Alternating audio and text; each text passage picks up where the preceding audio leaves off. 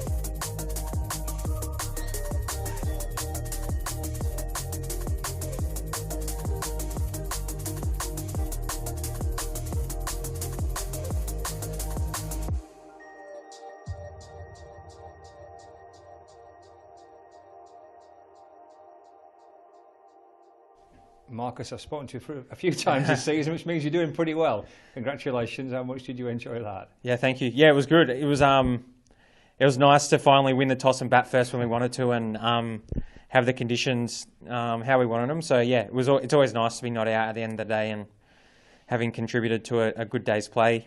We spoke a bit as a group through the week, sort of some KPIs that we wanted to meet, and we pretty much ticked them all off today. So yeah, it's a pretty good day when you can do that. How good do you feel at the minute when you're out there batting at the moment? Yeah, it gets to the point where you feel pretty good. I think I don't feel like I'm walking out and just feel like I'm going at a million miles an hour. I think the tempos of my innings have been really good, and just trying to make the most of being in some good form. You know, you always get drummed in you by coaches of don't stuff around when you're in good form. So just trying to make the most of that. We're looking at some of your scores at Gloucestershire and when you're at Leicestershire as well. You get runs early in the season too. You quite like batting in England in April. Nobody else seems to like it. Yeah, well, to be fair, I think I've been pretty lucky in all the years that I came. The wickets have all been pretty good. So, yeah, I don't know what it is. I think you always want to set a good impression at a new club, and yeah, probably just the benefit of coming off the back of having played at home. You're in a sort of the flow of cricket. Yeah, I don't know why that happens, but that's just the way that it is, I suppose. And how pleased are you that you got to 100 and you've kicked on? You're still there unbeaten at the end of the day's play. Yeah, you always want to make a big 100 when you're out there. sometimes you can get a little bit ahead of yourself once you get to 100, but it was nice today to be able to play with some freedom and actually get us some bonus points and get us in a position now where we can try and attack for a few more tomorrow. But yeah, like I said, be not out overnight, it's always good. I think I was chatting to you the other week when you got runs there, and you said it'd be nice to get some runs and the team go on to win. At the close of play on the first day, a lot of cricket to go, but you must be thrilled with the position you're in at the minute. Yeah, I think we're in a good position. In the 2 games we've played here, I think you've sort of seen one of the teams makes a big score and then you can sort of attack for the rest of the game. So there'll still be some hard work to do tomorrow, but the plan will be to bat as long as possible, then attack for a couple of days, hopefully, with the ball. Can I just ask you about Matty Hurst and batting with him? How much did you enjoy that? And just a little bit of thoughts on how he played? Yeah, he batted really well. I've seen only bits and pieces of Hursty before I'd come over, but the boys speak really highly of him. Benke speaks really highly of him. I thought he started to show some good stuff last week 2 weeks ago against Leicester. Then he batted beautifully today. Just like a nice tempo of the innings. He plays the short ball well, plays the ball late, and scores easily. So there's never really any scoreboard pressure on either of us. So I'm not sure what our partnership ended up being, but it felt like the board was always ticking. He started pretty slowly, but didn't seem to allow that to affect him and actually grew into the innings. Was that a nice sign of kind of growing maturity, do you think? Yeah, I think the more first-class cricket you play, you probably realise that you're not going to be able to come out and always be able to smack it from ball one. So I think it was nice for him to come out once we're on 120 or 130, not in there early and trying to survive a new ball. So that probably played into his favour a bit. But yeah, I thought he played with a great tempo today. Yeah, that must be a pretty sweet feeling. As you mentioned, the 2 home games here, you've largely been behind it, but you're in a position here where you can potentially try and dominate now. Yeah, I think having played long enough, you always know that if they start well in the morning, you sort of can be put on the back foot a little bit. So we've still got some work to do, but having got 96 overs into their bowlers today should hold us in good stead for tomorrow, and hopefully we can bat on and hopefully be in a position to look at a declaration at some stage. Congratulations, Marcus. Enjoy. No worries. Thank you. Thank you. Good morning, everybody, and a very warm welcome to Emirates Old Trafford, or from Emirates Old Trafford, for day 2 of the Rothesay County Championship fixture between Lancashire and Gloucestershire. And the stumps are being located into position by the 2 umpires, Milnes and Chantry, on duty today. The little black bales being balanced on top. And all is set to go for day 2 of this fixture. Welcome to our viewers on Lancs TV, our listeners via the BBC Sport website and app. And Gloucestershire heading out, buoyed a little, I'm sure, last night by the dismissal of a couple of Lancashire batters, especially Hurst, and then to have dislodged the night watchman, who in the end was a late evening watchman rather than an overnight watchman, Saqib Mahmood. It means that Luke Wells on 3 and Marcus Harris, 165 not out, resuming for Lancashire, 342 for 5, the Red Rose in their first innings. Slightly overcast conditions today, not quite as bright and sunny as yesterday, but I think the forecast is dry for the day. Scott Reed and Ed Seaborn with you through the course of the of this second day. Good morning, Ed. Morning, Scott. It's probably not quite as gloomy as it looks from this point, but it looks more like a bowling morning than the first morning did, so that's at least for this point in the day to Gloucestershire's advantage, possibly. But what is certainly not to their advantage is the fact that they've got not only Marcus Harris still to deal with today, but also Luke Wells, who's somebody who's more than happy walking out first thing in these sorts of conditions and negotiating what is still a fairly new ball. Ajit Singh Dale, first over of the day from the Sir James Anderson end. Over the wicket he bowls to Wells, who rises his gloves and bat well and up and out of the way, and it goes through to the keeper. There were Gloucestershire fans who didn't watch yesterday or listen along and just had a look at the scorecard. I imagine the reaction would have been typical. You just look at Harris, 165, and you just think, yeah, that was going to happen, wasn't it? Over the wicket comes Singh Dale, 2 slips in place. Oh, that's a good ball. It's risen up off back of a length, a spitting delivery which Wells has to play really well, actually, to just keep his gloves and bat out of the way of that, just wide enough that it wasn't on the line of his gloves. But he bowled. He wasn't happy, Singdale, with the way that he finished yesterday, and that's a bit of a shame, because the worst over that he bowled was probably his penultimate over, but 2 for 36 in his 16th over, bowling quick, bowling accurately. I thought he was fantastic yesterday. He's bowling now to Wells, and there's a tight leave, but a good leave. And he got the first 2 wickets to fall, George Bell and Keaton Jennings. And at that stage, Gloucestershire had Lancashire at 23 for 2 in the 11th over, and it was a decent opening spell from Shaw and from Tom Price, but Singdale came on and just really changed the feel of the first half hour, 45 minutes or so. But then bat really took over. Singdale to Wells, who jabs defensively, slightly awkward looking shot. He had half a mind to try and drive it away through the covers, but it just wasn't really there, so ends up squirting it back to the bowler. But it was the one over, I think, that he was annoyed by was an over where there were 2 sets of 4 byes, one of which was not anything to do with Singdale or Bracey. It was just one of those unfortunate ones that was a short ball dug in and swerved right on Bracey. Singdale in, bowls, Wells leaves, and that will get through Bracey, which is a rarity. And that will be a bye. So we'll rotate the strike, and the first run of the morning is an extra 343 for 5. And the set of 4 byes that was speared way down the leg side, and he bowled a short wide one to Harris that he cut for 4, but that was about it really. I think he should be feeling really delighted with the way that he bowled yesterday. I mean, Gloucestershire's attack, I don't think you could really fault them too much. They did look as if they were tiring a bit towards the end of the day in general, and Harris certainly took advantage of that. As Singdale bowls now to Harris, first ball of the morning, he lets it go, and there's a shadow cut shot after it's gone by, and that will be a maiden for Singdale to start with just the bye added, and it's 343 for 5. So they stuck at it, but there wasn't an awful lot created really by Gloucestershire's attack. We had a couple of bizarre dismissals. I guess you missed those, with George Bell. The ball seemed to ricochet off about 4 different things. It ended up kicking the ball onto his own stumps. That was the first wicket to fall. Josh Bohannon was LBW to a short delivery from Ollie Price, which is not a bizarre dismissal, but it's not one you're expecting to see. And then the one thing that Gloucestershire just were given at the end of the day was the bumper from Zaman Akhtar that was over the head of Matty Hurst that he somehow toe-ended through to the keeper.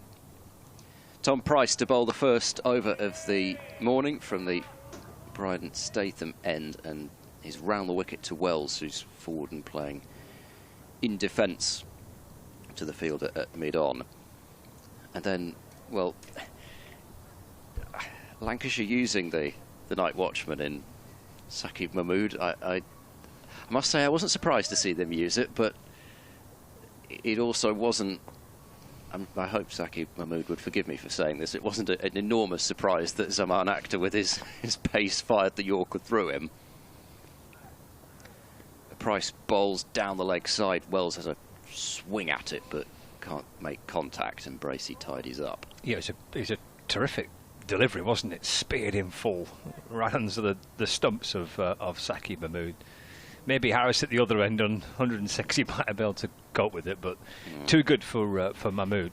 Because he bowled a Yorker the previous ball, which was more of a middle and leg stump Yorker, and then maybe Mahmood was thinking, well, he's not going to bowl me 2 Yorkers in a row. Bowled him off stump. Full ball. Oh, it's a wonderful shot from Luke Wells. What a way to get the day started from a Lancashire point of view. It was pitched up from Tom Price and wide, and Wells has just stepped into that down on one knee and drilled it away through the covers all along the carpet, and 4 runs. So 347 for 5. Wells on to 7, and Lancashire 3 runs away from the next batting point. I think 400 will be in their minds. 53 to get in 12.5 overs. Have to go great guns, but want to be positive. Price switches to over the wicket. Oh, that's even better. Luke Wells has driven that straight of mid-off. That is such a handsome shot, and that's a pretty fine way to get Lancashire to that 350 mark. That's 3 batting points for them. God, that's a good shot, isn't it? Wow, terrific from Wells. That might be the shot of the match so it far. is, isn't it? Yeah. It's certainly up there. It's just amazing to me to think about the cricketer that Wells was almost pigeonholed as and the cricketer that he is now. Yeah, that's true. Yep. Price bowls. It's driven again. They've moved mid-off a bit straighter and a bit deeper. Van Buren is able to field this time. I mean, he barely played a white ball game, did he, for Sussex? I mean, I don't think he was really involved in the T20 side. He was, well, it wasn't just a red ball championship player. And he's, yeah, the way he's developed his game. I mean, aided by the fact he's bowling more, so he becomes a real option for you in T20 with the ball as well. Price over the wicket to Wells, edged, but would have been short of a second slip had there been one anyway, which there isn't, and that will be down to deep third for a single. So productive over there with 9 runs coming from it. 352 for 5. Wells keeps the strike on 12. And he just gives it a fair wallop, doesn't he? He does. Well, it's amazing to think that this wasn't somehow unlocked before. Yeah.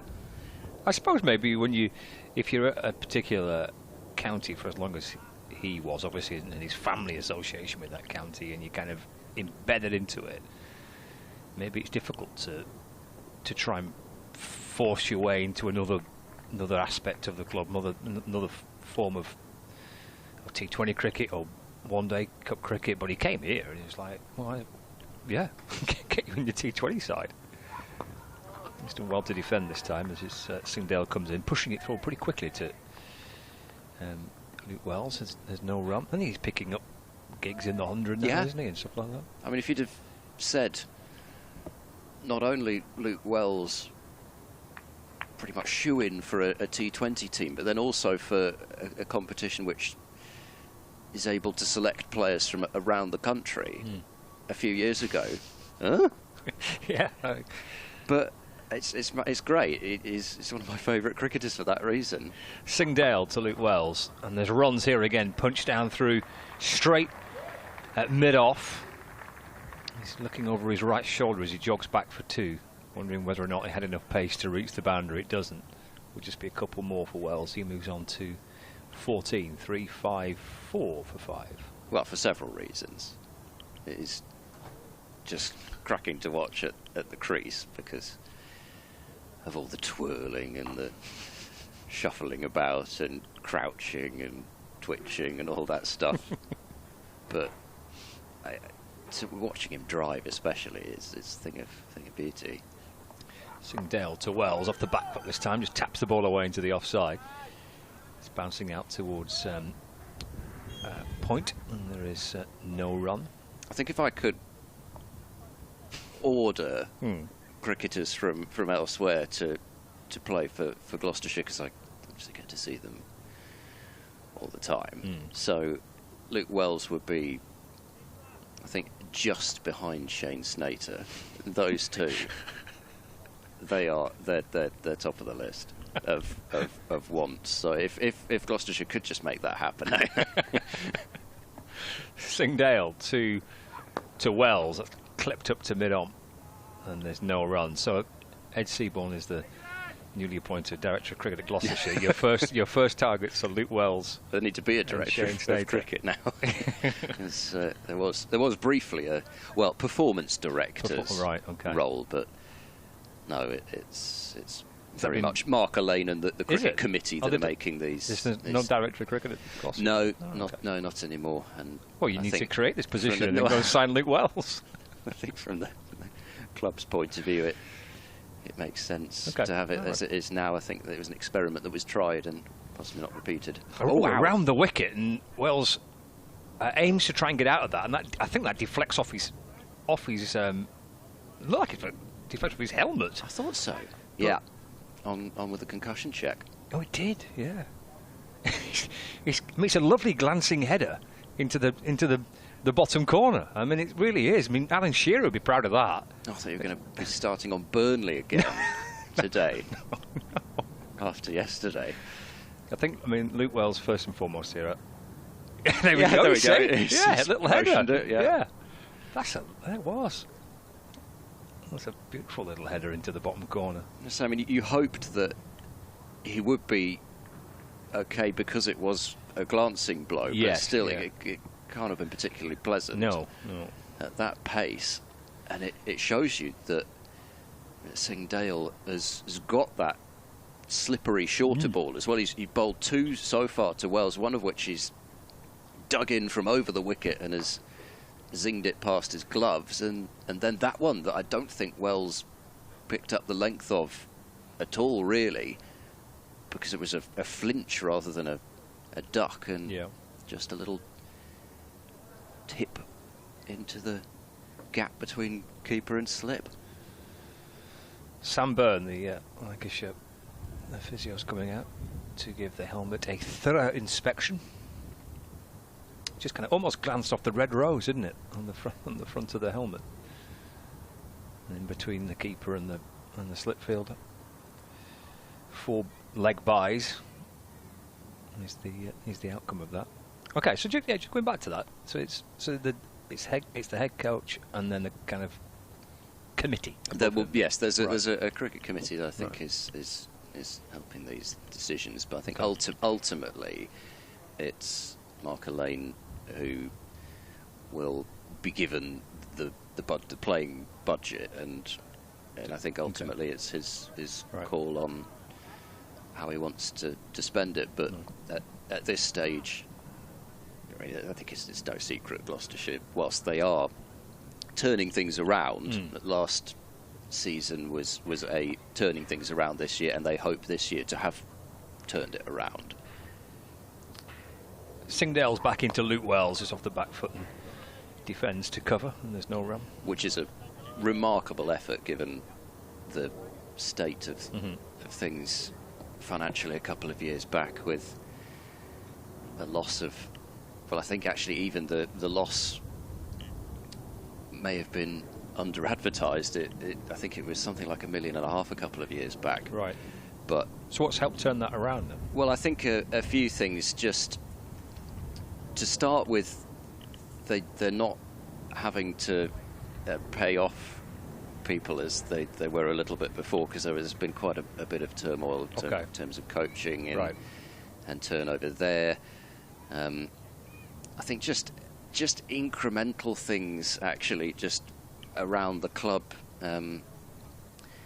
No one particular thing other than the internationals. So that's really one of the big things. As Tom Price is in over the wicket bowling, Harris drives. That's a good piece of fielding from Price to get down in his follow through.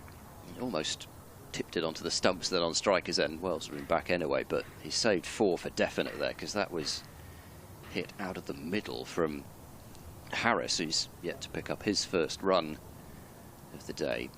But for 2 years in a row, Gloucestershire had an international that was completely wiped out a couple of years ago, and then, or 3 years ago, sorry, and then 2 years ago, a fixture against Ireland in late September, which wasn't a great allocation for them.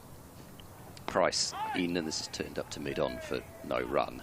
A series also not involving England's World Cup players because of the timing of that, so it was a weakened albeit still exciting, England side against Ireland in late September when it was pretty cold and wet.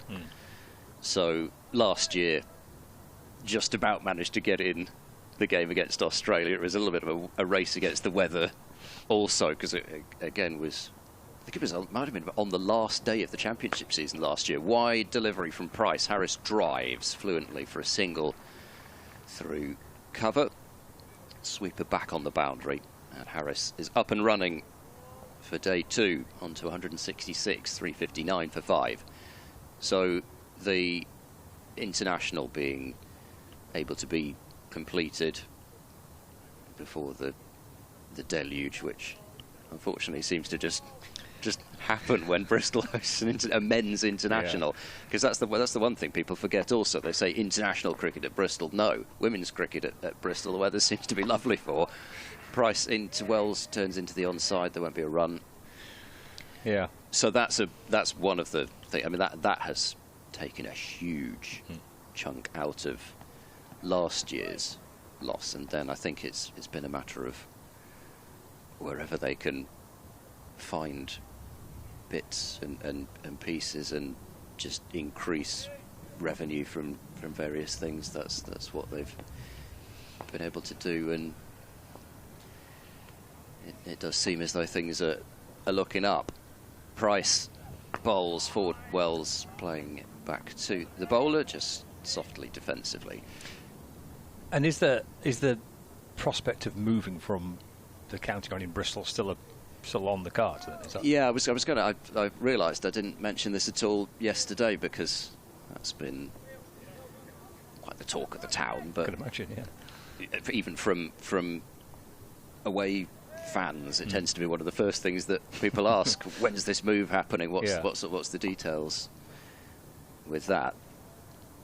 Price running in to complete this over, bowls, and it's squeezed towards backward point by Wells. There is no run. That's the end of over number 100. So 10 remaining as far as bonus points are concerned. Gloucestershire have still just got the 1 bowling point, so they'll be wanting at least 1 wicket in the next 10 overs to get a second bowling point. And Lancashire will need 41 runs for their next batting point.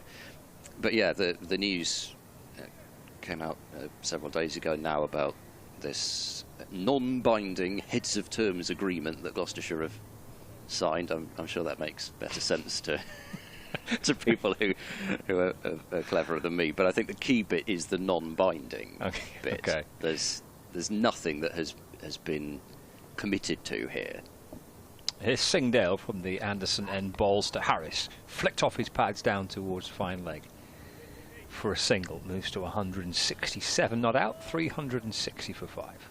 All that has changed since the first bit of news came out is that there is this site. It's called Swanmore Stoke. It's north and west of the centre of Bristol.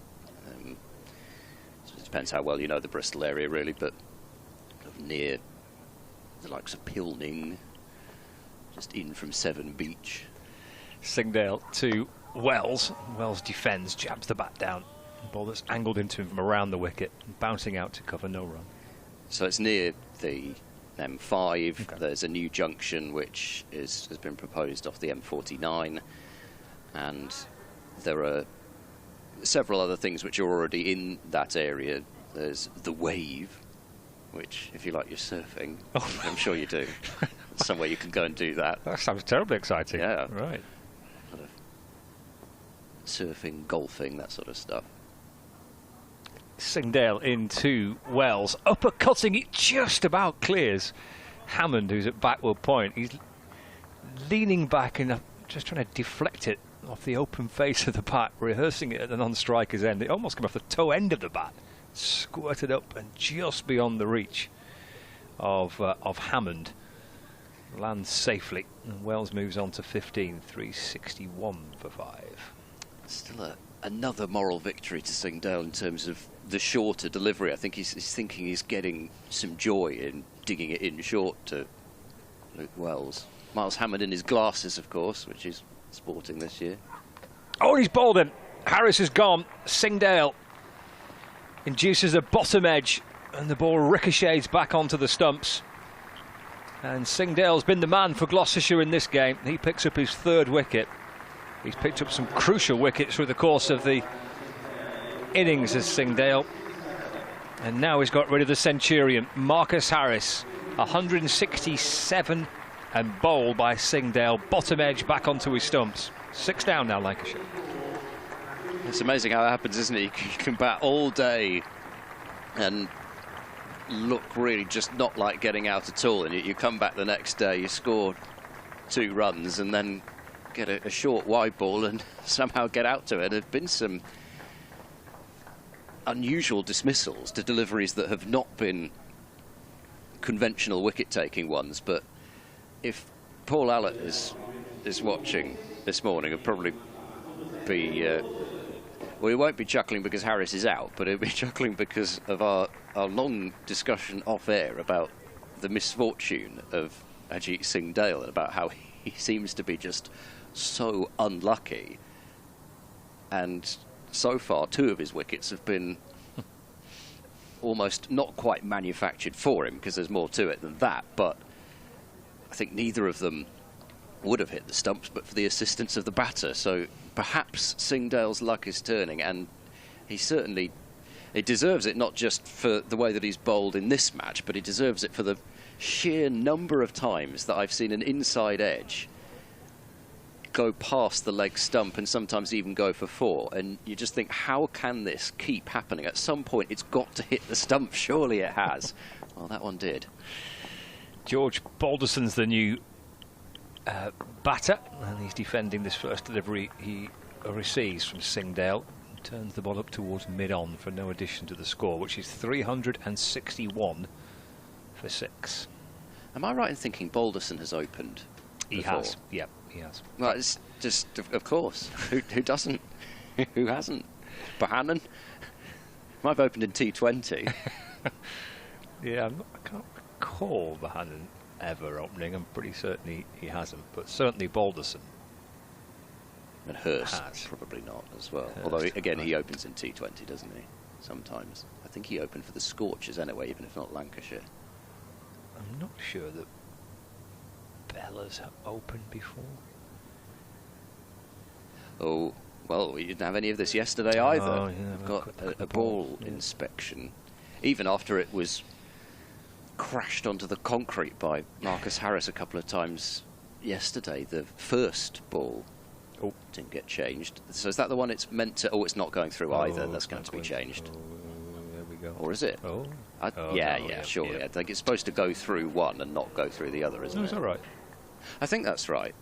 I might be completely I believe making that you up, but I have a feeling that one it's supposed to sit in and the other one it's supposed to go through. Okay. The old magic handcuffs. Yes. Right. So back to this the ground, potential ground move. This is not something that's going to happen quickly, as I think anybody would know. It takes time to construct, but then also to lay pitches and all that. This is not something that's happening quickly, and it's also not something that is guaranteed to happen anyway. This is something that is basically being explored by a group of people who are separate from the main board, so they can continue to focus on more day-to-day running and that sort of stuff. So there's nothing that is being lost by exploring it, and potentially if opportunities are right and everything works out, then there's the potential for more revenue to come into the club and a new venue that could host international cricket, etc. And of course Bristol does still host international cricket, but it could be seen, for example, as somewhere that the 100 would definitely want to expand to, and all that sort of stuff. Of course, understandably, there are people that would very much like Gloucestershire to remain at Neville Road. Final ball of the over, Singdale to Balderson. Goes past Balderson and through to Bracey. Good stuff from Singdale. Started very nicely this morning. And he's also picked up the key wicket. Harris out for 167. A bit of good fortune, but I think he's earned it. He's bowled very well, Singdale. 3 for 40, end of the over, 3-6, 1 for 6. Well, I think it's safe to say his pillow has done the trick. He came for interview and was carrying a pillow. Was he? With him, which I've Brings his own never pillow seen before. But yeah, well, you know.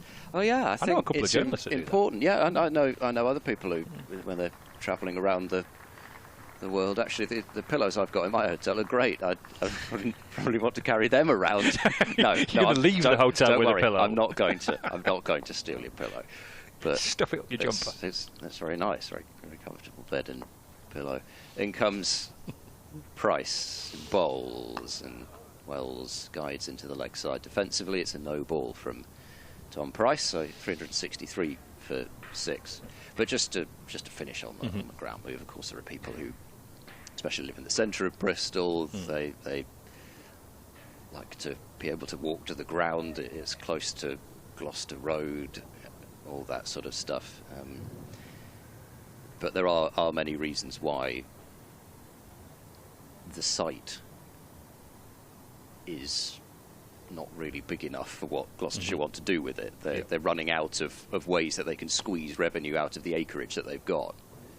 Price bowls a full ball, driven away. Van Buren's going to have to do well here. He picks up, he doesn't throw it.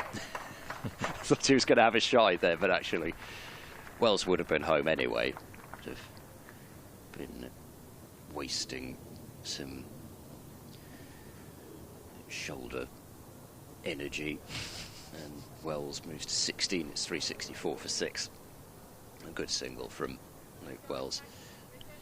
But, you know, in terms of things like, well, a hotel, that sort of stuff, or even just any sort of building, it's quite hard for them to add that without also then, even if they could, I suppose in theory it would take away things like, as Price bowls, Balderson turns to short mid-wicket now in place, so there's a slip and a short mid-wicket as far as closer catches.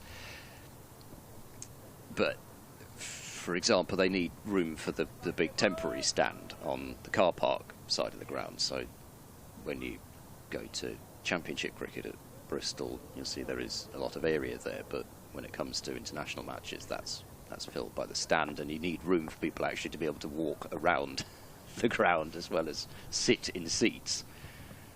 Price into bowl, and Balderson's forward and knocking it defensively to cover. So, in terms of the future of the club, they are, of course, still absolutely trying still to squeeze everything they can out of the current site, and I think, you know, there's planning going on for the future of that site, very much so. That's still the main priority at this point of the main structure. As Price bowls, and Balderson not going to run there either, turning the ball away to Ollie Price with the cable knit sweater on it, short mid-wicket. But there is also this other possibility being explored, and that is the site that at the moment there's exploration, but it doesn't preclude them from A, not going, and B, finding somewhere else. Yeah. So hopefully that covered it in about half an hour. Price round the wicket to Balderson, full delivery and turned into the ground and smartly fielded at short mid-wicket by Price. Balderson still looking for his first run, 364 for 6. No, we did, yeah. Because it has been kind of ongoing, hasn't it, that conversation for a while?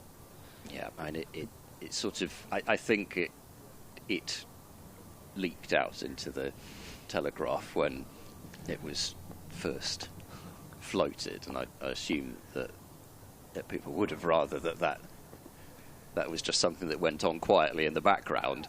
Price in, Balderson is forward and playing defensively to that same fielder, Ollie Price, at short mid-wicket, and the over is completed. 364 for 6. Gloucestershire have claimed their second bowling point with that wicket of Harris, and 102 overs bowled, so 8 overs to score 36. Yeah, because I can't imagine these decisions are taken lightly, are they? When you're moving from your kind of your home ground, your county headquarters, under which the last county to have moved was Hampshire.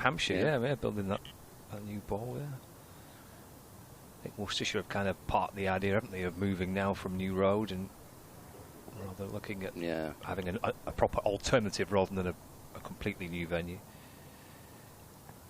Singdale around the wicket to Wells. That's pulled towards deep back square leg where Charlesworth fields. Single to Wells, moves to 17, 365 for 6. But I think one of the things that we talked about last match with Richard Ray as well was that one of the reasons why this could happen for Gloucestershire is just because of the sheer potential value of that land. Bristol is one of the more expensive places in the country when it comes to real estate and housing. Singdale to Balderson off the front foot, pushing away to point, and there's no run. And do Gloucestershire own that land? So it's in a desirable area as well. Yeah. You know, there's quiet residential streets around it, but you've got Gloucester Road just a stone's throw away. And there's lots of good fun on there. There is. So that's why it could work. I mean, I am certainly not qualified to start talking about any potential stumbling blocks or anything like that, but that's the rough idea anyway, hopefully. Balderson playing and missing. And taken gently by Bracey as the ball nestles into his gloves. Balderson comes down the pitch. Wells at the non-strikers end. 1 wicket to fall so far in the first half an hour of play. Key wicket from both Lancashire and Gloucestershire's point of view here. The Centurion overnight, Marcus Harris, 167. Singdale, who's picked up 3 of the 6. He's back in to Balderson, who plays and misses again. Taken by Bracey. Causing issues here, Singdale. Yeah, and it's not really, whilst we've got the cloud cover this morning, it's not really seemingly that he's moving it all over the place. It's more like up and down rather than sideways that's causing the problems.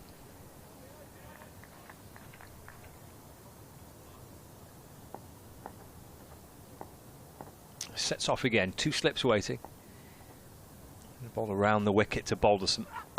It's driven slightly uppishly, hence a little cry of, for a moment, of catch. It bounced well clear of the fielder at cover, Cameron Green. And there is no run. 365 for 5. Lancashire have got Tom Hartley, Tom Bailey, and John Turner to come in next. Just a single off this over so far. Final ball from Singdale into Balderson. It's full but wide and left. And taken by Bracey. That's the end of the over. 365 for 6 with Wells 17. And Balderson just starting out, trying to get his innings up and running. Actually, one other thing to mention from that release, and of course you can go onto the not only the Gloucestershire website, but I think that it's more or less on the BBC website as well, about the developments as far as that non-binding agreement that Gloucestershire have signed. The other thing that is mentioned in there is that there are things that do need to be done and will be done to Neville Road in order to ensure that it's ECB compliant. So there are a couple of things which will need to be upgraded anyway at the current ground. Okay, right. So there's still things happening as far as that's concerned. Price in bowls and Wells square drives out to point, and there's no run. I think the one of the things we talked about the area, but I think anybody who's watched international cricket knows at Bristol it tends to be pretty high scoring because the boundaries aren't very big. So that shows you, it just even there gives you an example of, in terms of area, what Gloucestershire are working with. And it has tended to make, once the games have been able to happen, it's tended to make for some really exciting, fast-moving, high-scoring cricket when they've had international cricket at Bristol. Wells turns to leg and it's fielded at mid-wicket. And I believe that Gloucestershire have got a T20 match against India next year, and this year West Indies T20 match mid-season as far as their men's allocation, so that it's very different from getting effectively the last game of each of the last 2 seasons. Price in, and Wells will take a single here, just working this one off his hip to deep backward square, and it's 366 for 6.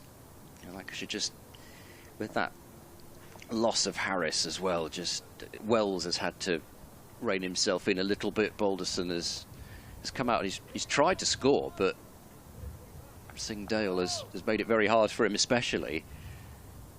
And whilst they'd like to be moving the board on at this point, Lancashire are just having to make sure that they're not going to lose another fairly early wicket here. Price to Balderson, forward, defends. Ball trickle to mid-off. Yeah, it's just a little bit of a kind of a holding pattern at the minute, isn't it? Just certainly 2 relatively new batters. I know Wells came out last night, but just having to start again, certainly in the case of Balderson, and wanting to make the most of where they left off last night. They're in a position here where they'll have ambitions of a really sizable first innings score. They're in a position where they can do that. So might just slow down a little bit as they start to kind of settle back in, rebuild, and then go again. Price to Balderson, and gently turned to short mid-wicket once again. They've also bowled well, these two. Yeah, Tom Price has settled in after, I mean, his first over. I mean, you say you don't mind being driven, and sometimes you don't, but if Wells is crashing the drives quite as he was, I think Tom Price has decided that he does need just to drag his legs back a little bit, and he has done. Yeah. Singdale's bowled 4 overs, 1 maiden, 1 for 5 from the Anderson end. Last ball of the over, the field drops back. Oh, he's beaten by that one, and he's not edged it. We've had one appeal yesterday where everybody went up apart from Bracey, and there I think everybody went up apart from Tom Price. And I think you could even... Oh, hang on, no, Tom Price did this has hurt him before, actually. So I don't think he nicked it, by the way. I think you could see from the replay there was a bit of deviation, which maybe came just through the air as it passed the bat at Balderson. It was a wonderful delivery to end the over, 366 for 6. But this has hurt Tom Price before because he doesn't really celebrate. He's so calm and controlled in his celebrations. He did his finger wag, though, which means that he thought there might have been an edge, but he's not going to go up and demonstrate his appeal too much in front of the umpire. And I'll come back to that in a moment. Singdale starts in again from the Anderson end to Luke Wells, who's hopping back into the crease and just dropping the ball out towards mid-wicket. There's no run. A couple of years back at the Cheltenham Festival, Tom Price was fielding in the gully, which doesn't do too often, but he was there then, and took an absolute blinder of a catch. It was one-handed moving forwards, and he caught this and then just didn't even throw the ball up. He just got up to his feet. Umpires came together. As Singdale comes in and bowls to Wells, he's pushed into the offside, no run. And I'm sure you can see where this is going. Umpires came together, not out. And I mean, you know, it wasn't just me that thought that it was looking like a clean catch. Everybody, all the other Gloucestershire fielders were pretty much mobbing Price. My colleague thought it was out as well, but because Tom Price didn't get up and show enough clear body language that he felt he'd just taken a blinding catch, I think that's why the umpire said, no, you haven't caught it. Singdale to Wells, driven firmly for 4. Cameron Green's at cover. He's done a long way down to get the best of times, Cameron Green, to try and cut it off, but it was racing away, skipping along the grass, out through cover for 4 runs to Wells. 370 for 6 now. I mean, it's an obvious point to make about leverage, but the power that he can get in those drives, and because of the leverage, doesn't have to have it be a half volley either. He can just go and fetch it a little bit more. Singdale to Wells, that comes back in towards him, and he's forced to bring the bat down, work it to the leg side. It's fielded at mid-wicket and there's no run. I think he knew that delivery was going to be a little bit shorter after being driven, and it wasn't that short, but just challenging the shoulder of the bat rather than the bottom part of it. Moves to 22, Luke Wells. Taps the bat and settles back into his crease. One slip behind him, Singdale comes steaming in again, bowls, and Wells has a little follow of that ball through to Bracey, and there's no run. So going back to that catch, you think just the lack of celebration from Tom Price kind of worked against it? I think so, and I think you see this happen a lot now, because it used to be that if the fielder claimed the catch, batter would take the fielders. I'm not blaming batters here, by the way, but batters would take the fielder's word for it. But now it's up to the umpires who have terrible views of these catches, and they've got to tell a fielder they haven't taken a catch. Single for Wells, off the back foot, and just flicked away off the hip for 1. Keeps the strike, moves to 23, 371 for 6. And not only that, they are telling fielders that they haven't kept the ball in the field of play. And I can remember a catch, and and the Kent fans and possibly media, allegedly, were still talking about this in a game that Gloucestershire had after they'd played this game at Taunton, where an umpire had told Jack Leaning, he'd done one of those, you know the type of catch. You catch it in the field of play, you throw it up in the air, you go over the boundary, you come back the right side and take it on the rebound. And no, the umpire said, no, you trod on that rope to the fielder. Replays clearly showed he didn't tread on the rope. It was a fair catch. And you just think, 371 for 6, Tom Price bowls. Wells wallops this one up in the air. He's not timed it, but it'll lob wide of mid-off and land within a couple of yards of the hole. No, it lands within a couple of yards of the fielder, and they'll take a single. 372 for 6. You can see hand gestures now. We know what you were trying to do, Luke. You were trying to whack it for 6 straight over the bowler's head. And yes, it hit the toe end of your bat, didn't it? Very good. It's one way to pick up a single. It went quite high, but no chance for anybody to get there because he'd hit it straight. Price leaps wide of the crease, bowls, passes Balderson's outside edge, goes through behind the stumps. But I just think we know now the perils. I think it was Lewis McManus who first found out the perils of these county streams. Yes, Do you remember that one? Yeah, a couple of years ago, yeah. Caught the ball down the leg side, moved with one glove to whip off the bails. Umpire gives it out stumped. The only problem was that the ball was in the other glove.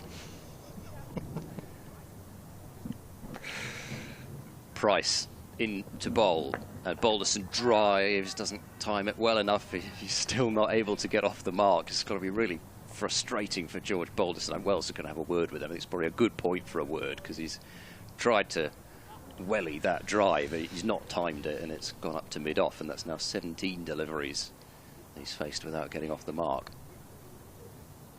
It'll be interesting to, especially county umpires, and the respective match referees to have a proper good discussion about how umpiring has changed at county level in the last, well, even the last 3 or 4 years, I guess, with the quality of the streams. Price in. Balderson will get his first run as he nudges it down to deep third, wide of the slip fielder.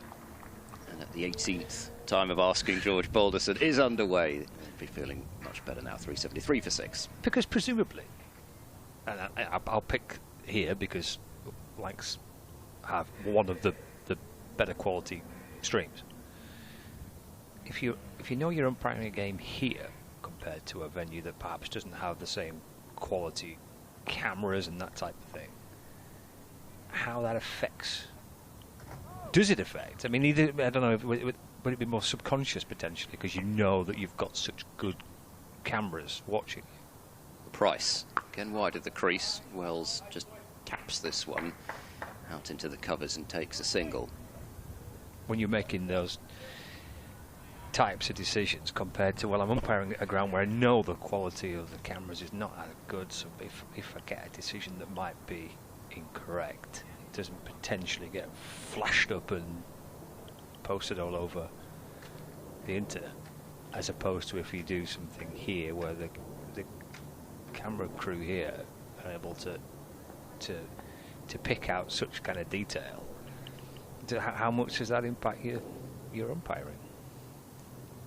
Price, last ball of the over, bowls, and it's another really good ball from Price. He's found his length in the last few overs and has beaten Balderson 3 times in the last 2 overs. But, well, so actually, I don't know, that one was one of those ones where it was a bit harder to tell whether he played inside it or not, but it was a good ball anyway. We can leave it at that. 374 for 6. So Lancashire would need 26 off 4 overs if they're going to go for the 400. It looks as though, unless it's presented to them with some looser deliveries, that at least it's only Wells who's really going to go after this. Wells has shown in a couple of shots that he's thinking about it, that shot that was aimed over the top, but he may have, having not middled that sort of a shot, thought, well, I can't get out doing this. There's still just that risk that you only just get over 400, whereas Lancashire will still be thinking about getting towards 500. Yeah, it gets to that point where what's more important here, the extra bonus point, or actually making sure you get a really good or first innings score. 120 runs potentially. Yeah. Absolutely, yeah. You're kind of balancing out that, well, 400's there, you get 1 extra point, but kind of the bigger picture of where the game is. See a bowling change from the Anderson end. It's Actor coming in for Singdale. That's defended away by Wells, and there's no run.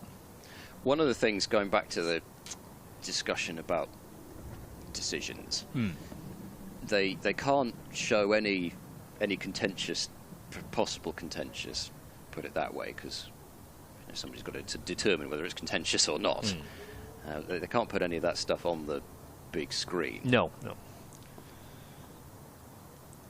Actor around the wicket to Wells, slapped away, and kind of partially stopped at cover. Wells does get a single, and he moves on to 26, and it's 375 for 6. Substitute on the field, Joe Phillips. Thank you. Cover, and yeah, not surprisingly, it is Singdale who's just popped off after completing his first spell. Good spell as well, wasn't it? Yeah, excellent work. Very good. Actor around the wicket again. Both left-handers, Balderson and Wells, and that's nudged away through square leg by George Balderson. He's actually timed that really nicely. He'll get 3 for it, will Balderson. Just a little kind of flick away off the hip. But lovely timing. The ball skips along this dry outfield out towards the square leg boundary. And Balderson can come back for 3, so he moves on to 4. 378 for 6. I think Charlesworth was the fielder after that. He was surprised at the pace that just kept going. I think off the bat he thought that's just going to be a fairly gentle 2, but nope, kept travelling. Akhtar to Wells, it's short and wide, and well, Wells kind of shapes and flirts with the idea of playing at it, and then decides against it. And then for a minute, if you're a Lancashire fan, you're thinking, is he going to do a Matty Hurst and get a little bottom edge on it? And then he rehearses the shot, which I'm not quite sure what it was. I think it was a demonstration to the umpire at how wide the delivery was. Yes. That was my reading of that anyway. Okay. Coupled with the look back down towards Jack Chantry. Akhtar for Gloucestershire, in and bowls to Wells, but down the leg side. And taken by Bracey. And there's no, what's he doing now? I don't know what he's doing now, really, but he's in his own little world. I bet it's a wonderful world, the Luke Wells world. I think him and Miles Hammond, in terms of just being inside their heads at any particular point, we've got a couple of them out there in this game. It must be a magnificent place. Akhtar to Wells. It's defended. Oh, they're going to go through for a sharp single. Throw comes in towards the keeper's end. Goodness. Well, he's just dropped it into the offside. The substitute fielder comes up from cover. Wells dropped it and set off like lightning. And Balderson was equal to it. And they've managed to scamper a very, very quick single. 379 for 6 at the end of the over. It was the quickest little drop and go that you're going to see for a while. He surely would have been out with a hit there. That just was a potential roasting of George Balderson by Luke Wells. I mean, just keep running into the pavilion. It's the Geoffrey Boycott one. Did have the feeling of that, didn't it? It's a good job. Balderson's pretty sharp. Well, there we go. I suppose it is quite often the fielder misses, but it feels like an odd point, even with Lancashire still holding on to some hope of achieving an extra batting point. It still feels like an odd moment to have chosen to do that, but they're still there. And Wells has the strike for the next over, and it will be the strike to Josh Shaw. He replaces Tom Price. Around the wicket goes short, bowls short and wide. It's clattered away, but there's protection in the deep in the form of Charlesworth, and it's just a single, 380 for 6. I've been reminded of the list of Lancashire left-hand batsmen to score runs against Gloucestershire. So there is. I know it's a bit niche. Oh, sorry, we're not talking about every single left-hander. So it's the highest scores by Lancashire left-hand batters against Gloucestershire. Right. And this was given to me yesterday, which at first I kind of ignored it, but then there's a lot. The further that Harris was going on. Sure, to Balderson. Balderson nudges, so they want the run there as well. That's a better run. Wells with the call just backward of square, and that's a sharp but good single, 381 for 6. And it related because obviously we had David Lloyd with us yesterday, and I just got a message to say Bumble's record is safe because the highest score by a Lancashire left-hand batter against Gloucestershire is David Lloyd, 195 in 1973. But Marcus Harris was on the hunt for that record. So I sent a message to say don't forget Bumble's record against Gloucestershire still survives. It's a niche one. Short, full ball, whipping drive from Wells that has been fielded by Hammond, who's moved to mid-off, which is an interesting move from Gloucestershire because they clearly reckon that there's a chance of a catch at mid-off here because they've moved one of their best outfielders in Hammond to that mid-off position where Graham van Buren had been, and he's moved down to the deep third boundary, which is Gloucestershire possibly imagining is less of a, not that Van Buren's a bad fielder, but it's more that they're thinking that Wells might be targeting that mid-off area, and he certainly did there. Gosh, he hit that hard for nothing. Shaw to Wells, drives, picks up one through the covers, and there's a fumble there from Charlesworth, and that will allow 2. So that helps. It's 17. Well, it almost starts to do a white ball type description. They need 17 runs from 14 deliveries. Yeah. Shake of the head from Bracey, which of course we can see up close, but Ben Charlesworth can't. It's a rare fumble in the deep from Charlesworth, and also it allows Wells to be on strike as well, which is what Lancashire won. 30 to Wells.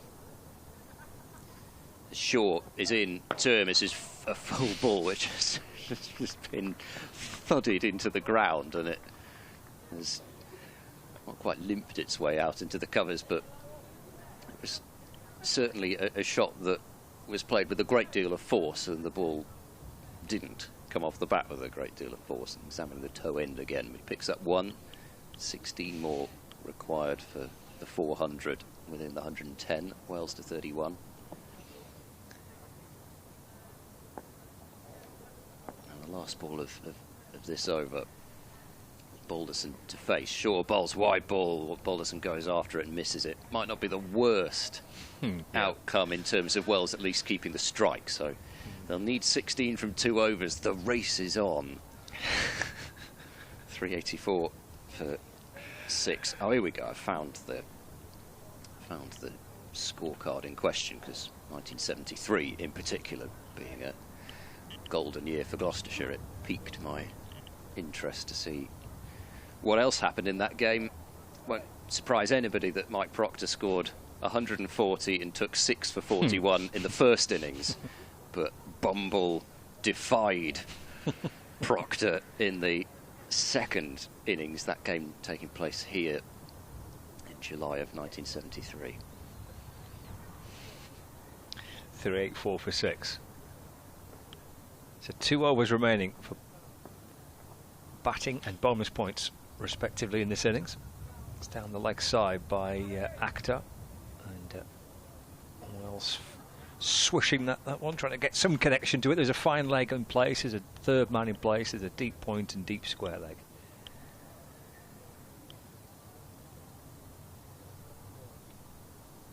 Yeah, field is all dotted around by the edge of the boundary. Pat will point cover mid-off, mid-on and mid-wicket. Wells on 31. Lancashire looking to try and get to 400 here. In the allotted time, there'll be a single as he drags it down towards short, fine leg. Wells moves on to 32, 385 for 6. Yeah, I think Gloucestershire almost bowling for that exact outcome there, really. It's strange how, in the course of a 4-day game, the things that you're required to do can change so much depending on various situations, but that was a ball which Akhtar just put there for Wells to have a go at. If he wanted to hit it for 4 or 6, he was going to have to take on the 2 boundary riders, but the single to get Balderson on strike, because they're thinking at the moment he's not hitting the ball as well. Akhtar to Balderson, driven on the bounce. It deflects off Akhtar, maybe by his chest, and just drops away into the offside, and he spins round as if he's got a chest of steel, as if nothing happened. 385 for 6.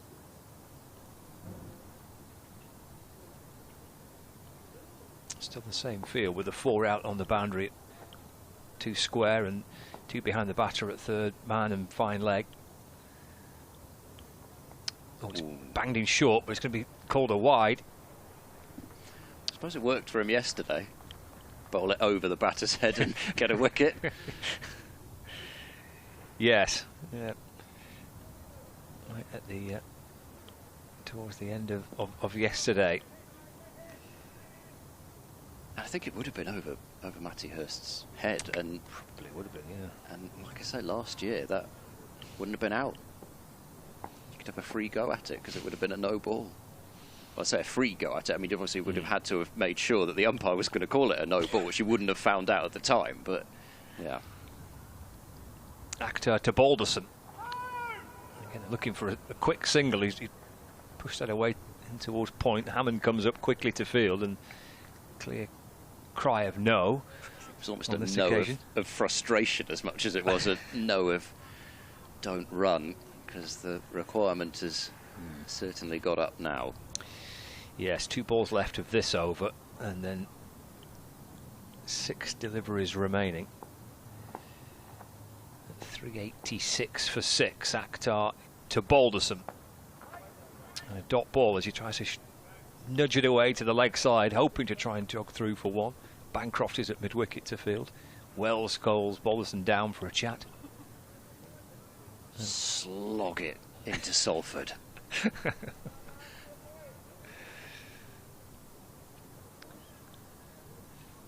He's done well here as Akhtar. Yes, the wide for the short ball, but just a single coming off it. 4 dot balls in and around that. Final delivery of the over. Balderson driving away through point. Oh, they've turned it down. So they are still thinking about it. Yeah, they turned down the single. So Wells is on strike. And, well, Lancashire needing 14 runs from the final over, and Wells on strike. So Gloucestershire haven't been... It's not as though they've been setting fields or bowling specifically to deny Lancashire the bonus point. They're not going to be thinking in those terms at this stage of the season, but what they have been doing is hoping to get to a situation where they can force Lancashire into giving them a wicket by going for this bonus point. So we'll see, but clearly Wells is thinking about having a bit of a dart this over. Otherwise, you know, that chat clearly wasn't, we're not going for it. That chat was, I want the strike and I'm going to give this a go. He's got the short boundary to the leg side, so Shaw might well be firing this wide of off stump. There are 5 men on the boundary and 14 needed off this over for the bonus point. Wells crashes this one away in the air and over the extra cover boundary for an enormous 6. And whilst it didn't clear the boundary by a massive amount, that's just a huge hit, and he's just stepped into that and played the most majestic lofted extra cover drive you could wish to see. So there's 6 of them, and Lancashire need 8 more from 5 deliveries, and sure, he bowled the delivery that he was looking for, but Wells clearly decided that that was the shot that he was going to play to it. And it's forced another fielder to go back deep. So deep extra cover now back. So 3 back on the offside, 3 back on the leg side. Shaw into Wells, tries to swing it to the leg side. He's gone LBW. And it works for Gloucestershire. David Milnes raises the finger and Josh Shaw strikes. It's the 7th wicket. And Luke Wells goes for 38. I think he was hoping that that ball was going to be deemed to be going down the leg side, but that's not. That I'm afraid is stone dead. He's come so far across as Luke Wells. He's tried to swing it over the short boundary and he's been pinned bang in front by Josh Shaw. And Lancashire 392 for 7. Wells got 6 of them, but in going for another, he's provided Gloucestershire with what they were after. 392 for 7, Wells out for 38. Well, the previous shot was an absolutely massive 6, wasn't it? Absolutely walloped it away. I've not seen it from front on, but I'm taking your description that he didn't have too many grounds for complaint then. Well, I didn't think so on the first look. Live, I thought, that might be a bit leg side-ish, but when I looked at the replay from right behind, as we're taking another look here, that's not missing, is it? I think it's a fair enough call, though, isn't it? I think it's just the amount that he's stepped across, and Wells is probably also thinking, well, it's right arm round from wide-ish on the crease, but he has come quite a way across, hasn't he? Yeah, it's just the amount that he's gone across to try and help at leg side. So a brave ball from, well, I say it's a brave ball from Shaw, because I mean, obviously he doesn't want to get hit for 6, but in a way it's no skin off Gloucestershire's back if, at this point, with where things are in the standings, it's no skin off Gloucestershire's back if Lancashire get the bonus point here. No, I mean, it's an interesting approach this by Lancashire as well. Tom Hartley is out to face, so another left-hander, and I think it was fairly clear with 8 needed off 4 that that's it as far as the 400 goes, unless there's 2 really bad deliveries, which that one wasn't. It was right on the money, and Hartley had to defend. I suppose you have to make a judgment call, don't you? But is it really worth that for 1 extra batting bonus point? Would you just not rather Luke Wells to carry on batting? Yeah, it just depends. In a way, it's the wrong. It's worked out that it's the wrong person, in a way, that's had to go for it. You'd think if somebody were going to go for it, you'd want the well, I say Balderson's not a lower order player, but the person batting lower in the order, let's put it that way, to be the one going for it. Shaw bowls, Hartley is wafted at that and missed it on the drive.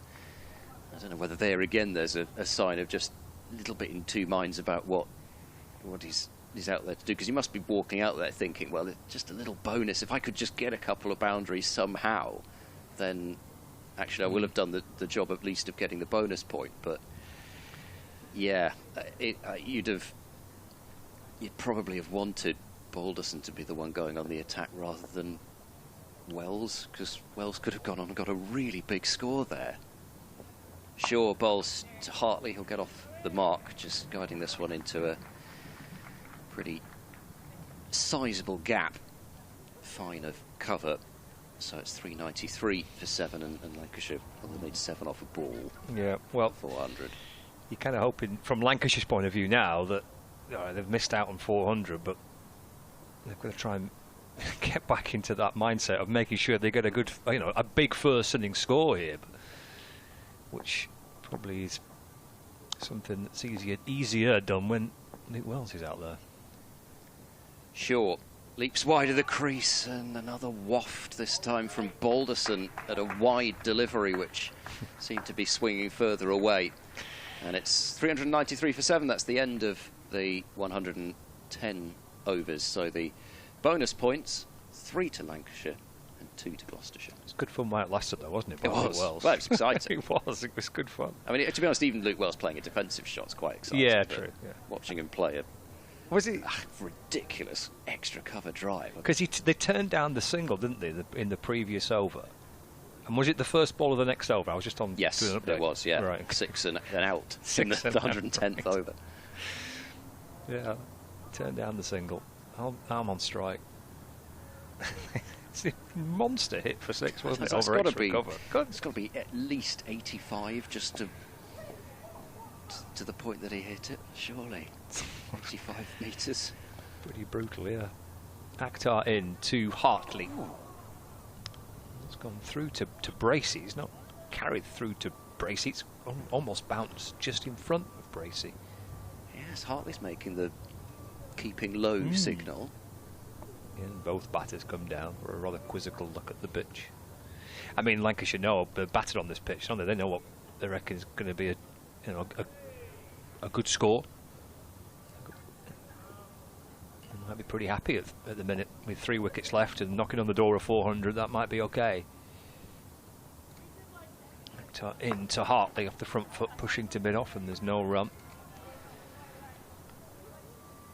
Yeah, batting side, far better judgment as to what they would be comfortable with as a first innings score. The risk of the gamble trying to get to that extra batting bonus point. Clearly one that they were pretty comfortable doing, and see what Hartley and Balderson and Bailey and Turner can do to try and nudge it further along. Here's Akhtar in to Hartley. Gets up to Hartley, has to defend it, standing tall in the crease and able to steer the ball out to point where Hammond fields, and there's no run. It's his birthday today, Tom Hartley. Oh, happy birthday, Tom. What a lovely way to spend your birthday. Out there playing cricket here at the home of Lancashire at Emirates Old Trafford. I think he's 26 today, he's Tom Hartley.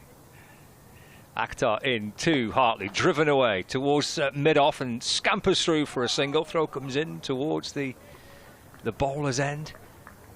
Hartley gets another run, doubles his score, moves to 2, 394 for 7.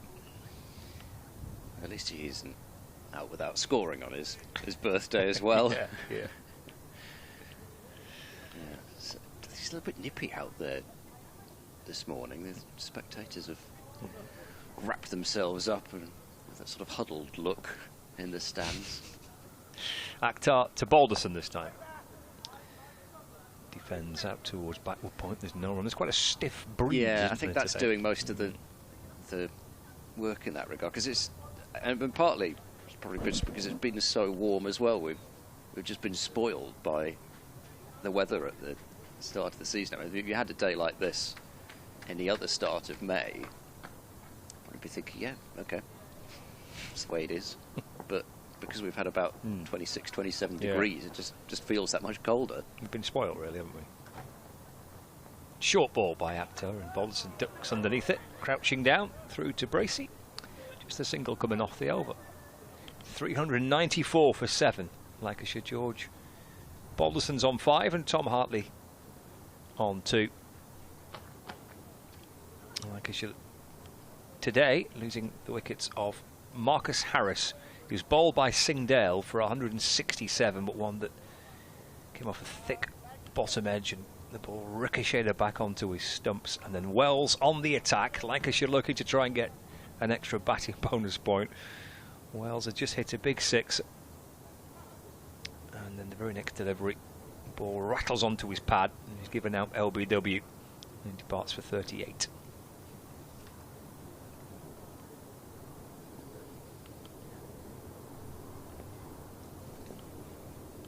Shaw from the Statham end, running away from us, and bowling that's edged by Hartley, but fine and for 4.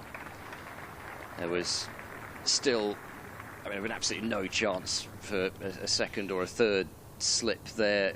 It was a pretty genuine edge, but it's just not gone anywhere near carrying, and too fine for the sweeper as well. So 4 runs to Hartley, 398 for 7. Of course, what usually happens in this situation when you've just missed a bonus point is that you hit a quick succession of boundaries, and you just think, I just could have done that a couple of overs earlier. Shaw to Hartley. Whoa, that's another dangly shot, which has not made contact. Passes through to the gloves of Bracey. We spoke about Neville Road quite a bit. There's a game going on there today between Gloucestershire's women and Glamorgan's women. Glamorgan going pretty well. They're actually 148 for 2 in the 27th over. And actually that fixture is going to be repeated in just a few days' time. In fact, a couple of days as Shaw is in and Hartley's forward and defending to mid-off. So on the bank holiday Monday, that will be Gloucestershire versus Glamorgan in round 1 of the County Cup. So women have got a couple of matches in quick succession, and wouldn't you know it, Melissa Story has just taken a wicket in her first over of the season. Scored a 50 in her first innings, and she's just taken a wicket with her 4th ball that she's bowled. She didn't bowl in the game up in Northamptonshire, so she's going to be getting ideas now. This is very dangerous. Shaw bowls a Yorker attempted, and Hartley digs it out towards mid-off. A wicket for Caitlin Belcher, who's got some real pace, and Izzy Patel, the all-rounder. They've just broken a big partnership there, Gloucestershire, with Melissa Story. 87 runs put on for the 3rd wicket. Glamorgan now 148 for 3 in the 27th over. Shaw bowls now to Hartley as the sun comes out, and ball rolls up to mid-on. There is no run. Busy day in Tier 2 or League 2 of the Metrobank One Day Cup. On the women's side, Yorkshire 190 for 5 against Derbyshire. Derbyshire looking to be the latest to kill off the giants of Tier 2, with Yorkshire pretty much fully professional and everybody else not. Shaw in and bowls, and this is clipped up to mid-on. And there's no run, so 398 for 7, end of over number 112. Why not just... Why make them win promotion. Why just say to Yorkshire, oh, you're going to be in Tier 1 next that's season? That's an interesting idea. I thought of regardless, why not say, to be in Tier 1 next season, Yorkshire, you've actually got to win Tier 2. League 2, sorry. Well, is that because if they don't win it and the team does win it and they're not professional, is that it? Because some counties won't have the funds, Fair enough. Well, they certainly won't have the funds now, because most counties, I think it was only Derbyshire and Worcestershire that didn't apply for Tier 1. Right. But having now not got that, all the resources will have been allocated elsewhere. And strategies will have been put in place now, knowing that there's no chance for every county, other than Yorkshire and Glamorgan, to achieve Tier 1 status until, I think, 2029. Glamorgan's the following year, yes, Glamorgan's the year after, yeah. Here's Akhtar into Balderson, starts a fresh show, but defended into the offside, no run. And also, what happens if they get promoted in 50 over cricket, but not T20 or anyway? Yeah, it's just I don't think anybody's really quite worked out why it's happened the way it is, where they've added a team for next year and they've added another team for the year after. It wasn't something that was ever floated as a possibility, and it's annoyed an awful lot of people who said that if we knew that that was a chance, then we could have actually shown where we were going to take the money from to do that. Driven by Balderson this time to mid-on, where it's fielded by Tom Price, and there's no run. Counties, I think, well, I'll leave it general, I think, but I know that one of the counties that I was at last year, the chair thereof was very forthright in saying this was not part of what was sold to us. If we'd known that, then we could really have come up with a really good plan for what we were going to do if we got Tier 1 in 2 years' time. Yeah. Akhtar to Balderson, forced to defend, just probing away from around the wicket to the left-hander, and it's dropped into the offside. No addition to the Lancashire score, which is 398 for 7. The rest of those scores, Kent 84 for 6 against Leicestershire, so struggling there. Kent were one of the teams I thought looked on the stronger end of things in Tier 2, but they've got off to a great start. Middlesex certainly expected them to be strong. They've got Northamptonshire 86 for 6. Pushed away for a single by Balderson towards Cameron Green on the cover boundary. Moves on to 6, 399 for 7 now. And Sussex, who are yet to pick up their first win, they're going pretty well against Worcestershire, who downed Yorkshire. Sussex 117 for 1 in the 30th over. So, I think a full slate of fixtures in League 2. Hartley this time trying to get onto the front foot. Played out towards cover, no run. I think Lancashire are in action tomorrow, I think. Essex, I think. Yes, the League 1, again, it's the full slate tomorrow, so we've got Durham against Somerset. Yeah, Essex, Lancashire, Chelmsford, Surrey versus Warwickshire, and the Blaze against Hampshire. Why have they kept the Blaze as well? Akhtar to Hartley. Oh, that's looped up out towards the leg side, and it will fall short and safe. As Phillips comes in from the square leg boundary, it's a false shot by Hartley, and he was looking nervously as to how far that was going. In the end, it dropped well short of Phillips coming up from square leg, and that single brings up Lancashire's 400. 400 for 7 at the end of the 113th over. As Gloucestershire doing their best to try and wrap up this Lancashire innings as quickly as they can, but still 3 more wickets to take. And 2 good batters in Hartley and Balderson to dismiss.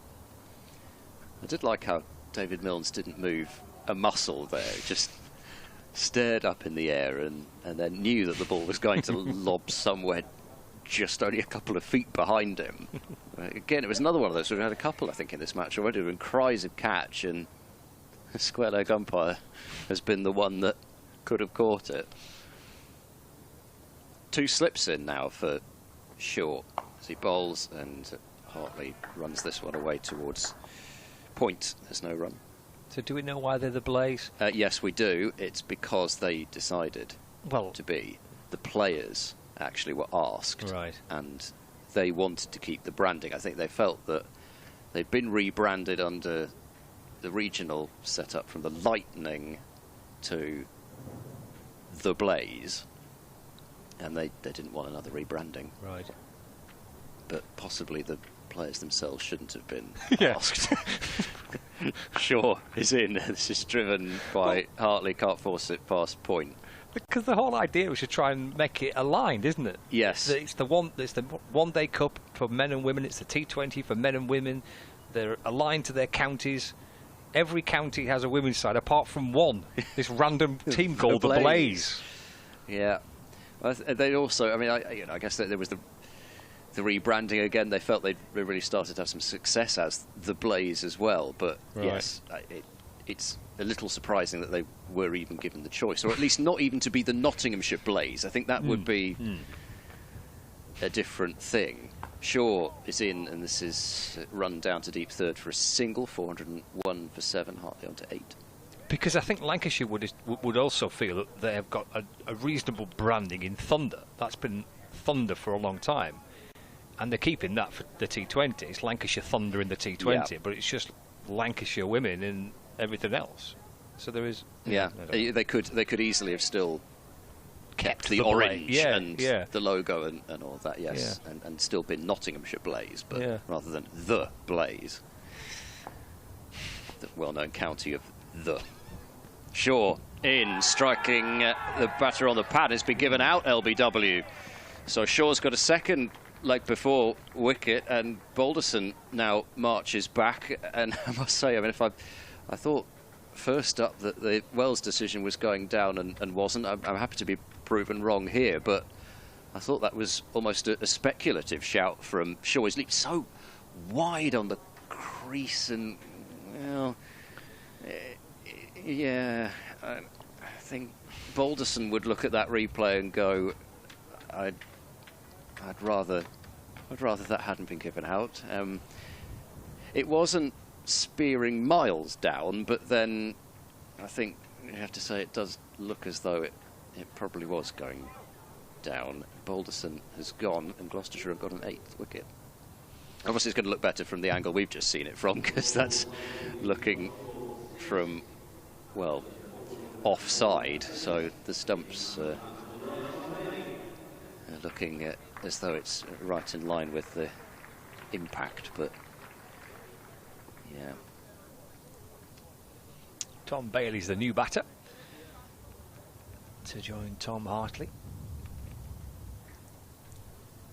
I don't know. I mean, it's when you need to get a little insight from the dressing room, isn't it? At situations like this, as to whether they, Lancashire, you know, they've still got Bailey here and they've got Turner to come, but he's somewhere in the region of 420, 430, like okay as a first inning score. Do they feel that that's... Well, Marcus Harris last night was talking about, being in a position to declare at some point. Yes, today, well, that's and actually, I was going to mention Singh Dale in his interview. Very much gave off the impression that he felt the pitch had really flattened earlier than he expected it to. He expected it to come maybe towards the end of the day, and he felt that it actually had flattened earlier and flattened into the afternoon, and that I think Gloucestershire were quite realistic about the score at the end of day one, and to have come back this morning as Shaw runs in now, bowls to Bailey. He's struck on the pad as well. That one definitely was going down the leg side. But I can't remember if I said this earlier or not, but my feeling was if Gloucestershire could keep Lancashire to about 450, and then they might only have to score 300 to 350 back. So yeah, we did have this discussion, didn't we? 300 to 350 back, and it would make Lancashire's life in terms of forcing the result not the easiest. Tom Bailey gets off the mark, working to leg. He's split the gap between backward square and long leg, and they will come back for 2 eventually. I wasn't actually looking at the batters. I was expecting to make that an awful lot easier than they did. 403 for 8. What happened there? Something's dropped out of Tom. I think it's his mobile phone. No way. I've never seen that before. Is that Ajit Singh Dale running off with... Yes, it is. It's Ajit Singh Dale running off with Tom Bailey's mobile phone. I think he popped out of his pocket because Shaw picked it up and then went to kind of put it next to his ear. There he goes.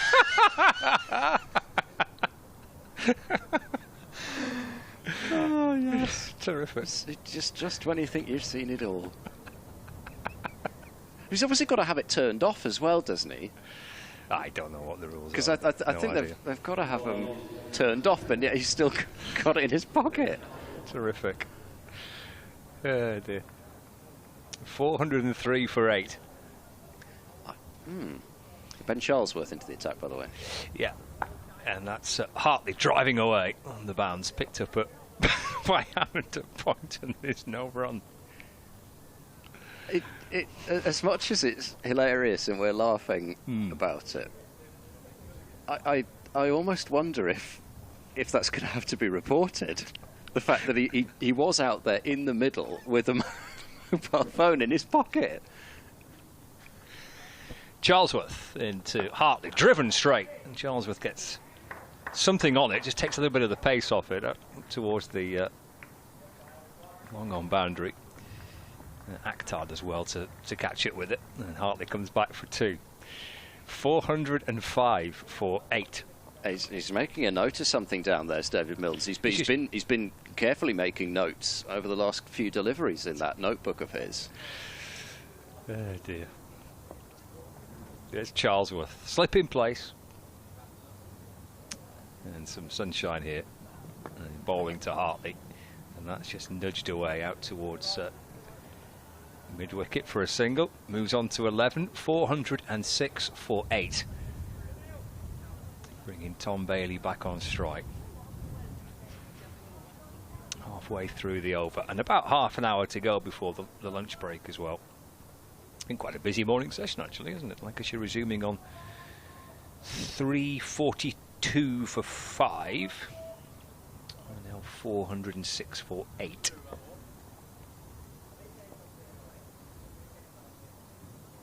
Charlesworth comes over the wicket to Bailey. That's wrapped him on the pad. That's not the worst shout. But, Jack Chantry, the umpire at the far end, saying not out. Oh, you're going down, I think, probably.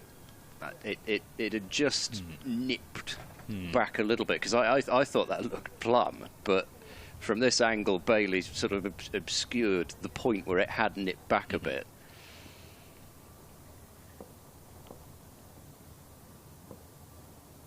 .406 for 8. Charlesworth to Bailey. Jabs the bat forward and defends. Charlesworth fields off his own bowling and there's no run. 1 ball left of the over. 3 so far coming off it.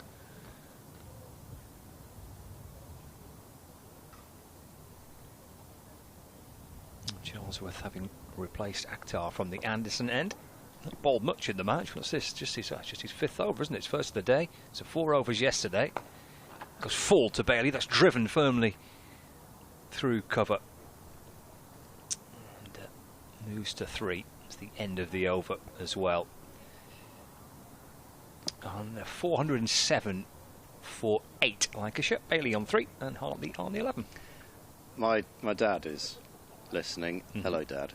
Hello, it's Dad. Yeah, and has just reminded me of the incident with Dickie Bird, Ian Botham and Alan Lamb with the mobile phone. Go on. So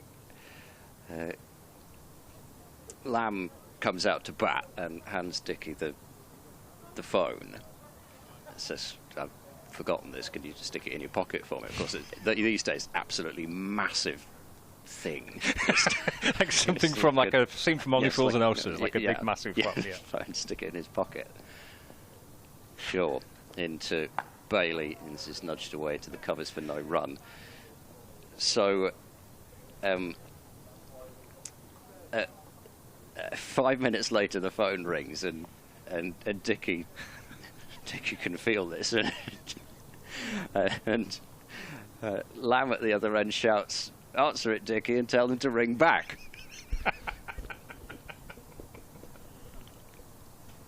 After fumbling about with it, you can see Dickie answering the phone. Bailey bowls, and Shaw bowls to Bailey rather, and this is driven towards mid-off, and there is no run. Answers the phone, and of course it's Botham on the other end, asking if he can speak to Alan Lamb. The pranks. So he could have been looking to do that to David Milnes or Jack Chantry, and he's just had it foiled by having it fall out of his pocket. Shaw into Bailey. This is clipped backward of square on the leg side. They'll pick up another comfortable 2. Van Buren comes around the boundary. Bailey to 5. 409 for 8. You can imagine how Dickie would have answered that phone when he realised it was Botham on the other end. Again, it goes back to Bumble's discussion about umpiring yesterday. You can imagine if that happened. You know, obviously, it couldn't happen now anyway, because I don't think the phone can be on. Shaw in, clipped away in the air and just over forward square leg. Charlesworth leapt but couldn't get up to it. And Bailey has a boundary. 413 for 8. Scream of catches. It's quite high up on Bailey's bat and just looped over the fielder's head. Actually, more than looped in the end, because it's still gone for 4. 413 for 8.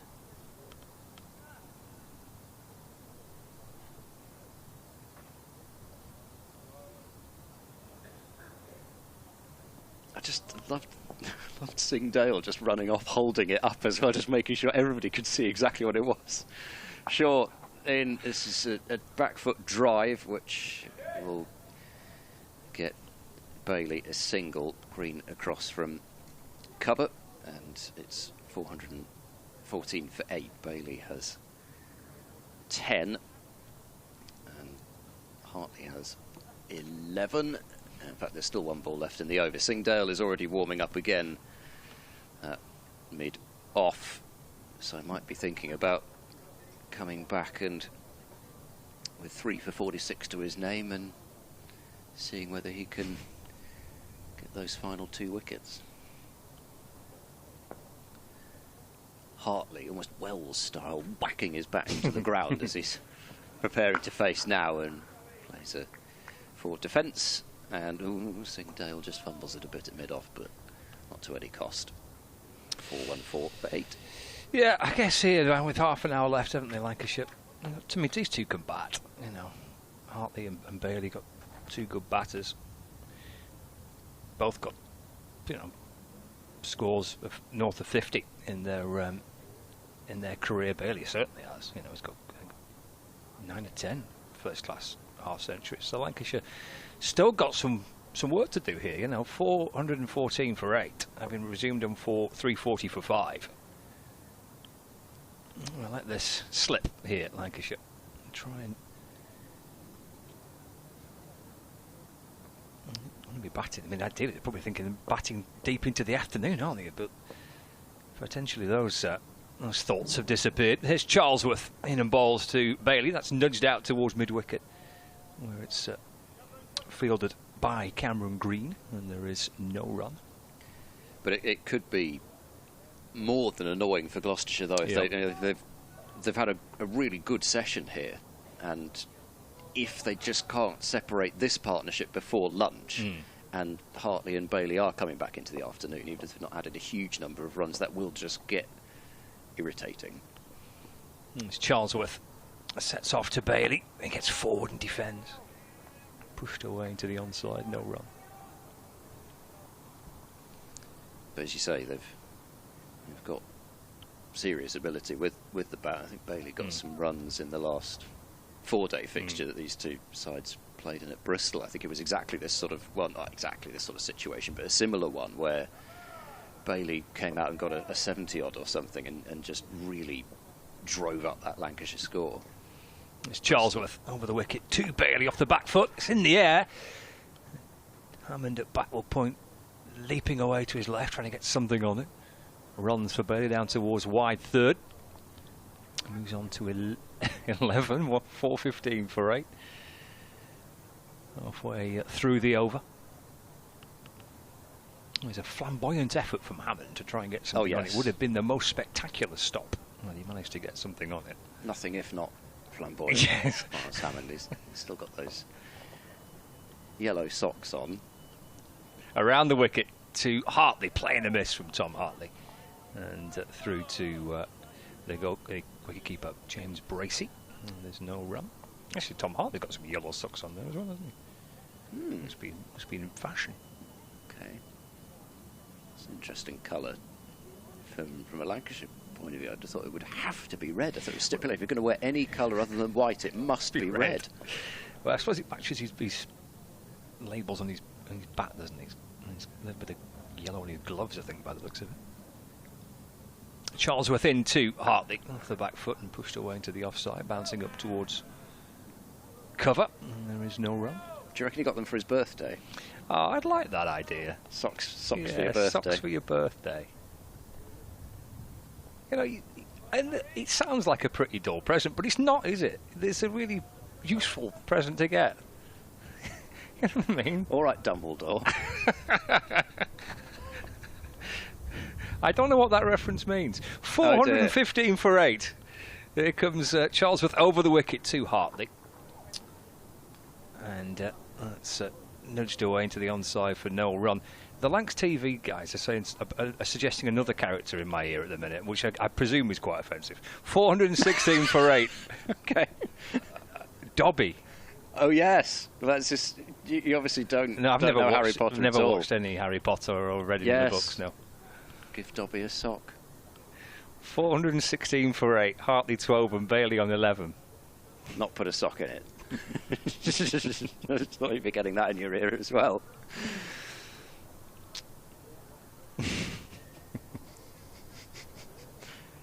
Yeah, no, sorry, it was quite mine was quite a niche. Was it? Harry Potter reference as right. well, from the first one where Dumbledore talks about the usefulness of having socks. Well, he's Dumbledore. He's correct, isn't he? Well, in a way. Possibly we don't need this much detail. The short bowls are a good length played into the offside, but as he's looking into the mirror which shows what each person desires most deeply, Harry asks Dumbledore what he sees, and Dumbledore says that he sees himself holding a pair of thick woolen socks. You can never have enough socks. Wise words. Well, there you go. It's probably the first and last time I should compare Scott Reed to Albus Dumbledore. Sure, he's in, and this is driven back to the bowler for no run. The problem is also that you just show your age making these sorts of references as well, because people not of that generation get irritated, but also there's a generation coming through worryingly even now that think that's old hat. What, Harry Potter? Yeah. Times change. Really do.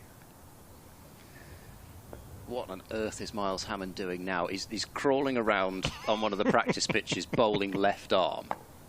Sure, he's into Hartley, who stands tall and plays towards mid-on. Haven't seen any golf strokes from Hammond yet, although no, he's back down again. Back down on his knees. What's he doing here? What's going on? And then round arm filth from his knees, left-handed, and he bowls right arm. Why is he on his knees? I don't know. And he's also chosen the dirtiest spot on the outfield to have done that as well. Sure, bowls a fairly inoffensive bumper, which is short and wide, and Hartley doesn't have a go at it at all. Now, elsewhere in the Championship, by the way, in the second division, Middlesex have been bowled out for 238 against Kent at Lords, but that's a lead of 109 runs. A couple of wickets for Matt Parkinson, 2 for 37. It's like his first appearance of the season. I think it might be, yeah. There hasn't been much spin needed at Canterbury so far. Shaw bowls to Hartley, flicked away, wide of mid-on, and a single taken. 417 for 8. Northamptonshire 80 for 3, replying to Leicestershire's 304 all out. It was 100 for Rishi Patel, and runs down the order with that absurd batting lineup they've got, with Tom Scriven back from injury this week, batting at 10. Northamptonshire, one of those 3 wickets down. Josh Hull has one of those wickets. Shaw to Bailey. He's just tapping this one into the covers. Glamorgan 410 for 7 against Derbyshire at Cardiff. Runs pretty much all the way down for them. Ingram top scoring with 81, but half centuries also for Tribe and North East, and Van der Huchten is 1 run shy of half century. Andy Gorvin 36 not out. In Division 1, Yorkshire also now batting again, as oh goodness, what's happening? Warwickshire were all out for 253, so they got a lead and they got 1 batting point. Bo Webster, formerly of Gloucestershire, 85 from 86 balls. Okay. 13 fours and a 6, that would have been worth watching. Ben Sears took 4 wickets for Yorkshire, and Yorkshire 9 for 1 now, after 3 overs, still trailing by 39. Hasn't quite updated as to who's out. It's Dom Bess. It's been a pretty lively game, hasn't it? Yeah, Goodness. plenty happening. As we were talking yesterday about how batter friendly Headingley tends to be nowadays, but yeah, Bess opening the batting and 16 and 5. Singdale's going to return here for a little burst before the lunch break, and Hartley going to force that away. Picks out mid-off, there's no run. Lively at Taunton as well. Who'd have thought it? Having had a look at that pitch. This super green pitch at Taunton, wasn't it? Essex bowled out for 206. Yeah. What did Leach get in the end? Actually, he didn't bowl again. Oh, right. 3 for 35 from 30 overs with 12 maidens. Right. 3 wickets for, as they seem to insist on calling him there, Miguel Pretorius. That's what they call him. Oh no, what have we got now? Another Look at the ball discussion. Yeah, look at the ball. We already had it changed once. A second new one. Yes, they call him Miguel Pretorius. Okay. He took 3 for 24. In Essex's 206 all out. Somerset are 90 for 6 in reply, and it's not really much of a surprise when Leach has bowled 30 overs and conceded 35 runs, who's got most of the wickets for Essex. He opened the bowling. Simon He opened the Harmer, bowling? Yes, he did. Brilliant. He even opened the bowling over Jamie Porter, and has 3 for 22 in 11 overs. I understand why they have done that with Vaughan as well as Leach, but you're playing with fire a little bit, preparing a pitch for Simon Harmer, and at the moment it's going to take some rear guard action from Somerset, who had Josh Davey batting at 3, which I think he did at the Oval as well, which is meant that James Rue is batting down at number 7. Wow. Which, for somebody who's certainly been earmarked as a future international wicketkeeper, feels quite low. Anyway, interesting stuff there. Durham 412 for 7 against Hampshire at near Southampton. And there's 141 for Graham Clark, not out, still going. 3 wickets apiece for Dawson and Abbott, but Dawson's wheeled away 3 for 125. Back here, we've got Singdale about to continue, with Hartley on 13. It's a half-hearted appeal, really, from Bracey. A little bit more meaning it from Singdale, but not out, says Jack Chantry. 417 for 8. Singdale rather fancied it. He did, didn't he? He's not somebody to fall short in. So he's the contrast to Tom Price. Vociferous nature of his okay. appeals. Well, they've gone for a second slip now. Passionate appealer. 2 slips, third man, fine leg, deep square. Point to cover, mid-off and mid-on. Singdale to Hartley. Oh, that's cracked away. 4 runs out towards backward point. Stood up tall in the crease there, Hartley. Crunches that away for 4 runs. 421 for 8. Lancashire now. Hartley moves on to 17. Yeah, he's got considerable height, Tom Hartley, and he needed it to get on top of that. There haven't been many short, wide ones from Singdale. He helped himself to that one. In comes Singdale, balls to Hartley. Angled in towards him from around the wicket. Hartley punches to mid-off. And there's no run. There's a little walk away towards square leg, Tom Hartley.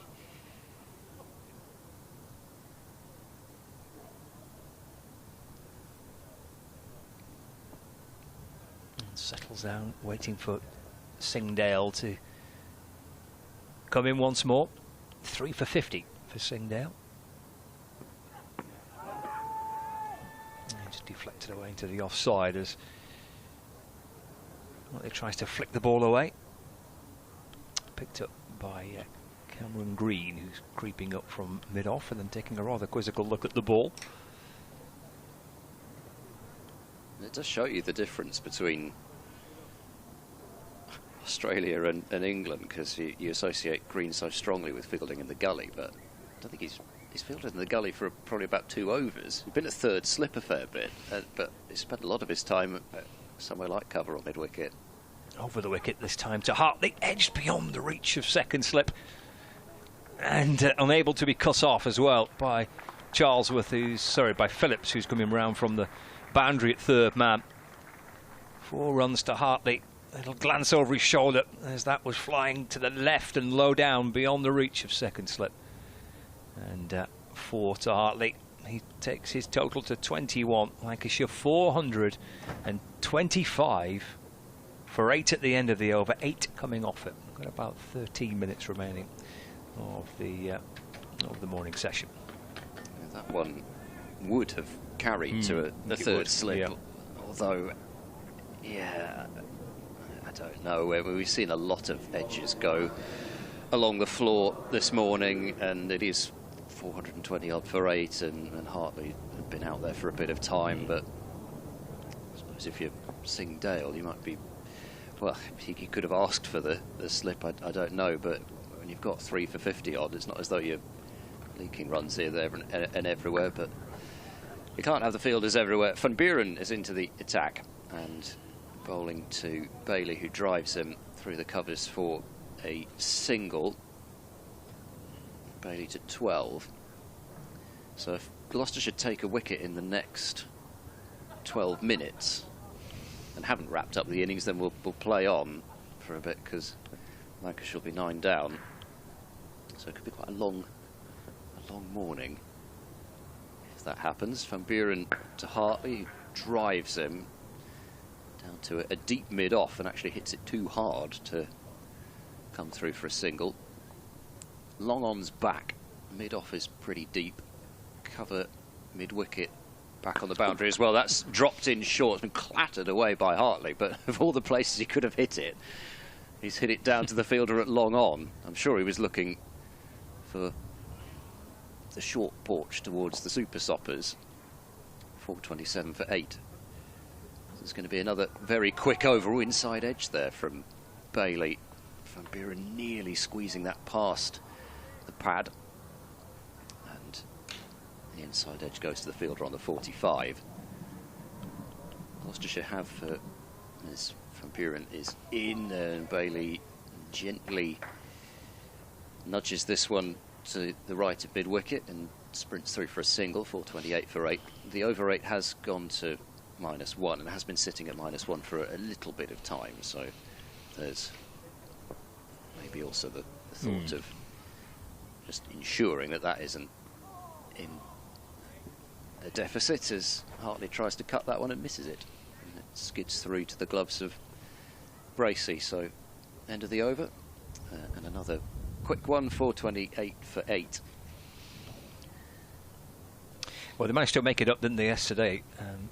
-3, I think, at one point. Went from -3 to +2 in the space of about 20 minutes with Van Buren and Price bowling at opposite ends. You can make it up very quickly. And also, what I heard at the start of the season was that as long as you're showing willing to bowl spin as well, as long as you have a decent proportion of your overs bowled with spin, then the umpires will be more lenient in that respect if, say, it's close to, if it's -1 but close to being 0. It's Singdale over the wicket to Bailey. Oh, that ricochets down towards the keeper and the stumps. They're asking for the LBW. Is Singdale. Sounded like 2 noises. Yeah. Well, it probably was 2 noises, but I don't think it was bat, but it was just not out anyway. High and leg side. Oh, well, hasn't he? He's been a threat, Singdale. A slippy customer. I think, just in terms of a similar type of bowler, I think Saqib Mahmood, because he's quick, but also can be skiddy as well. I keep looking to replicate what's gone on there. Into Bailey, off the back foot, carved away. That'll be 4 for Bailey. That's going to race out towards the boundary. 4 takes him to 17. Onto that in a flash. 432 for 8. Well, we've got under 10 minutes to go, but as Ed mentioned, if Lancashire were to lose a wicket here, then we would go on a little longer. With them being 9 down, play an extra half an hour. Or 8 overs. 432 for 8. There's Singdale to Bailey. Nicely defended. Pushed up towards mid-off where Van Buren fields, just moving 2 or 3 paces away to his left at mid-off. And there's no run. Bailey rests his bat on his shoulder. He played an innings at Northamptonshire a couple of years ago, which I think is still his top score. Going back to that conversation about whether Lancashire looked to use Wells to try and get to 400. A score of Singdale comes in to Bailey, supplying a miss and through to the keeper, no run. He hit 78 in a game at Wantage Road, Bailey, a few years ago, and he was clubbing it all around Wantage Road. It was pretty brutal batting from Bailey. Just 11 first-class 50s. I gave him 8 to 9. Sorry, Tom, I've done you a disservice there. 11 first-class 50s, which is just a fraction under 20, and closing in on 2,500 first-class runs to go with his almost 400 first-class wickets now. He's 8 away from 400 first-class wickets. Singdale to Bailey. It's full and angled in towards his pads. Clipped it away off his toes out towards Cameron Green on the deep mid-wicket boundary. Bailey moves on to 18, 433 for 8 with a delivery to go of the over. Hartley's on strike on 22.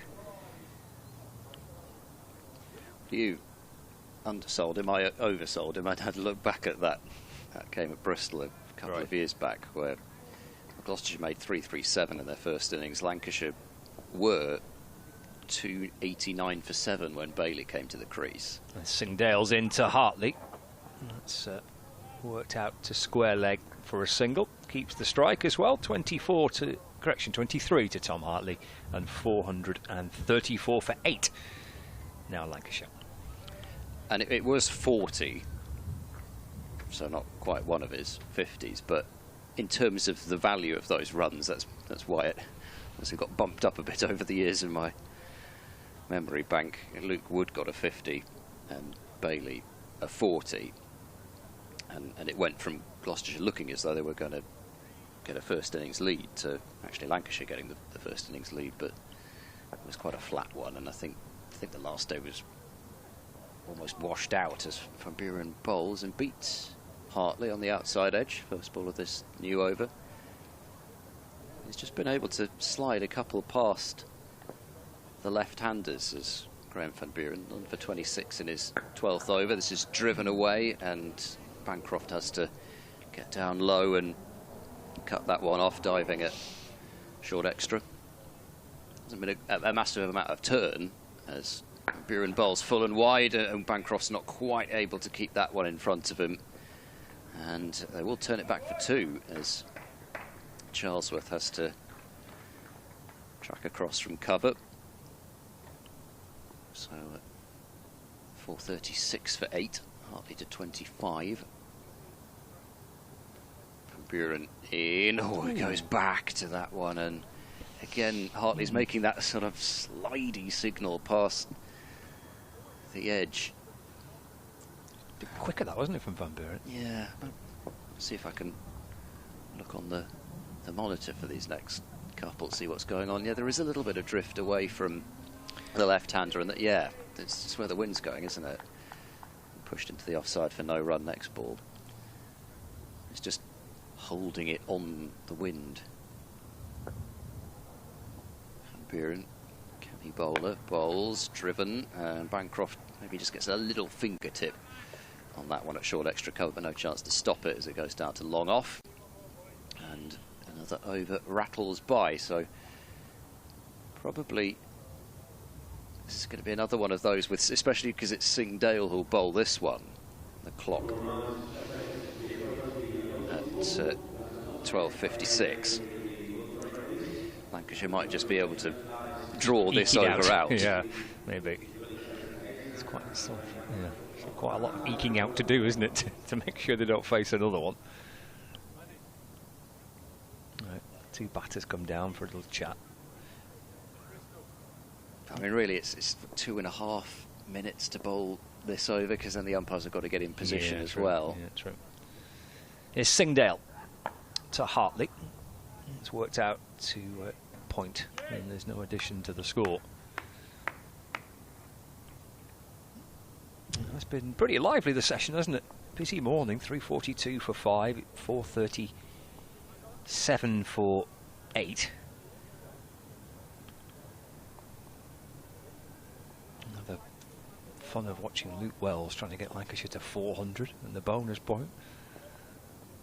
It's slowed down a bit, and these two have kicked on again for Lancashire here. Singh Dale in, bowls. Oh, that's a short ball that gets up onto Hartley and kind of fends it off, and it loops out into the offside.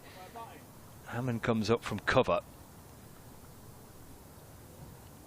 He's just occasionally can send a delivery like that down, can't he, Singh Dale? We've seen that so far in the innings. That was pretty short to Hartley, goodness. One earlier today to Luke Wells that took off as well. Wells got out the way of. 437 for 8. Singh Dale shuffles back in again to Hartley, short again, and Hartley defends. Ball loops out to point, and there's no run. Yes, I think you have to be Singh Dale's level of liveliness to get that out of the pitch, and you're going to have to bend your back to do it. But the likes of Mahmood and Turner especially, I'm sure, would look to employ the short ball in the same way, to certain players anyway. He's bringing square leg in maybe 15 yards or so from the boundary rope. Goes full this time, just outside off stump, and it's squeezed away into the offside where Hammond fields at cover. No run, he's mixed it up a little bit. A couple of short balls, he's pushed one full. 2 balls left of the over. Might be lunch after this at 12:59. Bailey and Hartley have got a start here. This is the 3rd highest partnership of the innings, actually. Put on 36. Squirts away to Hammond again at cover. There's no run. Yeah, Bohannon and Harris 98, Harris and Hurst 212, Wells and Bodderson 31, and this 3rd highest partnership of this Lancashire innings. as they try and push up towards 450. Final ball of the over. It could be of the morning session. And it's defended by Hartley. And bounces into the offside. Everyone's looking up towards the scoreboard.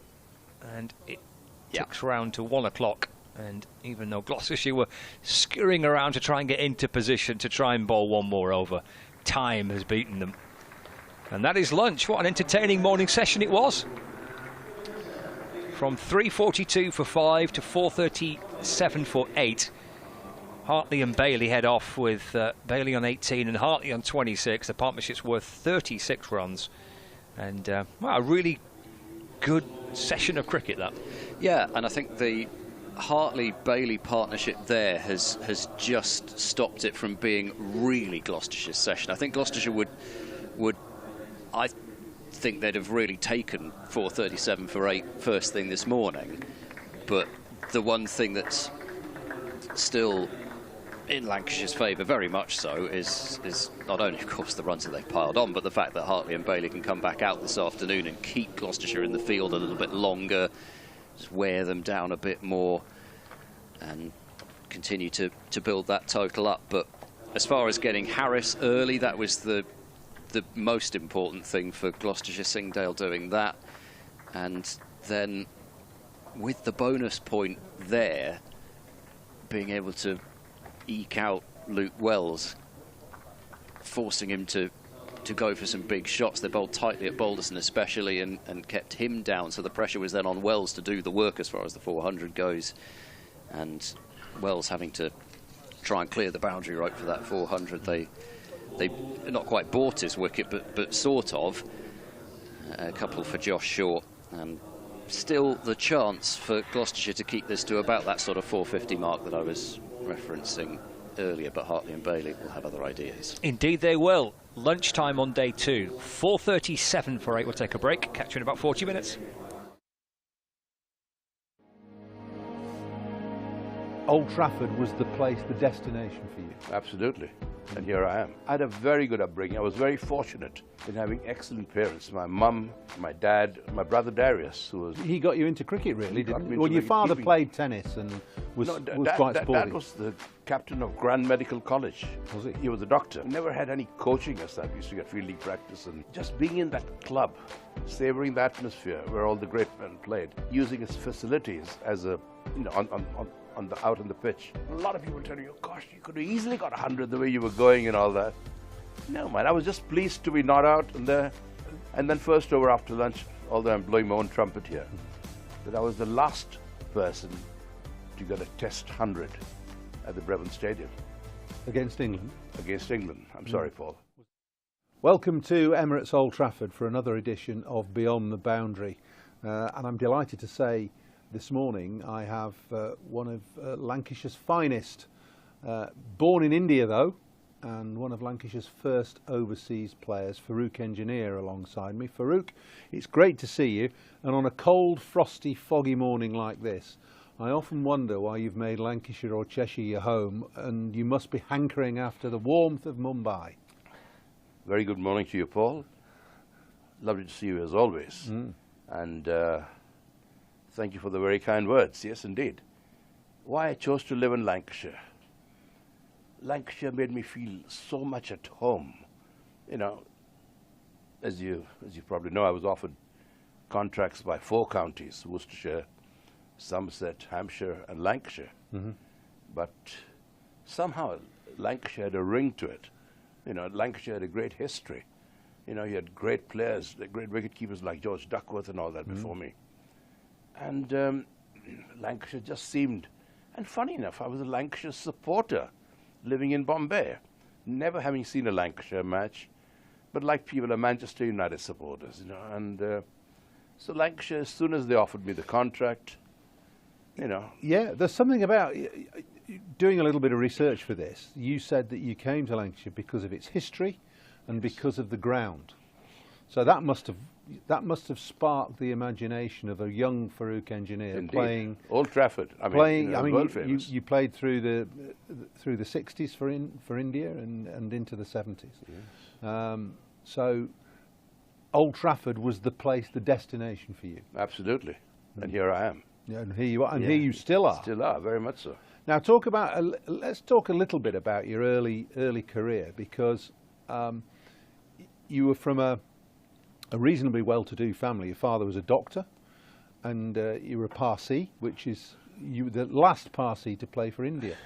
Was that a slightly different upbringing to the rest of your yes. Mumbai? When the British ruled India, Yeah. I think the Parsis were the ones who came in greater contact, because the way we lived, you know, for example, I mean, we had bacon and eggs for breakfast. You know, I mean, how more British can you get? So there was no average Muslim upbringing then at all. No, I'm not a Muslim. No, I know, Yeah. I know. Or a Hindu or Hindu, anything like that. But the traditional Hindus have like a chapati and vegetables and all that for breakfast. A lot of Hindus don't eat eggs, you know? And of course there are religious restrictions. You know, the Muslims don't eat pork, and you know, and I respect all religions. You know, and I've been brought up to do that. But the Parsis, I mean, just eat, drink, and be merry. Our religion says three things: good thoughts, good words, good deeds. And you've carried on being like that through your career. I'm not sure about all the deeds, but yes, indeed. I had a very good upbringing. I was very fortunate in having excellent parents. My mum, my dad, my brother Darius, who was... He got you into cricket, really, didn't he? Well, your father played tennis and was quite sporty. Dad was the captain of Grand Medical College. Was he? He was a doctor. Yeah, yeah. And having a surname like Engineer, you know, you don't see the funny side of it, being called Dr. Engineer all your life. But Dad was the great character. Yeah. He came here in his later years and watched me play. He was a hot favorite at Old Trafford. I mean, Dad never used to really drink, and people used to get him pints and pints of bitter. So after the game, I used to see him in the lounge and say, "Dad, what are all these beers?" So they keep on getting me these, and I don't want it, you know. But he is a wonderful human being. Yeah. You know, and I'm truly blessed for that. And in you played, or you were associated with the Braben Stadium and the CCCI, weren't you? Indeed, as a kid. Which is one of my favourite. It's one of the best grounds in the world. I couldn't agree with you more. I couldn't agree with you more. Fantastic setup. Even now, Even it's now. a shame that due to political reasons, you know, Mr. Vijay Merchant and Mr. Wankade couldn't agree to terms, and not even a quarter mile from each other. That's right. You Well, know, the main stadium is the Wankade Stadium, which is down Marine Drive. Indeed. You know, and the Braben Stadium is, I mean, they still play cricket there, but Braben Stadium has got a lot of class. You know, It has. The Cricket Club of India, Yeah. the traditional, Yeah. you know, the Braben Stadium. These are really... It's like the Lords of India. Absolutely, And indeed. did you play in your formative years there, or I did you sort just of- play the odd I representative was invited game as a cricket member, an honorary cricket member, as a youngster, and that itself was a great boost to my career. You know, I can't thank the CCI enough for that, because we never had any coaching as such. We used to get fielding practice and things like that, but just being in that club, savouring the atmosphere where all the great men played, you know, and using its facilities as a, you know, out on the pitch. And I'm very pleased to say, although I'm blowing my own trumpet here, that I was the last person to get a Test 100 at the Braben Stadium against England. against England. I'm sorry, Paul. Was that Tony Lewis's side? Was it Tony Lewis or think it Tony was. Gray? I I'm think not it sure. was. To the last official Test match there. Was that your highest score as well? 120?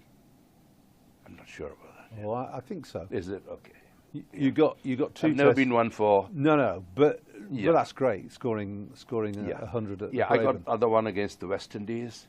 which was perhaps one you're more well known for, because you Indeed. nearly got 100 before lunch. I got 94 before lunch, and opening to the likes of Wes Hall, Charlie Griffith, Renowned as Gary the- Sobers, and Lance Gibbs. he didn't come on till the first ball after lunch. He What came did you on- whip him through mid-wicket for 4? No. Lance Gibbs came on when I was 94, and everyone in the dressing room says, "Gosh, why didn't you get 100?" You know, Dilip Sardesai was my partner. Yeah. And when I was 92, I had a shot at Rohan Kanai. I hooked Wes Hall. Rohan Kanai at deep square leg, dived full length and stopped to 4. The ball ricocheted. We could have easily got 2 runs, but Sardesai didn't want to take the second run. And he blocked the last over. My good mate, Clive Lloyd. Yes. You know, I had a cover drive of Charlie Griffith.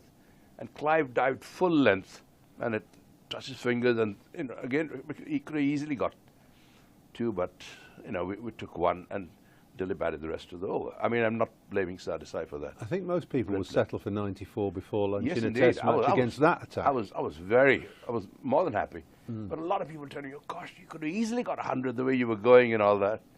No, man, I was just pleased to be not out. And then first over after lunch, I see Lance Gibbs come onto ball. And I hit him straight for 6, straight out of the stadium. I think the ball is still travelling, you know. They never found it. That's how I onto the beach. On the beach, yes, indeed, yes. Yeah.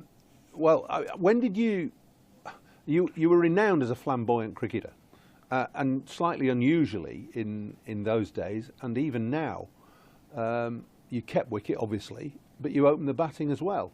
I mean, that was quite a test for any individual to be able to keep and then open the batting. I didn't consider it a task. It just came naturally, and I think it was an advantage to me because just having kept wickets, you're coming to open the batting, you know, the batting. So your eyes already, you know what the pitch is doing, you know what the conditions are like. You're as near the pitch as the previous batsmen were. So you're halfway there, really, you know. And I preferred fielders behind me than all. I had some big gaps in front too. You know, I used to lift the ball a lot. You did. I can lift him. Was your phrase, wasn't it? You used to say that to. That was one of your famous phrases in the Lancashire dressing room. Yeah. I think I can lift him. Yes. So, in other words, hit it in the air. Indeed. And I used to play the scoop and all these stupid shots those days that the T20 people in IPL play these days. I tried to hit the ball where there were no fielders. You know, and if I lifted the ball in that direction, I knew it was pretty safe because there were no fielders to catch them or stop them. I mean, I remember watching you as a schoolboy, sitting in the ladies' stand, opening the batting for Lancashire in the John Player League, and you became symptomatic with the way the new game, you know, it was a new game, should be played. You used to whack it through mid-wicket from ball 1. You used to work the ball. Yes. In a similar vein, I'll blow your trumpet for you now, to Viv Richards and more latterly Kevin Peterson. That's the way you played. Yes, because I used to come right behind the ball. And when you come right behind the ball, the gaps open automatically, especially between mid-on and mid-wicket. So you're virtually playing with a straight bat, but you're placing the ball at an angle. And that gap gives you so many fours because there's never a fielder between mid-on and mid-wicket, you know, unless people are going for runs nowadays and all that. So I got a lot of runs in that area. So people thought I could only play on the onside. So when England came to India, Tony Greig or Tony Lewis, oh, he's an onside player. They packed all the onside and started bowling on the offside. And that's where I got all my runs.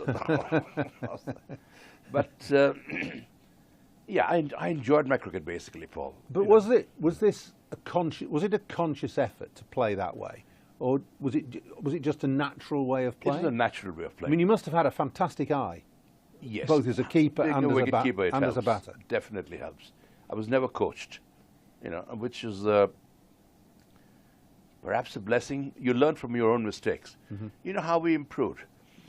I looked into a mirror when I got out sometimes, and I tried to play that shot, why I missed it, and the mirror told you everything.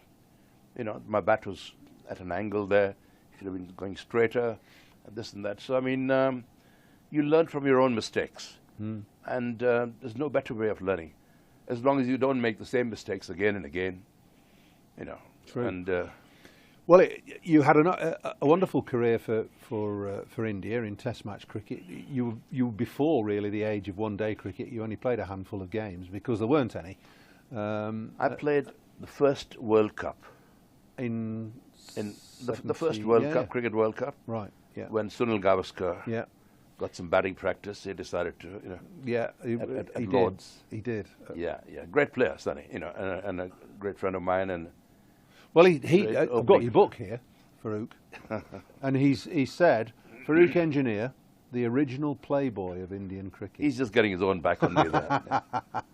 But Sonny and I are very dear friends. And, I'd rather you read the Bradman's quote. Okay, well, I'll read the Bradman bit then, Rookie. It says, I always enjoyed, this is Sir Donald Bradman, I always enjoyed Farooq's entertaining batsmanship and the way he enjoyed the game of cricket.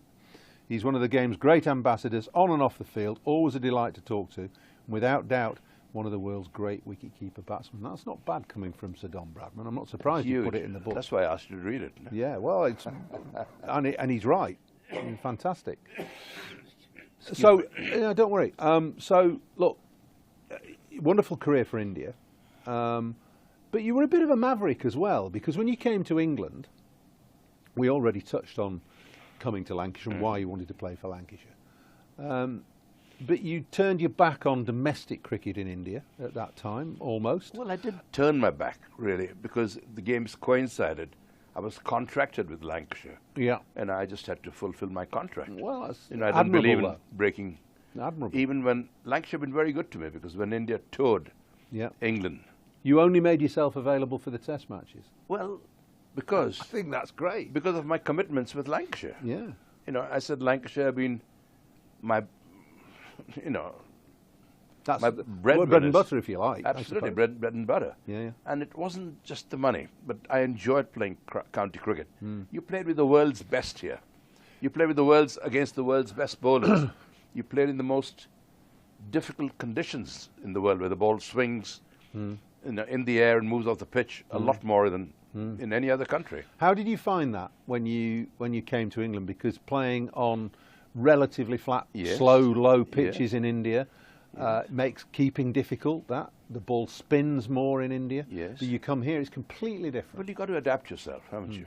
You know what the conditions are there like. So over there, wicket keeping, you rise with the ball. I mean, everywhere. A good wicketkeeper should rise. Listen, young wicketkeepers, rise with the ball. Very most important thing. A lot of keepers these days get up too soon. Stand up and have to go down. The wrong way around. Same with the first slip as well. Yeah. They get up, come, and that fraction of a second that's lost, results in a dropped catch or a dropped stumping or something. So rise with the ball. Expect every ball to come in here, and the same principle applied over here, except that you rose a bit, bit quicker because the ball bounced a little more, moved a little more. You anticipate the swing, the pitch and everything. I'm chopping and changing a bit here, but you started keeping in '59, so late '50s into the '60s, and keepers traditionally in India were a little bit lazy then. They used to not bother taking the ball down the leg side. Yeah, I'm glad you said it. And blame the bowlers. Okay, Paul, you hit the nail on the head. That is exactly what happened. Anything down the leg side. The wicketkeeper normally gave the bowler a bollocking. So what are you doing? Ball properly. Aim for these gloves. Your first game, you took 2 leg side stumpings, which was unheard of. Yeah, I'd never kept wickets in my life before. I had never kept wickets, and it was a club game. Yeah. And my brother Darius was a very, very good off spinner. His finger used to rip. He used to give the ball a rip. He used to turn the ball from outside the off stump, way down the leg side. Yeah. And I knew that he did that because I'd watched him play. I played him in the back garden. So And I was amazed that the batsmen used to go for the on drive and miss, and they were out of the crease, and the ball just went for 4 byes. Why doesn't the wicketkeeper come round? Gather the ball and stump the batsman. And that's exactly what was in my mind. As soon as I saw the batsman step out, I was way down the leg side, and the same thing I followed, keeping to Brian Statham over here, because Brian Statham, he never realized how good he was. Great bowler, mind you. They used to pick the seam those days, and the seam was about huge those days. George used to really give it a rip, and anything that pitched on the off and middle stump coming at that angle in, I was way down the leg side, literally way down the leg side. And I got so many leg side catches of Brian Statham there. Who's the best bowler you kept to? You've mentioned it. Surely you've just mentioned him, have you? Brian Statham, I think, would be one of the greatest. Right up there. You know, because right up there, because he cut them. He not only swung the ball, but he sort of cut the ball both ways, and with the seam or without, he was a great bowler. Lancashire had been in a very barren patch when you came. They hadn't won a trophy since 1950. Yeah. And in your time at Lancashire, from 68 to 75, 76, Lancashire won 4 Gillette Cups and 2 John Player Leagues. Well, that's a credit to the team. We had a very good team. Yeah. Very good captain, Jack Bond. Jack, I can't remember Jack doing anything on the pitch until he took that one catch at the Oval off Asif Iqbal. We hardly saw him bat, or he never bowled, but his man management was terrific. The way he held the teams together, the lads together. There was Peter Lever, Ken Shuttleworth. There were no test players except Brian Statham and Ken Higgs. Ken Higgs later came on. And by the time myself and Clive finished, we had David Lloyd, Barry Wood, Frank Hayes, Peter Lever, Ken Shuttleworth. It was a team of internationals. Yes, almost. Harry Pilling should have played, actually. Yeah. It was good enough. But we had a very, very good team. David Hughes. Yeah. I mean, excellent bowler, great fielder. Jack Simmons, but That was one of the best Lancashire sides throughout time. Why didn't you win the championship? Well, time and again, we were in the dressing room because of rain. I'm not looking for excuses here, but we were listening to Kent, Surrey, all playing and getting points, whereas we were watching the rainfall and playing poker in the dressing room. I mean, this is one very funny incident. Cess Pepper was the umpire, and Frank Hayes and John Sullivan were the great poker players. They didn't play for big bucks or something, just a little bit. And Cess Pepper wanted to get in the game, and he had 3 kings, and Frank Hayes had 3 aces, and the bell went. Umpires had to go out, but Cess Pepper wasn't leaving his 3 kings alone. Anyway, I saw both the hands, and I thought this is getting out of hand. Yeah. So I said, Cess, just show the cards, and, because we got to go out on the pitch. And myself and Frank were batting, out batting. And as Cess Pepper lost, as we were walking out to the crease, I said to Frank, don't get the ball anywhere near your pads, But this is all, we enjoyed the game. Yeah. There wasn't great money in the game.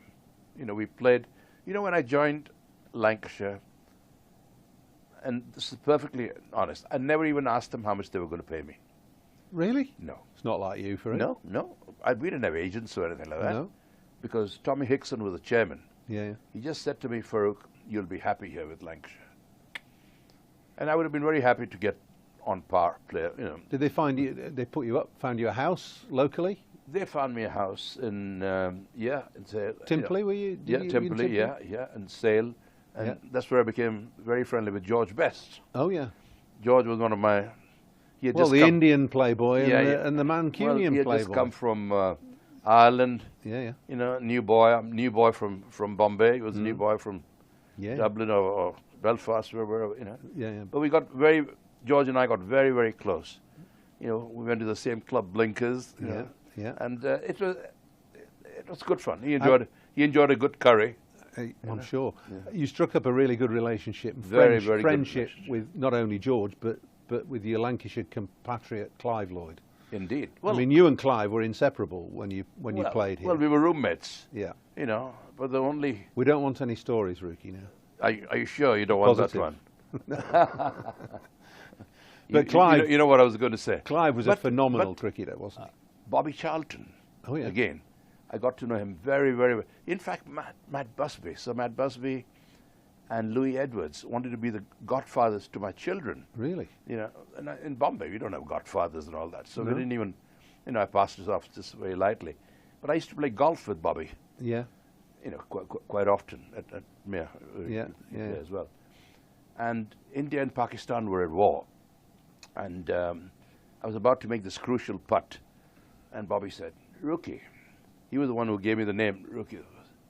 He said, "Have you heard about this war between your country and Pakistan?" I said, yeah, but what a time to bring it up. I'm about to make a crucial putt. He said, "Well, just wondering if you had thought of going back home and helping your countrymen out, you know." I said, I'll go when the fighting gets near my village. And he said, "Which village do you come from?" And I said, "Oswald Twistle." Right in the heart of Lancashire. But I mean, when Bobby sadly passed away recently, Yes. you know, I lost a very dear friend. Yeah, yeah. Because Bobby and Norma and myself and Judy used to, Yeah. you know, socialize. You know, Yeah. But great man indeed. Very What a good. great footballer. But these are the memories. Some great memories there. Manchester. This is Manchester. Yeah. This was Manchester United. At Manchester City, there were Franny Lee, Mike Summerby. Yeah, yeah. You know, these are the Great times in the great 70s, times, weren't they? Great times. They really you know. were. Let's just steer back to cricket a little bit. You must, from the way you played and the flamboyant nature with which you batted, you must have loved watching England bat and the influence of Brendan McCullum on the England team in the last 18 months. Yeah, but I don't see that as anything new. You know, the style of... Well, you Jeff- won't, because you played like that Yeah, in yeah, I mean, 35, 40 A years half ago. volley is a half volley. A long hop is a long hop. If you don't hit those balls, you're not going to score any runs. If you're not going to score any runs, you're not going to win any matches. You know, you're not going to put the opposition under pressure. So naturally, you know, whatever you get. But, yeah, in Test cricket, this is good. While it, you know, well, in T20, of course, that's the order of the day. Farooq, 50 there aren't many players of your generation, and you're well into your 80s now, who you could I'm quite 86. Yeah. could comfortably say would fit into the modern game, and you are one of them. So you must have been a trailblazer in your day. Well, I'd like to think so, but you never did it consciously. You know, it just came naturally, as you just said it earlier. I was never coached, and perhaps that was a great help. You know, you see the ball, hit it. My first aim was to get runs, to score runs, not to defend my wicket. If I could score runs whilst defending my wicket, you know, I'd rather do that. If the ball was absolutely unplayable, of course, you had to, you know, to block it. But I looked at it this way, that almost every ball a batsman can score a run, because there are gaps in the field. You just angle your bat here and there, and there are singles available. So, I mean, there's no need for people to play. I used to tell Jeff Boycott, you know, in Lancashire, Yorkshire games, I said, hit the ball, you're too good a player to be blocking, you know, everything. And the reply I used to get was, "Naught to do with thee." A man from Bombay, you know, didn't know what the hell that meant. That's right. But I got the brief here. But you know, he was a great player, Jeff Boycott. Don't get me wrong, because when he batted, I had to go really sideways. He was right behind the ball. Shows the greatness of a player. Yeah. You know, to see where the ball was coming and all that. So he was a great player indeed. I mean, he must have been to score all those hundreds and, you know, all those runs. But he could have scored them at a slightly quicker rate, I think. He was good enough. You'd have found it more entertaining had he done so. I would have found it more entertaining behind the stumps. But he was good enough to do it. That's the thing. What about the great Indian players of the current generation? How there's some fabulous Virat players. Kohli, how do you... Oh, he's a great player. I mean, he's Do you got know a- him? Do you know him well? Oh, yeah, very well, yeah. I mean, these guys are all grown up in front of us. Virat Kohli, Shreyas Iyer, who we, you know, Lancashire have. Well, I signed him when I was... and unfortunately dislocated his shoulder the day after we signed him. I know. I'd have loved to have seen him play here. Well, I don't know. Is it off the thing? No, not probably, but he's moved on a bit. I mean, he Yeah, was still at that time 3 Yeah. years ago. He was just finding his feet. Yeah, yeah. He's now become a world star, hasn't he? Yeah, I mean, he was always a very good player. Then Surya Kumar Yadav, have you come across him? Yeah, he's yeah. a phenomenal player, although he's not, you know, he comes in too late. Yeah. By the time he comes into bat, it's hardly in the limited overs games. Yeah. He hardly has 1 or 2 overs to go. So, but you know, Rohit Sharma, Shubman Gill, Ishan Kishan, those are some very, very good players. And I think the Indian team at the moment is perhaps the strongest Indian team ever assembled collectively.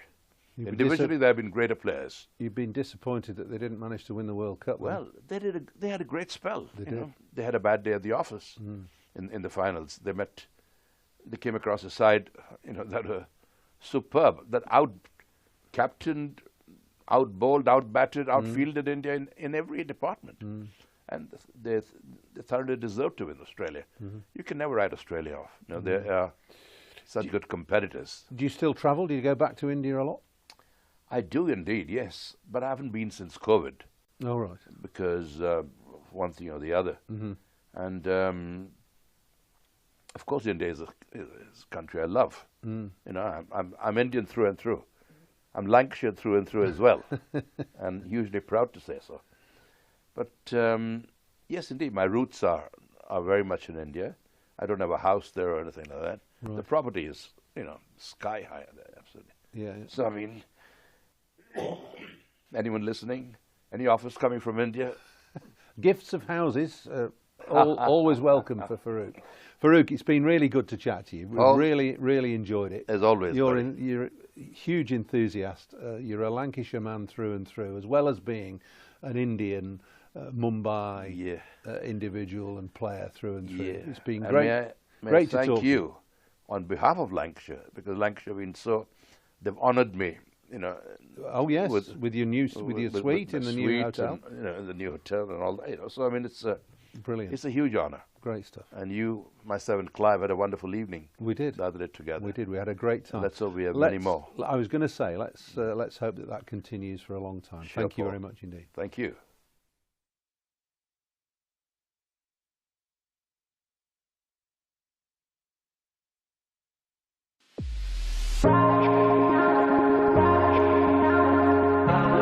Two names rich in history. Barton's, our family-run business with over 100 years of experience in drinks distribution, and Lancashire Cricket, a club drenched in tradition, heritage and globally recognised moments. Since 1917, Barton's has been supplying the finest wines, soft drinks and premium beverages across the UK, partnering with world-class brands to bring unforgettable experiences to every occasion. Now, we're excited to announce we will be bringing that same passion to cricket fans at Emirates Old Trafford. As the official wine, spirits and soft drinks partner of Lancashire Cricket, we're elevating matchday experiences, hospitality and celebrations across the next 3 years. From the first ball to the final cheers, Barton's is here to make every moment one to savour.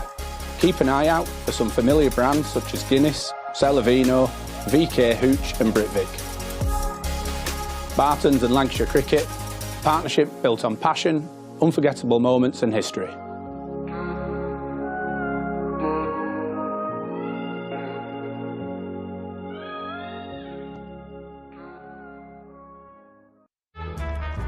L is for the way you look at me. O is for the only one I see. V is very, very extraordinary. Welcome to the opening day. Oh, that is a wonderful shot.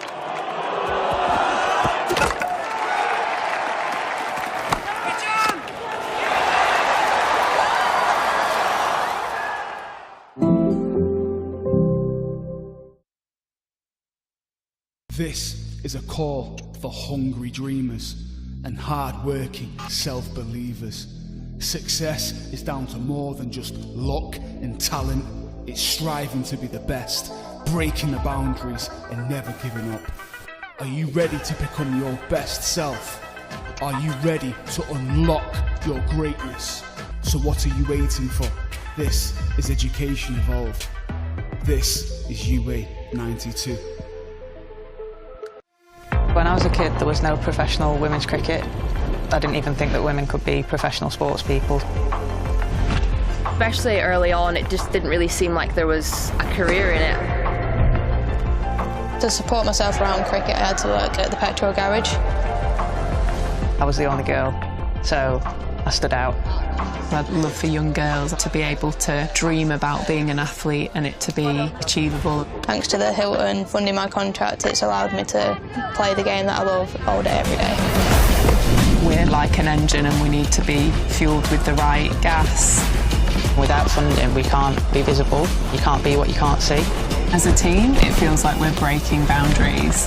Thunder and Lancashire always want to put women's cricket at the forefront, and now I think that's really shining through. It's mad to think that without the Hilton funding, like, we wouldn't be playing cricket every day, training. Well, we could be, but we wouldn't have any money. We wouldn't, yeah, true.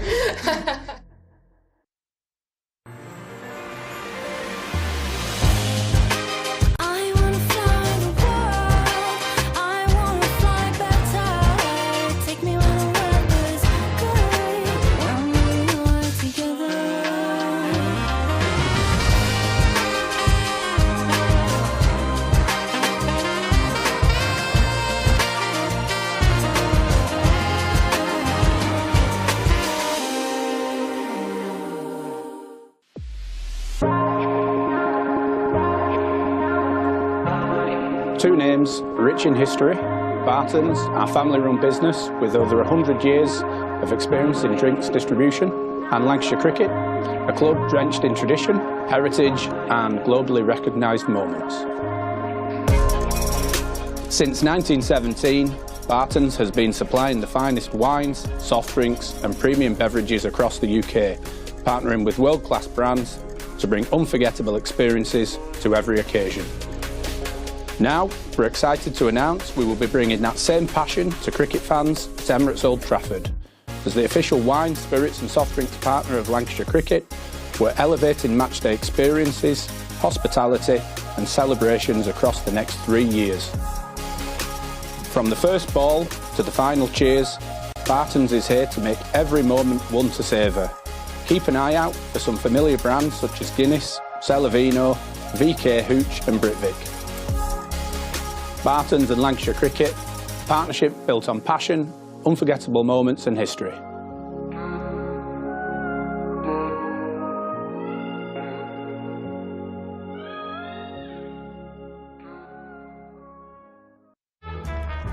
L is for the way you look at me.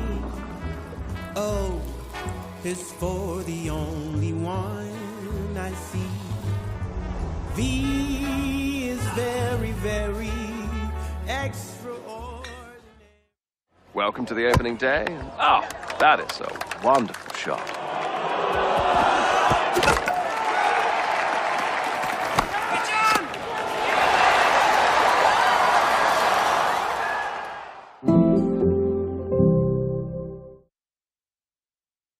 This is a call for hungry dreamers and hard-working self-believers. Success is down to more than just luck and talent. It's striving to be the best, breaking the boundaries and never giving up. Are you ready to become your best self? Are you ready to unlock your greatness? So what are you waiting for? This is Education Evolved. This is UA 92. When I was a kid, there was no professional women's cricket. I didn't even think that women could be professional sports people. Especially early on, it just didn't really seem like there was a career in it. To support myself around cricket, I had to work at the petrol garage. I was the only girl, so I stood out. I'd love for young girls to be able to dream about being an athlete and it to be achievable. Thanks to the Hilton funding my contract, it's allowed me to play the game that I love all day, every day. We're like an engine and we need to be fuelled with the right gas. Without funding, we can't be visible. You can't be what you can't see. As a team, it feels like we're breaking boundaries. Thunder and Lancashire always want to put women's cricket at the forefront, and now I think that's really shining through. It's mad to think that without the Hilton funding, like, we wouldn't be playing cricket every day, training. Well, we could be, but we wouldn't have any money. We wouldn't, yeah, true. And welcome back. Afternoon session, day 2, Lancashire against Gloucestershire here from Emirates Old Trafford in the Rothesay County Championship. And a really entertaining morning session where Gloucestershire picked up some wickets along the way. Lancashire had a bit of a go at getting to 400. They've lost wickets. They've added the thick end of 90 runs or so from the way they resumed this morning. They're 437 for 8, with Hartley and Bailey putting together actually the third best partnership of the Lancashire innings. Scott Reed and Ed Seaborn with you for the afternoon. I was almost surprised when he said that, but yeah, I mean, you had the numbers in front of you, so it had to be right. Here's Price bowling to Bailey. This is slipped down to fine leg for a single to start the session. Zaman Akhtar fields 438 for 8. The over 8 does still sit at -1, so it hasn't quite nudged its way back to level, but maybe Gloucestershire have been told that it's very close or something. So anyway, that's a sort of a minor worry at this point. There's 2 overs of Van Buren before lunch, wasn't it? Yeah, and they certainly won't be planning on not bowling again. I think it's fair to say that if Gloucestershire don't bowl again, then losing one of the points will probably be the least of their concerns in the table. Hartley bends at the knees and gets back to his height again and drives up to mid-off. There's no run. There's a bit sort of bobbing up and down, a sort of school musical style with his knees as he's facing up. So, you know, we can't really dance, but we've got to do something. The choreographer's given us something to do. Bob up and down with the knees. Tom Price into his 26th over of the innings.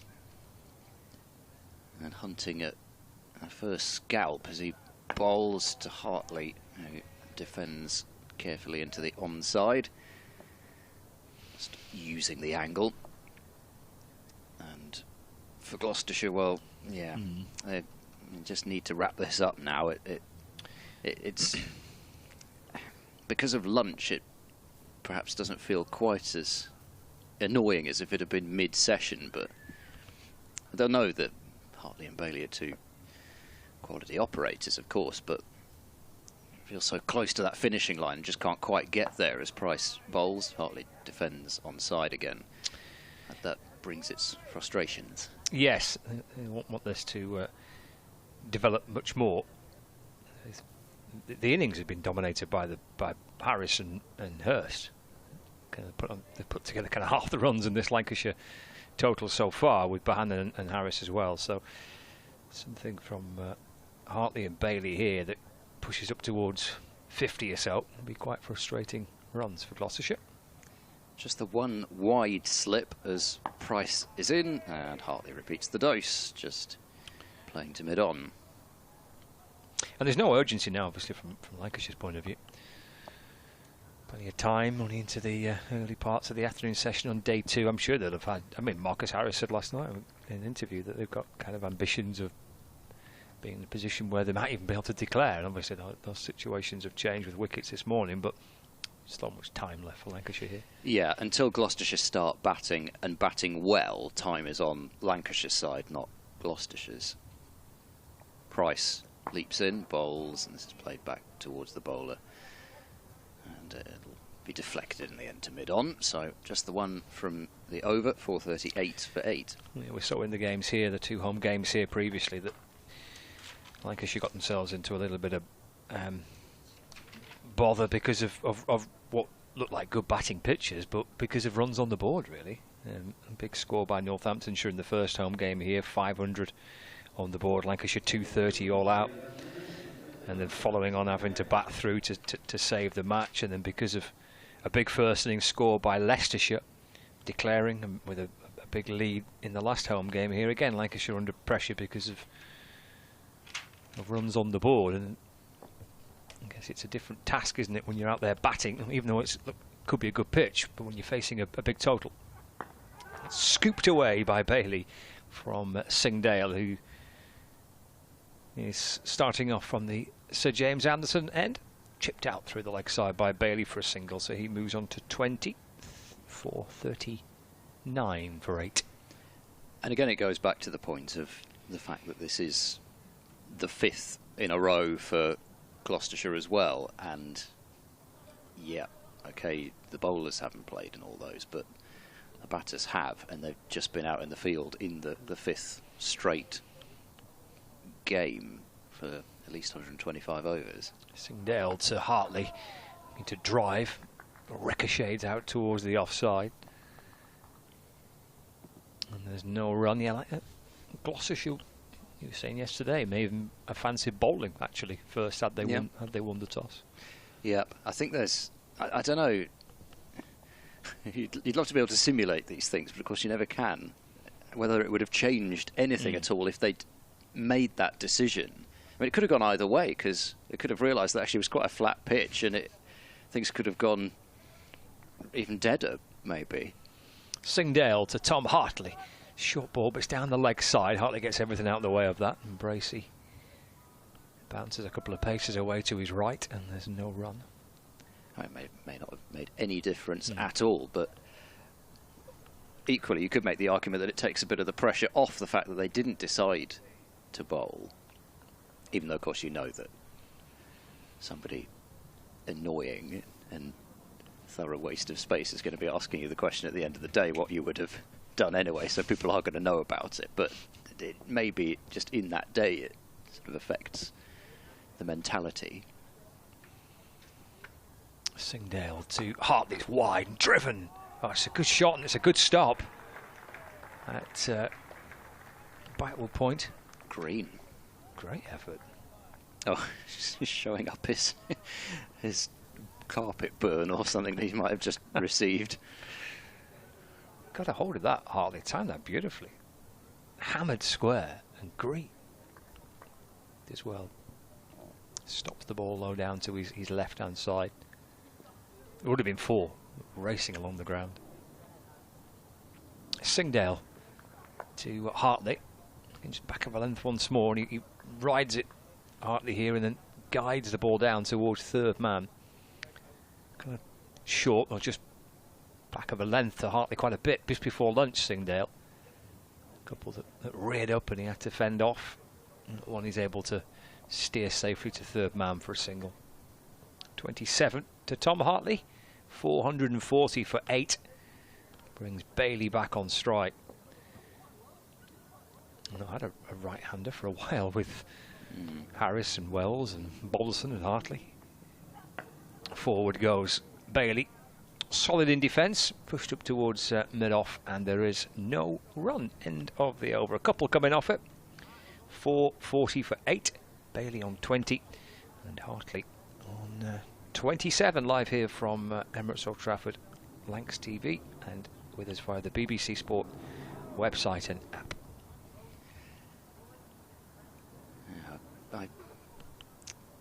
I mean, it's interesting, isn't it? The parallels, Gloucestershire, Lancashire, of course, similar period, same coach, and for Gloucestershire, one of their issues for a while seemed to be too many left-handers. It was felt that teams could just get on top of all those lefties. Tom Price to Hartley, and there's no run, pushed up to mid-on. And one of the reasons why, I mean, I don't know, there may well have been other reasons, but Bancroft coming in rather than re-signing Harris, availability and also cross formats, I'm sure that came into play as well, apart from the fact that Bancroft was desperate to come and play for Gloucestershire, so you know that's got to count for an awful lot as well. Price in bowls down leg side. It's caught something, but it sounded like pad. It's an amazing take in the end from Bracey rather than catch, but launching himself to his right, one-handed full stretch, but it's not out, and I think we'll be able to see from the replay fairly clearly off the hip. Bracey lying flat on the floor, hand outstretched, but I think there was only ever really any inquiry in. David Milne's not falling for that one. 440 for 8. Price round the wicket into Hartley, who is forward and playing into the offside. A new run. It's probably, we were chatting about Lancashire going with Bell as the opening batter, just on the theme of having lots of left-handers, which Lancashire do, and with Wells and Harris both opening batters, but obviously both left-handers, as is Keaton Jennings. So I guess giving Bell the chance to open. Jones would have opened, but for other reasons, and just break up that sequence, I guess, isn't it, of having left-handers. Over the wicket, Tom Price bowls. Hartley drives past the outstretched hand of Tom Price. Got no chance of stopping that, and neither has Josh Shaw, despite the determination on his face as he charges off after it towards mid-off. But it's 4 runs, and that's a fine shot from Tom Hartley. Very much the shot of somebody who's planning to be at the crease for some considerable time this afternoon. He's into the 30s. It's quadruple Nelson for 8. Well, need some lower order runs, aren't they, Lancashire, here to make the most of that position they found themselves in overnight. Price to Hartley, drives, and this time straight to Shaw up at mid-off. And there again is no run. It's a fairly common sight round the counties now to have 2 Toms batting and a Tom bowling. It does seem to be very popular, or have been very popular at a certain time. Yeah, about 20 to 25 years ago.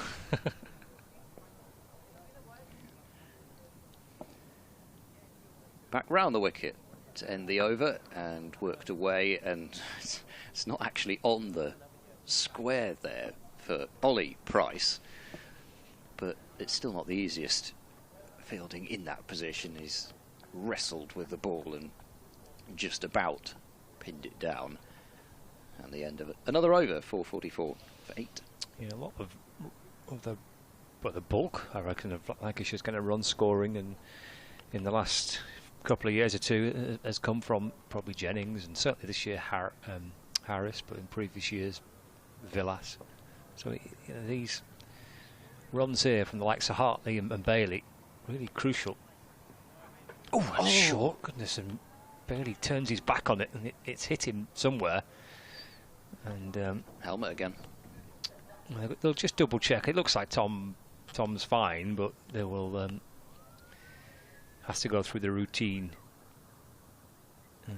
protocols. He'll come out and just be checked out by Sam Byrne, the Lancashire physio. Short ball, which actually it's hit on the shoulder, I think, hasn't it? Yeah, I think it almost might have been both. The noise was grill, and I thought it was anyway. It sounded. I mean, if that was shoulder, that made a rap. Yeah. But yeah, no, you're right. I think because there's no helmet that's come out. It's just it's just a drink and a chat, I think. Maybe deflected up onto the grill or off the grill onto the shoulder or something. It's just like the noise. It sounded like it was off the. I thought he turned his back on it and hit his grill, but no, it doesn't look like it. He took a couple in short, hasn't he, Singdale? He's quick, isn't he? Would he be the quickest of the Gloucestershire bowlers? Yeah, he would. I would be interested to know how quick he is relative to anybody in the country, because I was told repeatedly he's been clocked over 90 miles an hour last year. And I don't imagine he'd be bowling. Well, I mean, who knows? But what is he? He's into his 3rd spell already today. If he was getting it up to 90 here, I'd be surprised, but it's quick enough. And also, I mean, you don't like to see people getting hit. Of course, it's part of the game. And from the point of view of Singdale as well, I think it's really exciting to see his bumper coming on, because he's had the pace to bowl short and be a nasty fast bowler, and he's certainly doing it here. Short again, and Bailey gets both feet off the ground there, up onto his toes to defend it. I think he's, I'll say he's enjoying it. I'm not so sure he is particularly, but he's got a smile on his face and trying his best to get stuck in. He had to just call for a check-up. Yeah, he will want to stick it out rather than phone a friend. But no lower order player really likes facing the short stuff, especially if you're also tall. It doesn't help sometimes. Yeah, well, they feel set for some more short stuff, and there it is. But This time Bailey can duck and sway out the way of it. And they've got a short, well, they've got a leg gully, short mid-wicket. There's a deep square leg and a fine leg, so there's a few clues there that maybe Singdale's going to continue with this ploy to Tom Bailey. But it's also, I mean, these are spells on a test match quality pitch. Those are the ones that catch the eye, I think, especially. Pitches this one up, and that's punched away by Bailey through the offside for a single. He might just be relieved to have a moment or two at the non-striker's end. 21 to Bailey, 445 for 8. I think definitely if you can make something happen as a quick bowler on these types of pitches here, especially here, this is something where you've got to have a little some extra thing. Yeah, you hear from Bumble and Paul Allen about this all the time, about having that bit of X factor type thing. There's been very little for him to use in general. He's asking for an LBW there to Hartley. The ball ricochets down towards Bancroft, who's come round from slip to field. He's shaping to work it, I think, to the leg side there. Let's watch this back on the replay. Yeah, outside leg. Yep. Crashing into the stumps, but outside leg pitching. Good shot by Singdale. He's in the game, isn't he? With that bit of extra pace he's got, his slippery customer. He's got a good short ball. 3 for 63. Ball well in the game, Singdale for Gloucestershire. 445 for 8, Lancashire. Hartley waits. Singdale's in. That's glanced off the pad. That's hurtling down towards the boundary. And it's gone for 4 as the ball nestles in underneath the covers before Tom Price goes to retrieve it. 4 more for Hartley. The away glance taking Lancashire on the brink of reaching that 450 mark. 449 for 8. And Hartley now moves on to 35 not out. I suppose the pace of Singdale there also helping Hartley just to glance it fine rather than send it for a single. And he's just been, you know, I can really, you can start to, you still almost fingers of one hand the number of 4 balls that Singdale has bowled. Here's Tom Price now to Bailey, who's well forward and just looking to deflect that one out into the gap on the offside and doesn't find it. It's picked up at cover. I saw a little bit of the BBC's live text service there. Actually, yeah. just happened to look across it and saw Wicket, so I thought, where's the Wicket? It's not here, is it? No. But yes, there's been another wicket at Headingley. Yeah. I just like the one-word description for it. It's great. I'll just leave it at that. Tom Price in Bailey reaches well forward and just assists this one down to deep third on its way, and the single that they've taken brings up Lancashire's 450. 450 for 8.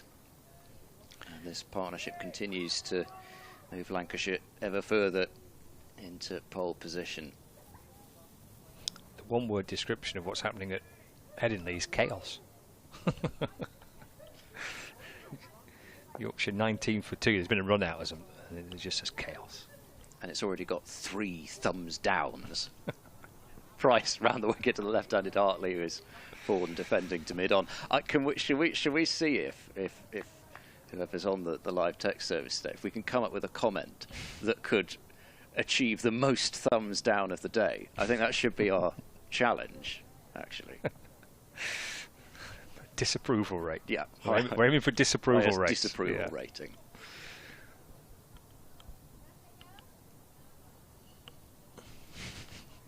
County Championship fans, I think the 100 should be played in July as well as August. Tom Price round the wicket ball as this is pushed into the ground and it loops up to cover. There's no run. I really haven't thought through what I might have done there. Let's hope it gets picked up. See how many thumbs down you get, how many thumbs up you get. No. We're going to do it now. Of all the things you could suggest. I think that would have a great chance of riling people up the most. Let's expand it from August to July. Take 2 months of the season with 100.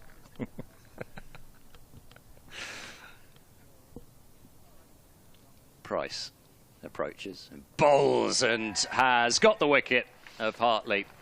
Just pushed up that little bit further. Hartley looking to drive and gets a thin edge through to James Bracey, and Gloucestershire, as Lancashire have just brought up their 450 of their 9th wicket, and Tom Price has some reward for plugging away. Just a little bit of movement, which will certainly interest Tom Bailey at the non-striker's end, and that's all you need is just a bit. Angled in from round the wicket, straightened a bit, and caught the edge. 450 for 9. He's actually bowled this type of delivery to the left-hander quite a few times, Tom Price. Wobble seam, I think, looking at that. It's just great, I've got to say. I mean, we're talking about the pictures here, but it's just fantastic that you can actually see that on a live stream. I'm pretty sure it looked like scrambled seam, and then it's just hit the seam at the right angle to then just deflect away from the left-hander enough to take the edge. Yeah, he's in terms of Price, it's his first wicket, but he's beaten the edge a few times, especially to the left-hander from round the wicket, angling in, just straightening, and he's that's reward, isn't it, for Price? He's bowled well. Yeah, I think there's been a few times when he has pitched it right up, really hoping for the drive in the edge, and so far it hasn't quite looked like that sort of a surface. It's looked like one where you've possibly got to drag it back a bit. It's not absolutely flying through off a full length to the stage where you can really pitch it so far full, knowing that just the slightest difference will cause an edge to go to the slips. You've been able to drive a bit more on the up on this, so he's had to bowl it a little bit shorter. Here comes John Turner, who has a first-class average of 2.67 as Tom Price bowls to him. He's struck on the pad first ball and he's gone. So Tom Price will be on a hat-trick for the second innings, and he's certainly got form where that's concerned, as he's already got 2 first-class hat-tricks in his 33-match career. And John Turner just looking to no, he was looking to work the ball to the leg side, let's put it that way. And David Milnes, well, he put the finger up very quickly there. It was one of those that was leg stump. It was probably the only stump that was in question, but see why it was given, and there's almost to a certain extent there's the number 11 out there. I don't know if that makes an umpire more likely to give a number 11 in that fashion than a top order player, but anyway, it's the end of the innings and bang on 450. So I've from the point of view of what I was thinking might be a realistic and achievable target for Gloucestershire this morning, restricting Lancashire to 450, that part has been done exactly. It has, dominated by Harris. That wonderful century, and well supported by Bohannon and by Hurst, but little dart from Wells heading towards the 400, trying to get that batting bonus point. Hartley and Bailey put together a partnership worth 49 to push Lancashire up to that 450 mark. 3 wickets for Singdale, probably the pick of the Gloucestershire bowlers. A couple for Tom Price, 2 for Akhtar as well, 2 for Shaw, 1 for Ollie Price.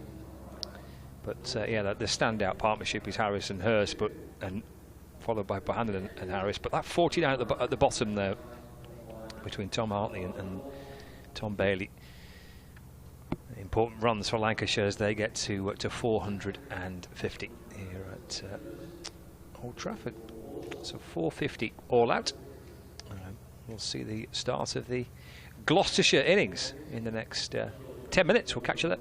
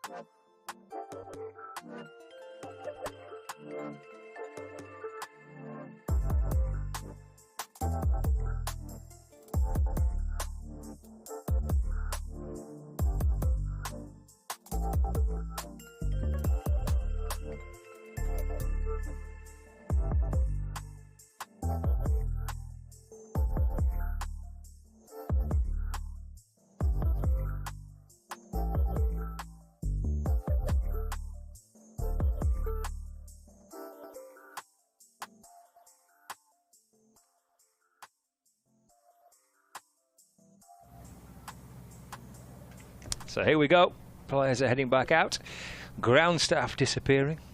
440 on the board for Lancashire and Gloucestershire, with work to do with the bat to begin with.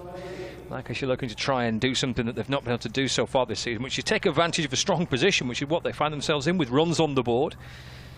And Bailey and Mahmood and Turner will come tearing in with this new ball. And the challenge for Bancroft and for Charlesworth is to see if they can get off to a good start. Lancashire on the attack. 4 slips are in place here for Bailey, who takes the new ball from the Brian Statham end. It's full and wide and swings away, and gathered by Hurst. And there's no runs. The task is here for Bancroft and for Charlesworth. It needs a solid start from Gloucestershire's point of view. Yep, and Bancroft is always such a prize wicket for Gloucestershire, and I think even as he's taken on the captaincy now, on top of just being the senior overseas batter at the top, his wicket's value's just gone up even more, the fact that he's captain as well. And there's Bailey into Bancroft, steered down to third man. That'll probably run away for 4. He does comfortably run away for 4 actually. And Bancroft and Gloucestershire up and running with that. It's a outside half of the bat, shall we say, from Bancroft. Lancashire with 4 slips in place, played it carefully and softly away down to third man. No third man in place for Lancashire. That was something that Gloucestershire had, I think, pretty much for the entirety of Lancashire's innings, as indeed did Leicestershire here in the last game. Lancashire opts in for the 4 slips, looking for some breakthroughs here. On the front foot again goes Bancroft. Steered out towards Bahanan at backward point, and there's no run.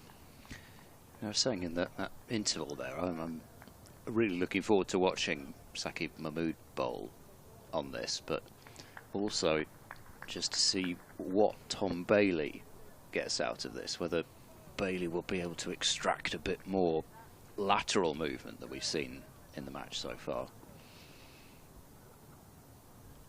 Bailey in balls, defended by Bancroft, gets across and right inside the line of it.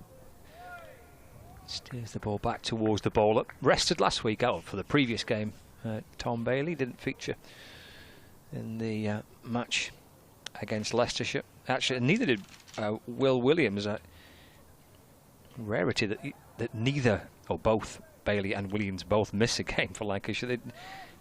Since Williams made his debut a couple of years ago, there's always at least one of the two in Lancashire's side, but not last week. Getting defended by Bancroft to mid-off. There's no run. No Will Williams this week as well, so he's missed the last couple. In fact, at the minute, he is actually out there, Will Williams. He's fielding it mid-on. The way that he was warming up before the start of play on day 1, I assumed he was playing. Yeah, I've gone for Williams in the last couple of rounds, so he'll be nice and fresh. He played some second-team cricket the other week and got some wickets in that fixture. Edged, I think, in front of Harris at 4th slip. The edge, because Bancroft didn't particularly play too hard at the delivery. The edge bounced in front of Harris. And at the end of the first over, 4 without loss. Bancroft has, for his faced all 6 deliveries. Looks like it will be Saqib Mahmood from the Anderson end to take the new ball for Lancashire, in tandem with Tom Bailey.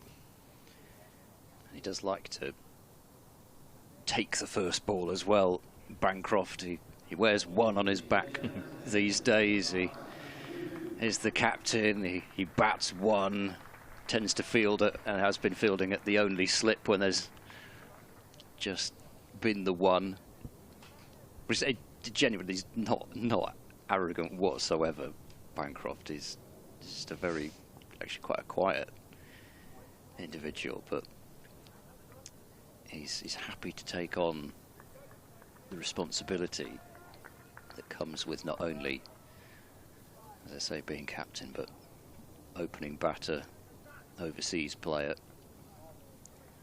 I suppose he might just want to match Marcus Harris, what Harris has done, or at least get close to. Saqib Mahmood has the new ball in hand from the Sir James Anderson end, bowling to Charlesworth, and that's a fairly comfortable leave first ball for the tall Gloucestershire left-hander, who's got 100 this season, second innings of the match at Derby, which was not quite the only, but close to the only real bright spot with the bat for Gloucestershire in that opening fixture.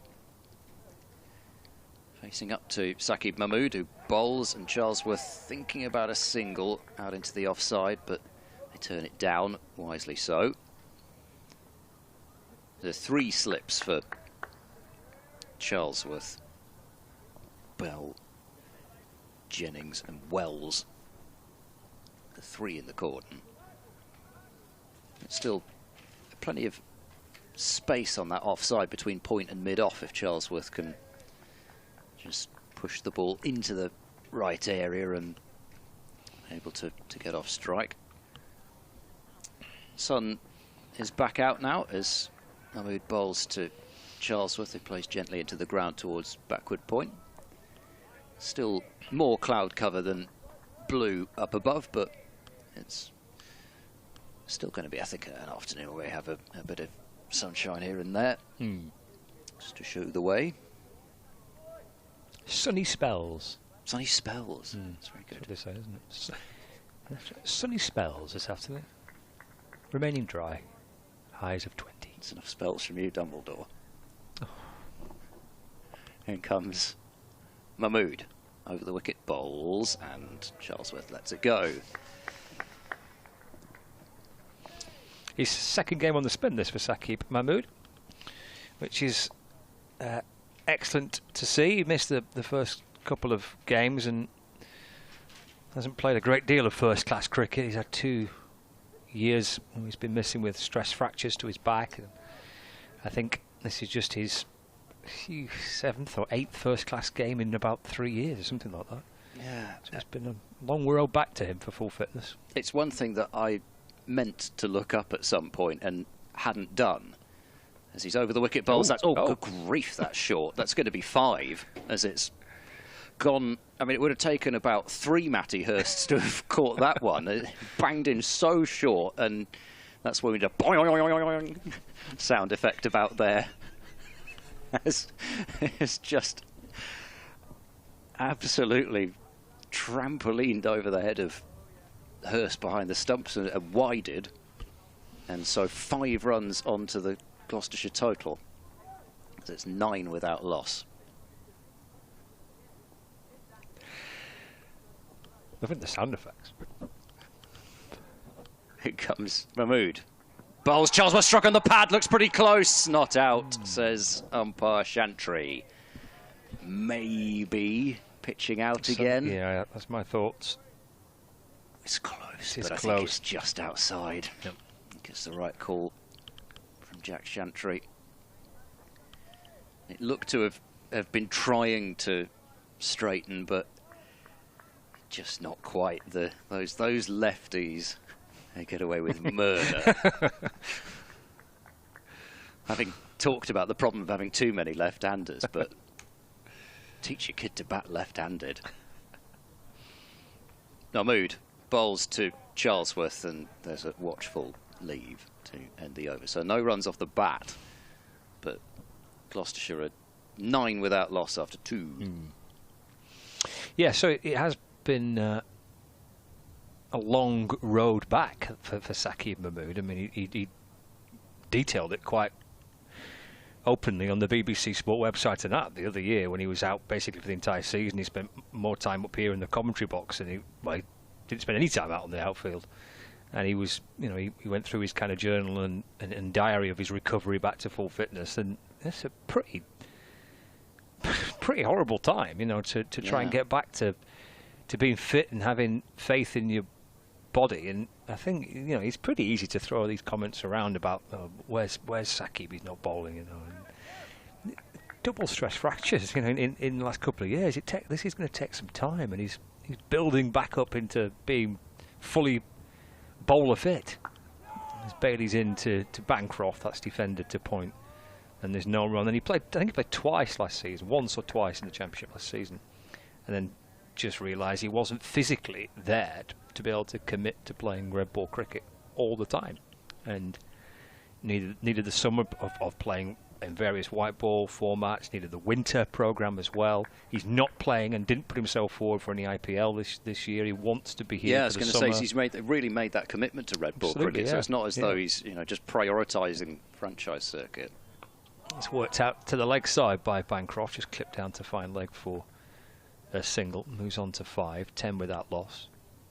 I think it's a white ball only deal he's signed with Lancashire, but then with the option of playing red ball cricket ad hoc, where it suits everybody type thing. Yeah. I suspect it's a similar sort of thing to what Gloucestershire have with David Payne, who hasn't played red ball cricket since that contract, where there isn't the pressure of having to play red ball cricket, but it's there as an option if needed to be used. Bailey comes over the wicket to the left-hander Charlesworth. That's pushed up to mid-off, no run.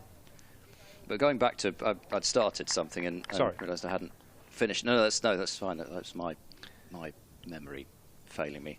I was actually going to look up, since that game between these two sides here in 2022, around about this time of year, maybe slightly earlier, how many games Mahmood had played since that point, because he did play in that fixture 3 years ago. Not many, but the answer. Bailey in, it's fallen wide and left through to Hurst. Yeah. Because they had Mahmood and Jimmy Anderson, Lancashire, in that game, and I was thinking this could be 3 years on, could be seeing both of them, but just Mahmood, as it's turned out.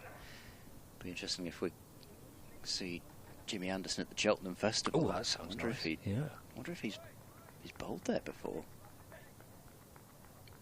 I've got a feeling. Did he play in that 2019 game? He played in that game? 2019 but again, game. We're going to get round that because that wasn't the Cheltenham Festival. Bailey in, balls to Charles was off the back foot, just pushed him off. There's no run. You have to double check the scorecard, but I've got a funny feeling in 2019 when they played at Cheltenham, albeit, as you say, not the festival. I think you might be right. I think he played in that, but I can barely remember yesterday, let alone 2019. Let's have a look.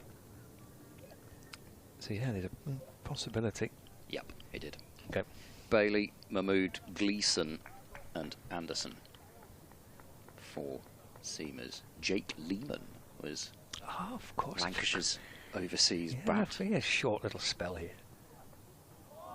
It's again Bailey to Charlesworth, full and wide of off stump and left and through to Hurst. End of the over. 3 gone of the Gloucestershire's first innings. 10 without loss. Bancroft 5 and Charlesworth on 0. I always think it's quite interesting to go back even just to something that seems, in my mind anyway, relatively recent, but I'm sure in others it's not, but just to see the differences in the sides. Jennings, Hamid, Jake Lehman, Rob Jones, Livingston, right, Dane Villas, captain and wicket-keeper. Yeah, he did everything that year, I think. Stephen Croft. Drove the bus, washed the strips, cooked the lunch. They did the whole lot, did Dane, that year. Didn't wash the bottles, though. Probably did. Probably did, yeah. Bancroft to face Mahmood for the first time. In over the wicket, bowls too wide and carved away towards the boundary, but it will be intercepted by Tom Hartley before it gets there. Just the single in the end to Bancroft, to just run it away using the width and the shortness. Taking a single, 11 without loss. Stephen Croft batting at 7. No, it's no wonder Lancashire ran Division 2 that year. Yeah. And then, Tom Bailey, Saqib Mahmood, Richard Gleeson and James Anderson. Pretty decent team, though, isn't it? There's obviously something about Mahmood and Anderson potentially playing together when it comes to Gloucestershire. Mahmood bowls, Charlesworth works leg side, it'll bound up to mid-on, and there is no run as Bailey does the fielding. And for for Gloucestershire, let's see, Dent still on the playing staff. Miles Hammond, James Bracey, Graham van Buren, Josh Shaw. So there's a few survivors from the Gloucestershire side, more so than the Lancashire side, actually. Mm. And again, Jack Taylor and David Payne also still on the playing staff, but as Mahmood is in over the wicket bowls and Charlesworth leaves, it was it's one of those, I think it was Paul Allett mentioning yesterday about Bracey sometimes just moving across to the middle of the stumps just to sort of exaggerate almost the movement that was on offer, but I think it was quite as tight to off stump as all that.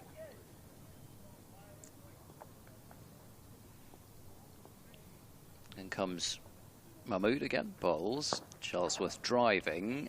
A chance to drive there as it was right up to the bat, but cutting across is the mid-off fielder, and there's no run. So that was Cheltenham, but not the festival fixture then. All right, okay. I'm terrible. I should be able to remember. There was probably an international match on. I can't remember which international match, but I had a feeling there was an international match on. Champions Trophy year, because I went from that game to Cardiff for a Champions Trophy match. Yeah. So it was that. So whether that could have been some fixtures there at Bristol that year, the Champions Trophy maybe. Ooh, or as this is played defensively into the offside for no run. Hang on, 2019 World Cup. World Cup year. That's what it would have been. Yeah, World Cup. It would have been one of the fixtures, and then because you mentioned it rained heavily. It did. That's what month was it in? I think it was in May. May. It did seem to. I think it rained overnight or something, and then we struggled to play. Yeah, late May, nearly into June. That would have been about that time, I think, wouldn't it? Okay. Yeah. Well, actually, no. The World Cup was later than that. Was it? All right. Okay. Yeah, because the final coincided with the final of Wimbledon. It was on the same day. Mahmood runs in now, bowls. Charlesworth carves that away towards deep backward point. There'll be 2 at least, might even be 4, and it's not 4. Just about tiptoeing round the boundary was Marcus Harris. Scored 160, they sent him out to the boundary. It's 2 runs taken by Charlesworth. It's 13 without loss. Did Bristol have one of those Pakistan ODIs before the 19 World Cup? Anyway, I'm sure there was a reason, and it would have been that it had to be moved, that game, to Cheltenham, but it wasn't the festival, and it wasn't the same as when Lancashire will visit this year. It'll be a different, if you're a Lancashire supporter, there'll be a different feeling to things. So you get a full festival feeling, isn't it? So you'll have all sorts going on, won't you? Oh yes, yeah. The various groups who've booked marquees and hospitality going on. Okay. Tom Bailey's not happy with the ball. He obviously don't like this batch as much as the ones last game, Gloucestershire-wise, that there was a lot of talk about how good those ones were. We've seen, well, the first new ball was all right because we didn't have that changed at all, but the second new ball, Gloucestershire, in that time had that changed twice.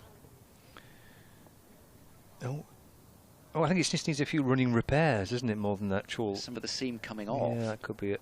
They've not got the magic bracelets out. But they'll want Lancashire,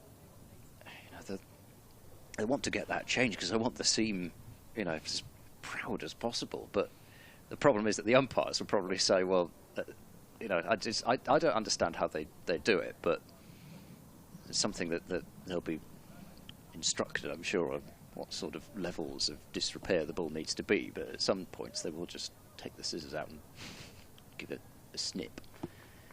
They're allowed to bring scissors into the ground, but oh yeah, you get a slight issue, didn't you? Yeah. Yes, it was a pair of scissors that I'd forgotten about in a side pocket of my rucksack. There's Bailey in and balls, and Bancroft gets right in line and defends to mid-off, and there's no run. Forgot they were in there. So it's in the side pocket of your rucksack? Yeah. Right. Yes, I think the steward, he was convinced that there was a glass bottle in that side pocket and got something even more dodgy. Yeah. I'm surprised you get ejected, thrown out head first. Were they confiscated then? They've been confiscated, right, yes. Oh dear. You could say I need them for work reasons. I've got to cut out my scorecard and things like that. Cut out scorecard? Yeah, I've got to cut out my scorecard. Doesn't have any Pritt stick. Yeah, though. exactly. And stick it in my book, in my jotter. 13 without loss. Here's Bailey into to Bancroft. Shifts across, and squeezes the ball out towards the offside where Bohannon fields, and there's no run. Goes wandering way out towards square leg. He's 2 pitches away now. Bancroft and turns and heads back. 4 slips in place for Lancashire. Who we got there? That's Bell at first, Jennings at second, Wells at third, and Harris at 4th slip. Fine leg and a deep square leg. Bohannon's quite deep at a point. It's mid-off, mid-on as well. And here is Bohannon on the chase as that's squeezed down towards, or through backward point by Bancroft. Steered away nicely for a couple. Bohannon catches it with it. Through, throws in towards the gloves of Hurst, and Bancroft adds 2 to his total. And Gloucestershire move on to 15 without loss. Bancroft on 8 now. So do you know where you need to go to retrieve your reception? Main reception, I think. Main reception. What? Dave downstairs? I don't think it's Dave. No. There's Bailey's in bowls. It's turned out towards the leg side by Bancroft, but he's going to cross his front pad. And working it out to the leg side, and got a few of the Lancashire slip fielders a bit excited. Yeah, he will do that, Bancroft, and occasionally he will get out to it. A lot of the time he won't. Yes. It'll just cause just the that. fielders to think that they're about to pin him LBW, and then that bat comes across. Quite annoying that, isn't it, for the bowling side? I'm sure it is. Yeah. I'm sure he is a very annoying person to bowl at. Into Bancroft. It's down the leg side and taken by Hurst. He's skipping a few paces to his left. Because he's one of those, he's not just going to... We saw Jennings do that as well, just move up and down and not just always walk at the bowler, just put them off a bit. And Bancroft will come down. He'll also shuffle a very long way across. Again, sometimes it will get him out, either LBW round that pad or playing at a ball that he could leave outside off, but it also puts bowlers off lines and lengths. Bailey to complete the over, edged but in front of Bell, who's at first slip. And end of the 5th over. Bancroft on 8, Charlesworth on 2, and it's 15 without loss. There's the problem Lancashire may have, in that they put 4 slips in, but it's going to take the batter, I think, really going, at least from what we've seen today anyway, it's going to take the batter going really hard at the ball for those slips actually to have a chance. We've seen 2 edges already fall short of the slip cordon. We'll get the bird scarer out and have those pigeons pecking away at the outfield. For viewers on Lax TV, there's been the occasional shot of the bird today, haven't there? Birds swooping around above the ground. Pigeons have been providing some entertainment. Here's Mahmood into Charlesworth, and this is worked to square leg. And there's no run.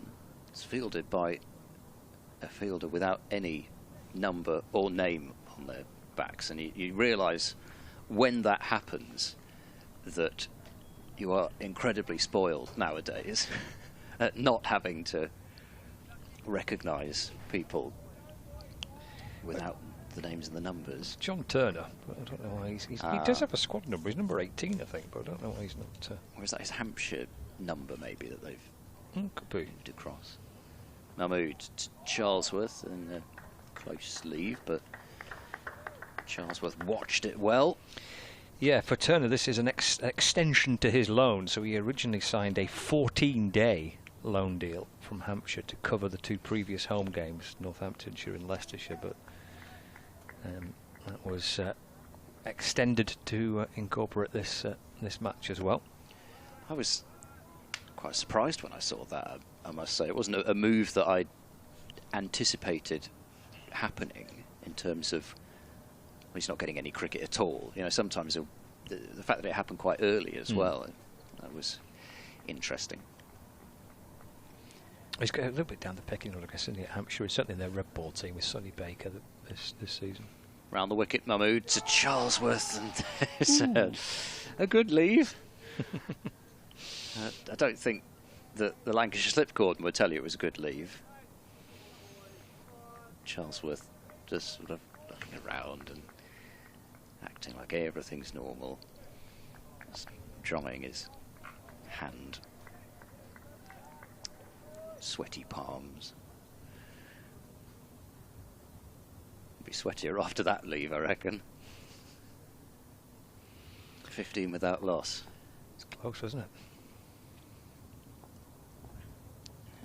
Switching to round the wicket as well, and then having that happen, that's a little bit full. And Charlesworth, a couple of times he's had the opportunity to drive, but that way he just couldn't quite dig out of there, and it's knocked down by the bowler in his follow through.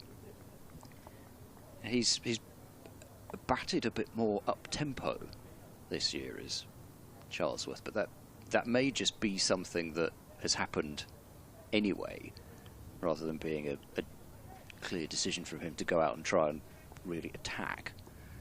He's certainly being tied down here, particularly by Saqib Mahmood, who's bowling again, and Charlesworth just working gently to mid-on. This is good from Mahmood. This is, I mean, he's a game in, isn't he? He's a game further in to kind of getting back towards his kind of full fitness and full bowling speeds, and as he says, getting overs into his legs. This is a good start. And I'm only reflecting back from the game against Leicestershire, not that he bowled badly against Leicestershire, but you could just tell it was first game of the season, and you know it takes time, but this has been excellent from Mahmood so far. Here he comes, wider of the crease, and Charlesworth just works away leg side, and John Turner will kick it around and pick it up. 6 overs gone, and it's 15 without loss. Not a flying start from Gloucestershire. There haven't been too many massive early alarms, but seen a couple of tight leaves, and then a couple of edges also, which have fallen short of the slip cordon, and well short so far. Yes, one short of Harris, one short of Bell, both off Bancroft, but played in a manner that they're always travelling down, not into the hands. Oh, he wants a quick single here. He's pushed it up towards cover where Balderson comes scampering forward. Hurst comes galloping up from behind the stumps, but in the middle of all that, they've hurried through for one. And that's it's well run. It's the other part of Bancroft's game as well. It's a part of Gloucestershire's batting as a whole that I watched for several years and felt that's an area they've got to improve at. They've got to find a way to get those singles when there's not much else being given away. Mm-hmm. It can't just be maiden after maiden and then hope that one bad ball comes, because in that instance it doesn't tend to come very often. Bailey over the wicket to Charlesworth, nicely clipped through mid-wicket. Bohannon will catch up with it.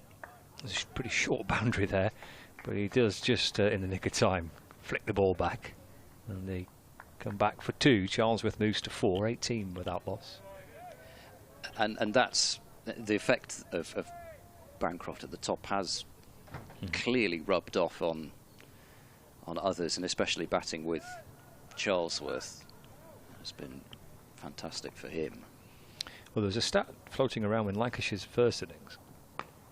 That's chopped away to backward point by Charlesworth for no run, that when they got to 300, a third of those runs came through singles, which is apparently that's the most they've done in an innings at that stage for about 10 years. Sometimes it's a stat that's overlooked, isn't it? But yeah. It seems like an important stat, doesn't it? You keep it ticking over. And the quick ones, especially, there's been a few where, well, quite a lot where Gloucestershire have set the field back, but especially early on, to quality new ball operators. And you've got a right-hand, left-hand combination as well at the top of the order. It's just so important to keep that strike rotating and not allow one bowler to build the pressure against the same batter. Full slip to third man. Barely around the wicket to Charlesworth. That's a really handsome looking shot. Crunched away through extra cover for 4 runs. 22 without loss. Charlesworth hammers the ball away for 4. I've been waxing lyrically about Luke Wells, and there's another tall left-hander in Ben Charlesworth who is very easy on the eye, especially when he's driving and cutting. Yeah, moves to 8. Barely from around the wicket to Charlesworth. That's defended to mid-on this time, but again done with purpose from Charlesworth. It's not a tentative, cautious block. He played a solid-looking defensive shot, just on the walk almost, kind of a half step forward to Bailey, and pushing it up towards mid-on. And there's no run. Looks like a little bit of a fiddler too, doesn't he, Charlesworth? Not to the extent of Luke Wells, but he's always... I haven't really noticed too much, actually. Bailey in to Charlesworth. That's nudged away to mid-wicket, and there's no run. It's the end of the over. You're going to get me studying every movement these yes, now. Well, I know. I've just been doing that. 22 without loss. He rehearses a shadow forward defensive. Good start by Bancroft and by Charlesworth. Lancashire probing away looking for a breakthrough. 22 on the board for Gloucestershire. In reply to that, 450. Whereas Bancroft is very much same thing every ball. He's got his routines and just very calm in his movements. It's sort of nearly always do something. Yeah, there he goes. At least something with his bat. It's that one actually that I've just seen. He'll nearly always just have a little scrape with his bat away to the side. Sort of retaking his guard slightly there as well, but just that little scrape. As Mahmood runs in, bowls to him, and he's having to get up onto his toes and just play that down into the ground, then off for the walk. Doesn't go too far, only just to the second pitch, but just has a bit of a walk back, a bit more scraping, yeah. Just the one twirl, looks at his bat and sort of presents it then to the floor, and does about 2 or 3 lots of tapping before facing again. Mahmood into Bancroft, who's forward and just about squeezing that out into the onside. As just threatened to sneak through with a bit of late in movement. Bancroft also signalling that. It had come across a little bit and it just caught that inside edge, but if it had not done so, then Lancashire would have been screaming for the appeal. In goes Mahmood, bowls. Bancroft drives pleasantly but picks out cover point, and there's no run. Elsewhere in Division 2, Kent batting again and trail by 20 runs, but Zach Crawley is 55 not out, batting with Daniel Bell-Drummond, who's on 23. Compton out for 8, but Kent 89 for 1, second innings trailing by 20 runs.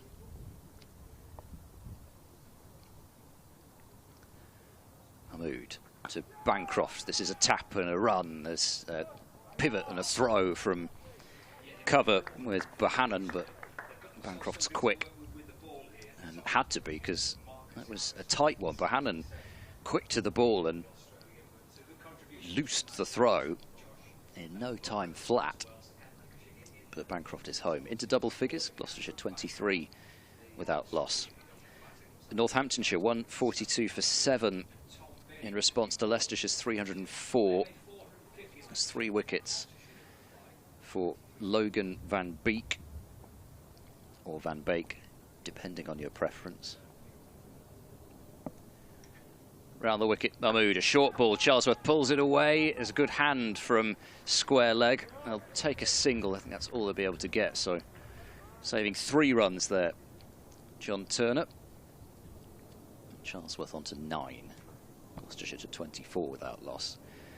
So Northamptonshire, well, they need, what, 13 runs to avoid the follow-on, but Leicestershire in a great position again. Table toppers in Division 2, and by 13 points at the moment as well. Chance to pick up their 3rd win in 5 matches for Leicestershire. Match taking place at Grace Road. Mahmood runs in now, bowls to Bancroft, who works this one away off his hip area, but picks out square leg, and there's no run, and 8 overs bowled. Gloucestershire 24 without loss. A mostly steady start by the 2 openers so far.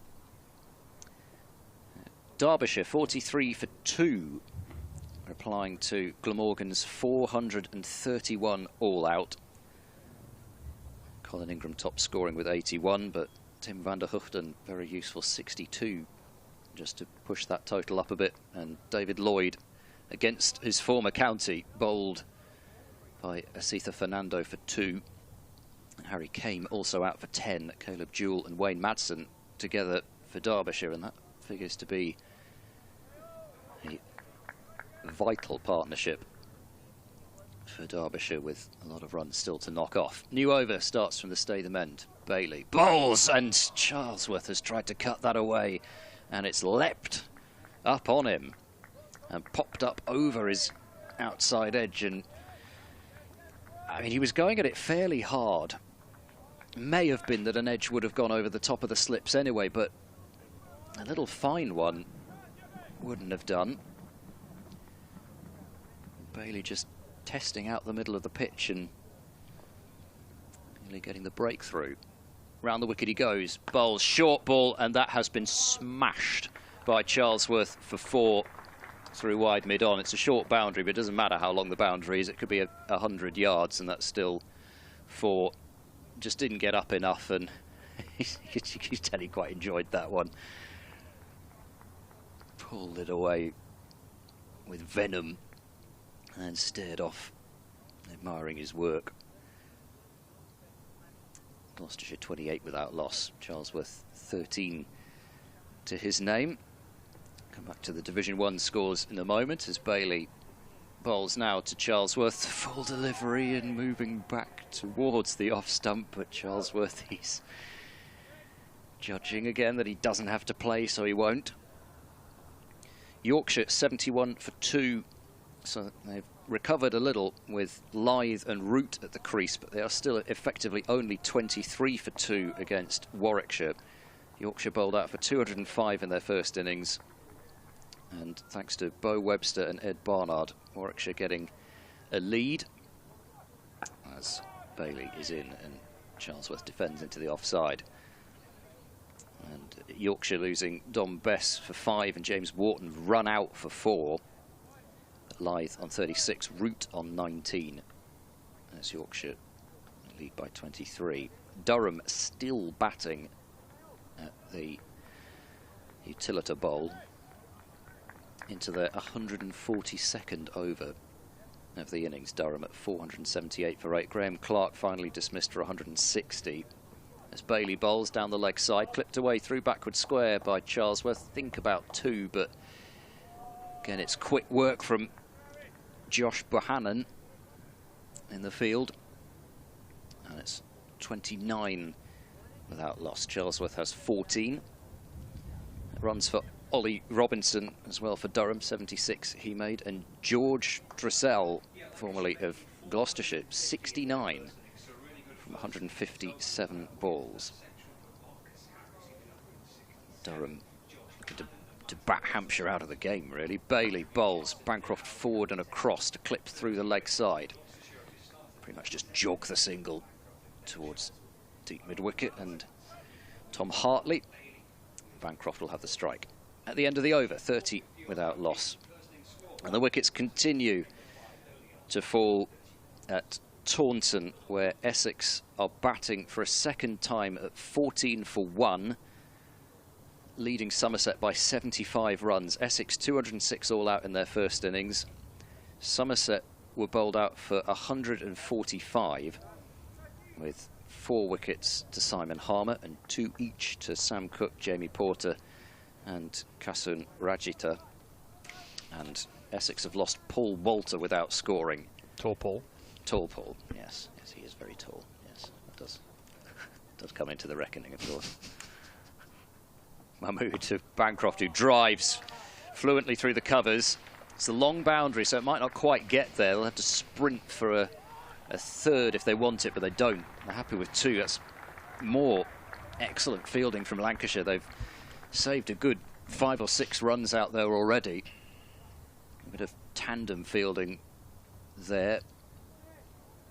32 without loss. Was that Bohannon again at mid-off? It was, yeah.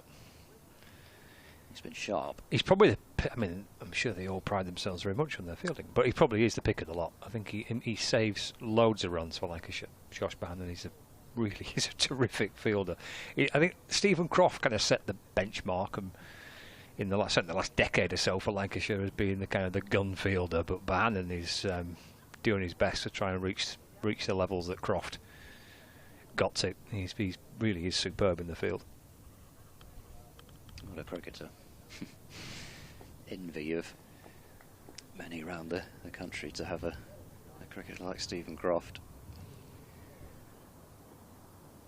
Mahmood to Bancroft. Oh, inside edge, maybe onto pad, and I don't know how it got exactly where it did. It ends up at backward square. Did it go through his legs? See that again. It looked like inside edge, it but did, yeah. Let's see whether we can get anything there. Yeah, did it go through his legs? Nutmegged himself with an inside edge. Good effort. I mean, I could so easily have just hit the outside leg or the inside of the outside leg and got onto the stumps, but Bancroft gets away with it. He's on 13. Mahmood into him and steadily forward this time, defending into the offside. We saw one Australian earlier today with an inside edge that crashed back onto the stumps in Marcus Harris. That one just being a little bit more, bringing Bancroft a little bit more good fortune. It's a good early wicket, that wasn't it, this morning for Gloucestershire to get Harris so early on in the day. Still managed to get up to 450 though, Lancashire. Mahmood in to Bancroft, a full ball, which is flicked away and picks out mid-on, looking for the gap between forward square and mid-on, which is a fairly sizable one. Yeah, I think that was, well, that and the wicket of Wells in the way that it happened. You just never know how many Wells might have gone on to make if all things have been equal, but because of that 400. There's no way he would have got out the way that he did if that hadn't been the situation. Going across and trying to fetch it into the concrete area. Mahmood bowls and Bancroft guides this one out to point, and there's no run. Does it have an official name, that the concrete area? Well, it will be the party stand. Yes, when the absence of party stand. Yeah, so with the absence of the party stand, I think it's just I quite like the concrete area. The concrete area. It was the activation zone yesterday. Oh yes, it's Schools Day, wasn't it? Yeah. There's all sorts going on yesterday. My favourite one was when the Lancs TV guys cut to the kids and they had headphones on, so they obviously listened to music and they're all dancing. It's like a little mini silent disco they were at. That was brilliant. Disco. Yeah.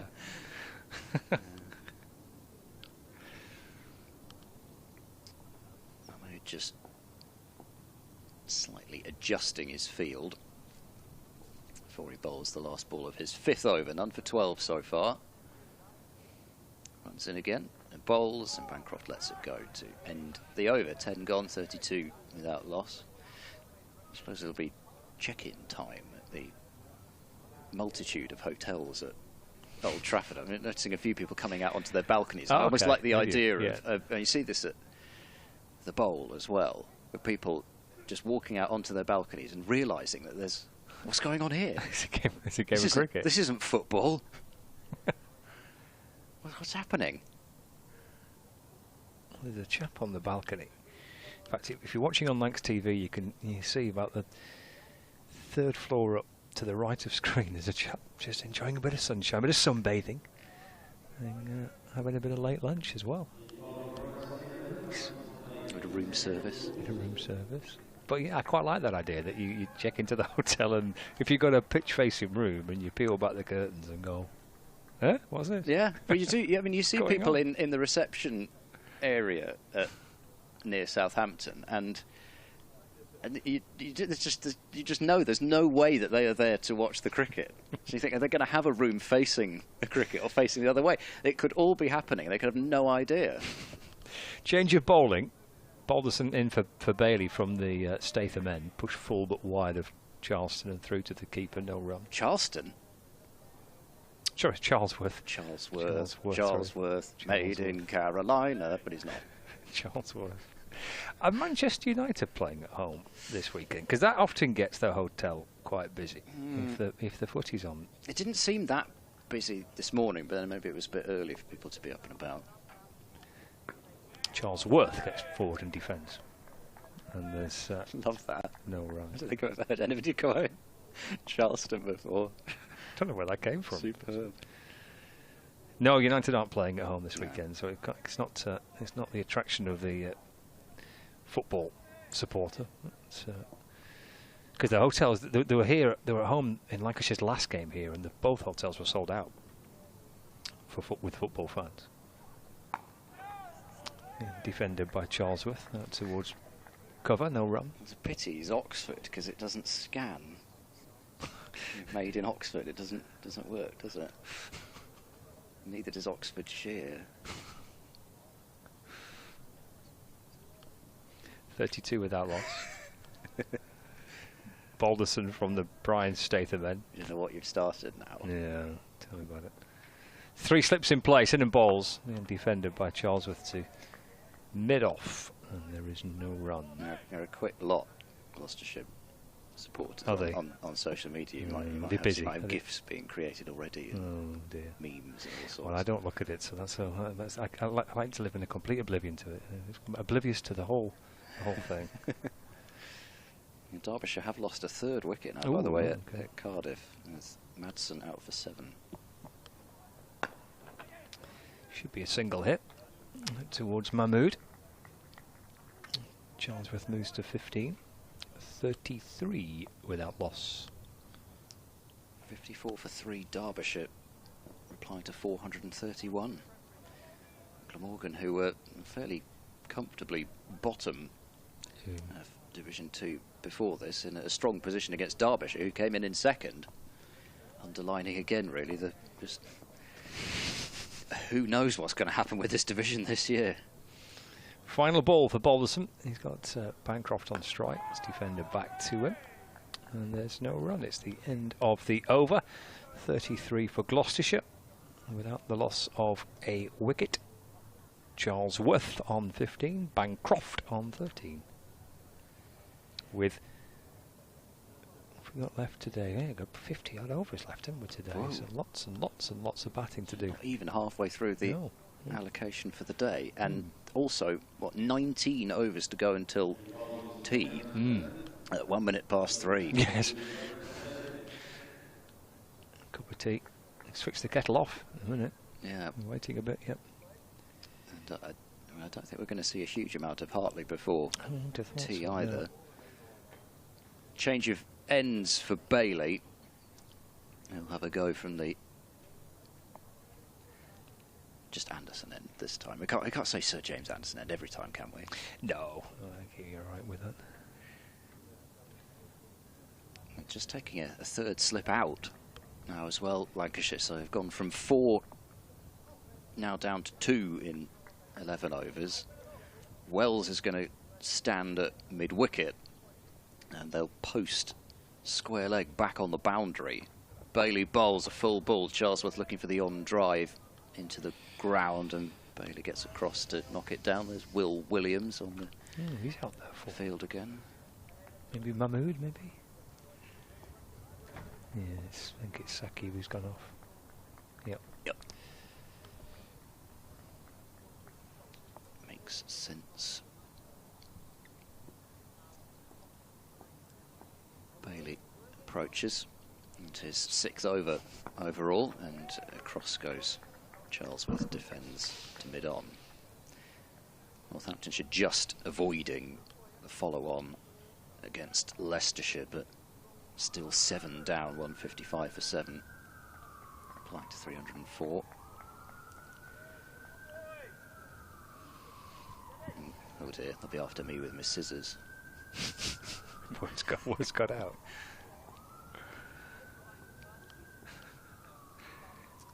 I mean, Bailey bowls and this is pushed into the ground and fielded at wide mid-off. Well, you've got to ask why they were there. Yeah, in the first place. I thought we should move on from it. Well, it's just where I keep them. It just fit nicely into that side pocket. That doesn't really answer the question, though, does it? That? Well, you did a pair of scissors about. No, I don't. No, they're in the kitchen drawer. And that's where I don't have to shave every morning. Quite fair facial hair, you see, so I don't have to. So sometimes you just give it a trim, and it's all right. Bailey bowls and beats Charlesworth, who holds the pose of the defensive shot that he tried to play, but he didn't make any contact. But he didn't really go probing. Charlesworth, it was a ball that, to a certain extent, he covered the line of off stump, but he was still beaten by it. But it's just one of those where you cover the line of off stump and hope, really. And goes Bailey, bowls, full delivery, right up to the bat. Charlesworth drives, freed the arms a bit, but Ken couldn't really middle it, and picked out the fielder at wide mid-off. And Kent also just gone into the lead as Crawley and Bell Drummond continue to try and take Kent into. Funny game, that, isn't it? Yeah, it is into a lead now. So effectively 1 for 1 with the work that's been done by Crawley's 58 and Bell Drummond 41. The score's just going up and up and up.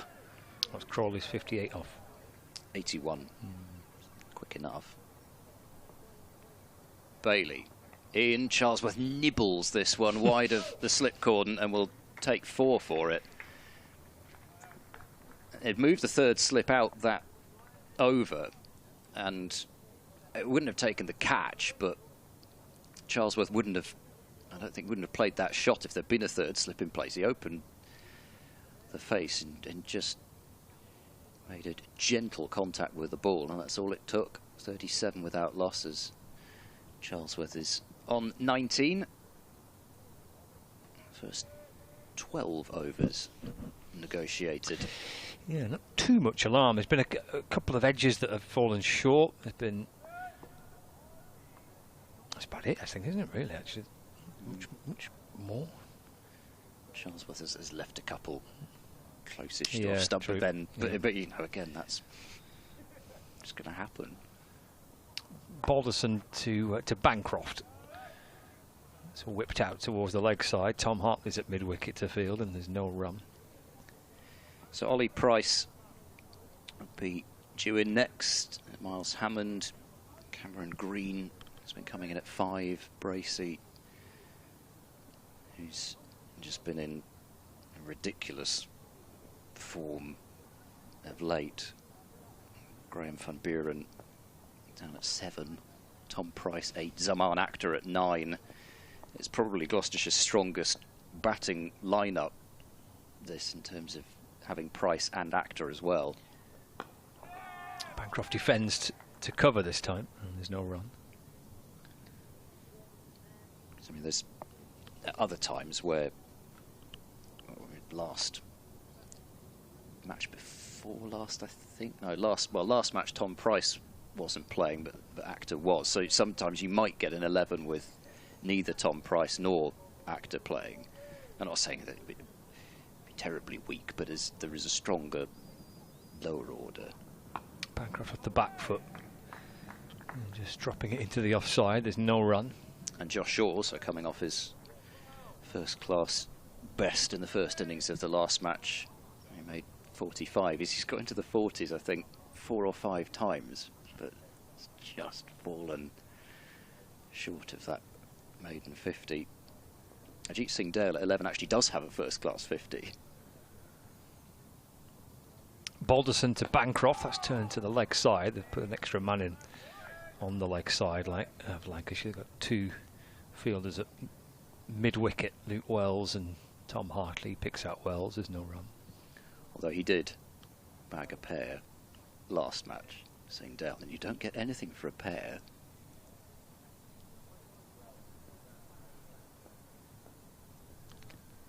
Balderson into Bancroft. Spinning round and asking the question is Balderson. Bancroft didn't get that far forward, but maybe forward enough. And plenty of height on it as well. There's enough doubt there, certainly. It was the height that was my first thought, anyway, but yeah, it just didn't seem like a fully convicted appeal. Not really. Final ball for Balderson into Bancroft. That's a slightly better shout. No, he's down on his knees. He's pleading now as Balderson. Oops, he's back on the replay. It's height again. Felt like a better shout than the first, wasn't it? Maybe a little bit of height. I didn't know whether there was a little bit of bat or not originally when I was listening to it live, and whether I heard 2 sounds. But it's a good shout from Balderson. He's still standing there as well as David Milne, so he's just sort of replaying it in his mind almost. It looked like initially I thought Bancroft was trying to suggest he'd got his pad outside off stump, but I don't think he did. I don't think that was the reason.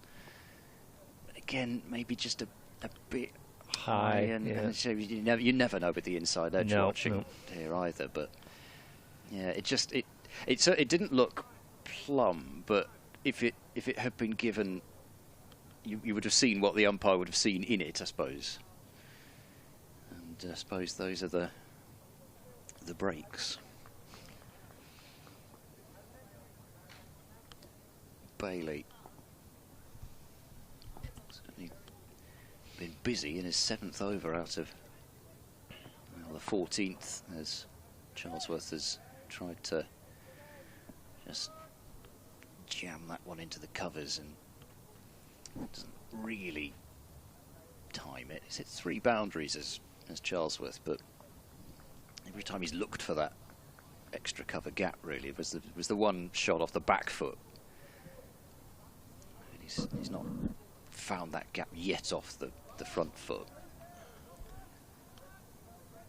But at this stage, it's wickets in hand and build rather than needing to put everything away to the boundaries. Bailey bowls is another one of those tight leaves. It just inclines his head round to have a look back, Charlesworth, so he's just casually trying to see just exactly how much it missed off stump by. Been pretty immaculate in his judgment so far, but I bet there's been a few moments where he's just had for a split second a little bit of doubt, and that did come back. Bailey in, Charlesworth drives, timed that one well enough, but across comes Bohannon from mid-off.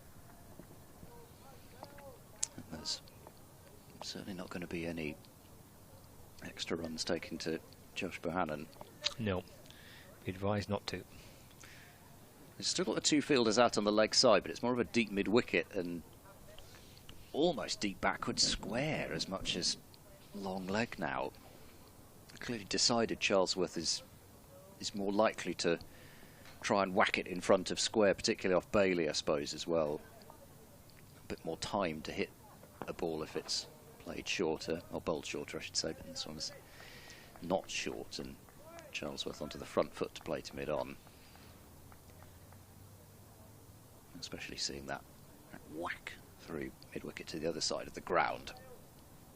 Can understand where Keaton Jennings and Lancashire are going with those two sweepers out. We haven't really seen Bailey try a bumper particularly. Bailey in now, and Charlesworth has lots of room on the leg side created by those two fielders going back, and just the mid-on, who is the substitute, Will Williams, and they're able to come through for an easy single, 38 without loss. Lancashire with a four-man seam attack with Sim Bailey, with Sim Balderson and with Sim Mahmood. No John Turner as yet. And then backed up by the two spinners, Luke Wells and Tom Hartley. Bailey to Bancroft, who knocks that one towards mid-on. They thought about a single, but there's definitely not a single there, and Charlesworth actually hadn't moved at all at the non-striker's end, and it's a good job. From a Gloucestershire point of view, he didn't. It was Bancroft who took a couple of hopeful steps down. He knew he'd hit it pretty well, but yeah, no chance with mid-on in the way. 38 for no wicket. At Bristol, by the way, at Glamorgan's women got to 304 for 8 from their 50 overs, so big score. Gloucestershire in reply 45 for 2 in the 13th over, so that's going to be a tall order against the side who will be in League One, Tier 1 in 2 years' time. The stuff isn't confusing at all. Well, I thought there were tiers, but maybe they refer to as leagues as well. Yeah, well, I think this is the thing, that the competitions I think are divided into leagues, but right. Talk about the tiers in the Okay, system, I suppose. Yeah.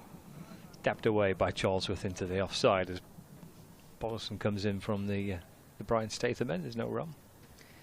Yeah, I think Yorkshire might be showing their strength in that competition in this game. 381 for 6 plays Derbyshire's 49 for 7. I'm not saying you'd imagine that's going to happen every game, but yeah. Balderson. Oh, it's a good ball that goes through Charlesworth and through to Hurst. It's rocking onto the front foot. It's one of the few really genuine just pitch up and nip away and genuine beating of the bat that we've seen in the 15th over, but it's got a bit cloudier, and I don't know, the wind died down a little bit as well. Again, he's asking for an LBW. That feels more optimistic. That feels, again, a little bit of height potentially, a little bit leg side.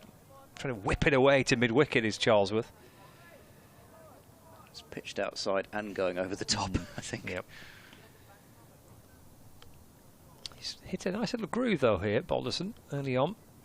Yes. He's, sorry, I was going to say, he's sort of returning a little bit of the favour from earlier on. He's pulled 15 deliveries and only gone for 1. In again to Charlesworth. It's driven to the right of mid-off. Bailey gets across the ground, able to just beat Josh Bohannon to it.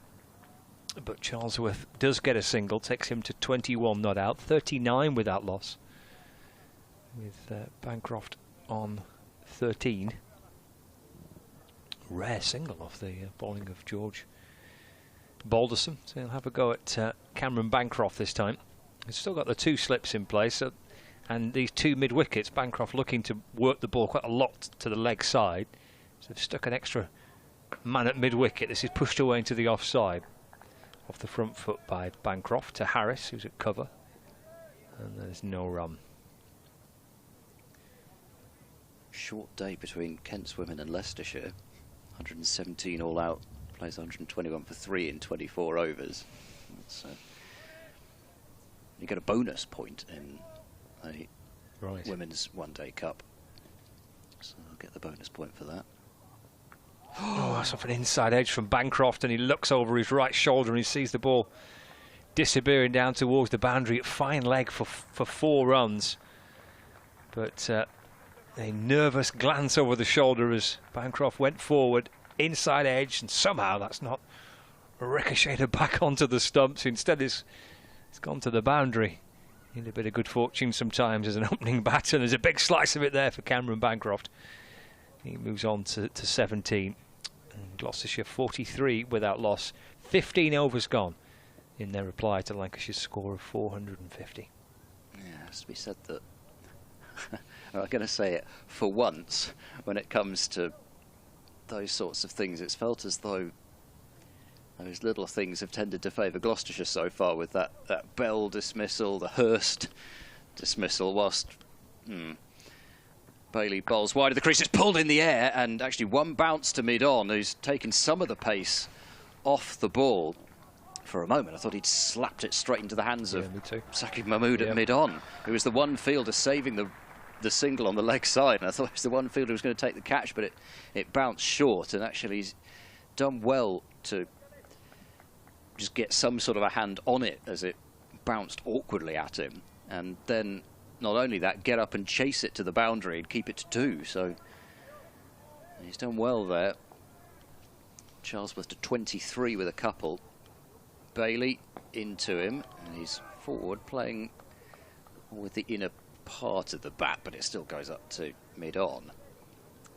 Just a little bit of something feels as if it might just be, you know, the ball feels a bit more on top of things this last few overs.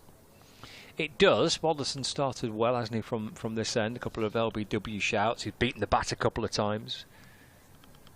Bailey's effectively bowled an 8-over spell here, hasn't he? Yeah. He's switched from one over to one end to the other. Bailey in short ball. Charlesworth clatters the pull shot away. He's happy to take it on even with those 2 fielders out in the deep. It's Turner at mid wicket who cuts it off, just the one. 46 without loss. Yeah, not seen Turner yet. He's the only one of the 4 frontline seamers that Lancashire have gone with. We haven't seen. We saw 5 overs from Saqib Mahmood. He bowled well from the Anderson end. 5 overs, 1 maiden for 12. Bailey's shouldered the bulk of the work so far, though, for Lancashire into his 8th over.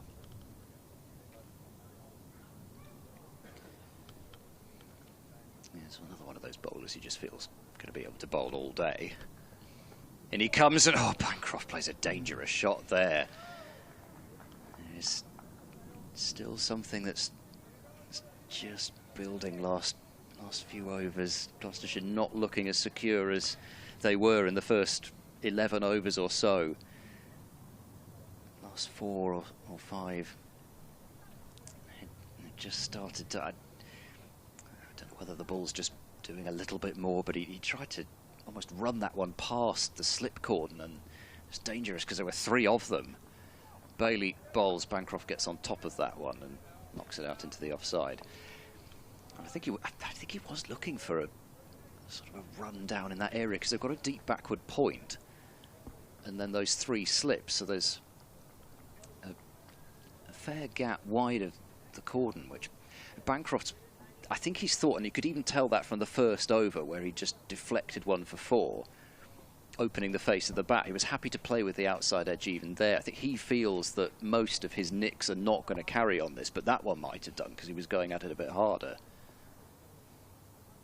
Bailey in. Some wide delivery, and at the moment Bancroft seems to be fighting things, because I mean that looked as if it was a shortish, wideish delivery that Bancroft would normally clatter away, but into the ground, bottom part of the bat, and take one as it goes to square leg. But it was not too dissimilar to the ball that got Harris out earlier. Bancroft survives, and Bancroft and Charlesworth will have an extended chat here about what's gone on the last couple of overs, but they're still there at 47 without loss. Yeah, well, that's the key thing from Gloucestershire's point of view, isn't it? Just feel like it has been a bit awkward this last 3 or 4 overs. Lancashire probing away and asking a few questions, but as you say, they're still We're still there. Balderson to continue. 4th over for him. Bancroft on strike, and that's Bancroft getting in behind it and defending this first delivery. And ball is ricocheting back down the pitch. It gets in between the legs of Charlesworth and is picked up by Balderson off his own bowling. You can see John Turner limbering up. He's at point, so you can see the arrival of Turner. Likely for Bailey. He's bowled 8 overs. 4 in defence. Goes Bancroft getting right across on his stumps and pushing away into the offside. He's a bit of a walker, isn't he, Bancroft? He likes to have a bit of a wander. Off he goes towards square leg. He's 2 pitches beyond by the time he loops back round and gets back into his crease. He's not quite Simpson, John Simpson that is, when it comes to the walk. I mean, he's off almost to the square leg umpire every ball, but he does go on that wander. Saqib Mahmood's been off for a little while, but he's back on now. He's at mid-off. Here's Balderson for Lancashire in. It's with the back foot. Worked into the offside where Harris Field's at cover, and there's no run. Remains on 18, but it's felt hard work in the last, particularly in the last 3 or 4 overs for Bancroft. A couple of inside edges. I think the other thing that's happening is that the ball's getting a little bit softer already, and they're trying to force these deliveries away. It's just not quite coming through to them in the same way as it was with a really hard new one. Into Bancroft. He's bowled him this time. He's been probing away as Balderson, looking for that type of dismissal, either LBW or one that sneaks through and clatters onto the stumps. And he gets his reward on this occasion. You felt it was coming. Bancroft departs for 18. And Gloucestershire lose their first wicket, 47 for 1. That's a really marvellous bit of bowling from Balderson. He was getting that late in movement as well. That not masses, but enough, and especially late. And he's finally got one to squeak through Bancroft's gate, and that, as I mentioned, it's always such a key wicket at the top of the order. It's actually a wobble ball from Balderson as well, so he's been getting what looked like swing in. That one was I guess angled in, and then it just hit the seam and just went a bit further in, and Bancroft couldn't cover that movement. And okay, it's not the earliest of early wickets, but it's early enough when you've got 450 on the board, and Bancroft, somebody that can just be that calming presence for everybody else in this Gloucestershire lineup. When Bancroft goes well, Gloucestershire do as well. And somebody else is going to have to play the really long innings here. Ollie Price out to join Charlesworth. Yeah, I mean, watching it silently, it looks like he got into quite an awkward position to play at Bancroft, but that's what Balderson, in particular to Bancroft, to the right hand, has been searching for. He's had a couple that have hit the pad, but he's got a cross and maybe bounced high and over anyway. The LBW decisions. That one, he just manages to sneak in between bat and pad. Eventually has his reward for persisting with that approach. It's left by Price, the first delivery, and taken by Hurst. That's probably another thing they'll already know about Ollie Price. Well, in fact, Lancashire will know players like Ollie Price and Ben Charlesworth as well as anybody, given the fact that Dale Benkenstein's been coaching them for years. He was almost ready for that underarm. Forward again goes Price and defends, and there's no run. Wicket maiden for George Balderson, 47 for 1. And again, just even there, they know that Price likes to stand outside his crease a little bit, and just zipping that throw into the keeper, forcing him to take that step back. It's something, I think, even from the first 2 deliveries, that you can imagine they might have had a bit of a chat about, because Hurst was ready just to do the skittles towards the stumps if Price hadn't stepped back. And then that second ball. So an interesting duel, but it's going to be Turner to replace Bailey. There we go. So he does have it. Must be a second sweater that he's got that doesn't have the number on, because now he's peeled that off and we can see the number 18 for John Turner. So Bailey 8 overs to 29, and for Turner now he's got to back up what Balderson's doing. You'd imagine Balderson's probably going to be able to go for 7 or so himself. Or at least have another couple. Can Turner back him up? Round the wicket he bowls to Charlesworth, who tucks this away through mid-wicket and will trot through for 1. 48 for 1. He had a good season last year with the ball, did George Balderson. Probably his numbers with the bat were a little down, but I think he actually finished as Lancashire's leading wicket taker last season. So if he can nudge up the numbers with the bat this year and continue what he did with the ball, then he'll become a really important cog in this side, this all-rounding position for Lancashire. Good young player. Turner into Ollie Price, very full, and squeezed out into the offside for no run. Does look as though he's batting a little bit deeper in his crease, Price against Turner. Not quite starting outside and then getting a little bit further down as well. Price was one of those last game that the umpires had a bit of a chat with about how far down he was, but yeah, just on the edge of his crease to Turner. He's bowling now, and Price is just tapping that one on its head, and it bounces out towards Wells in the gully.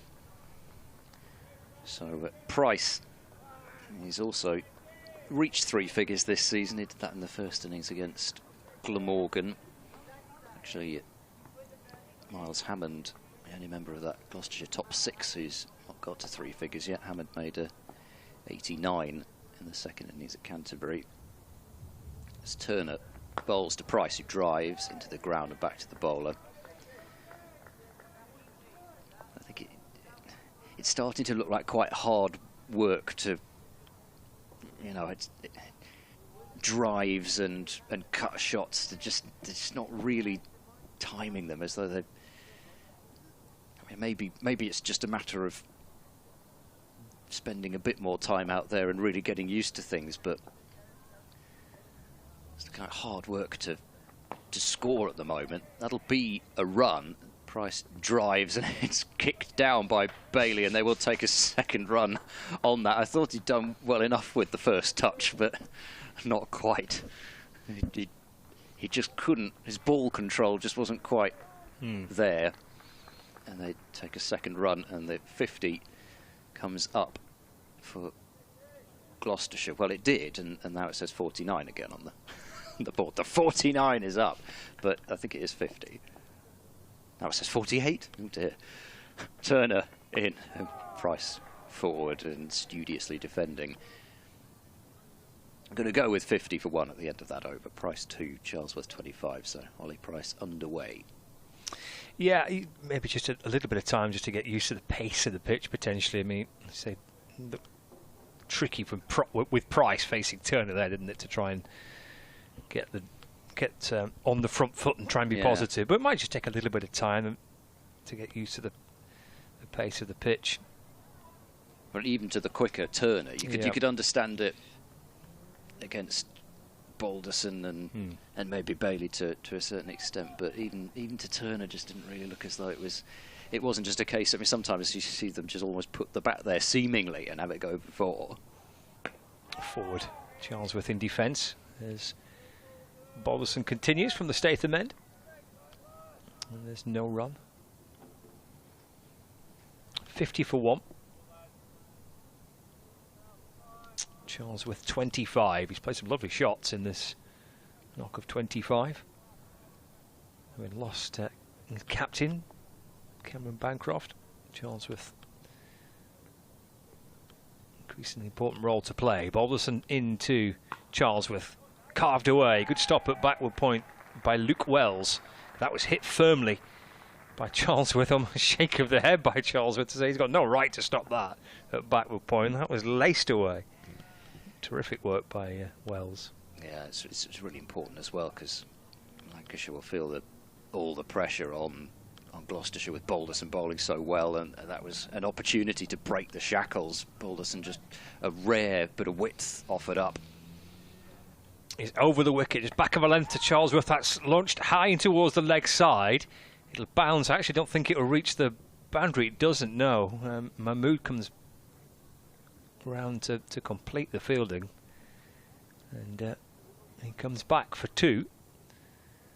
52 for 1 now.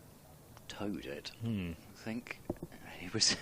I think in his desire to try and swing it for 6, he ended up only getting 2. Whereas if he'd done what he did earlier against Bailey, he probably would have got 4.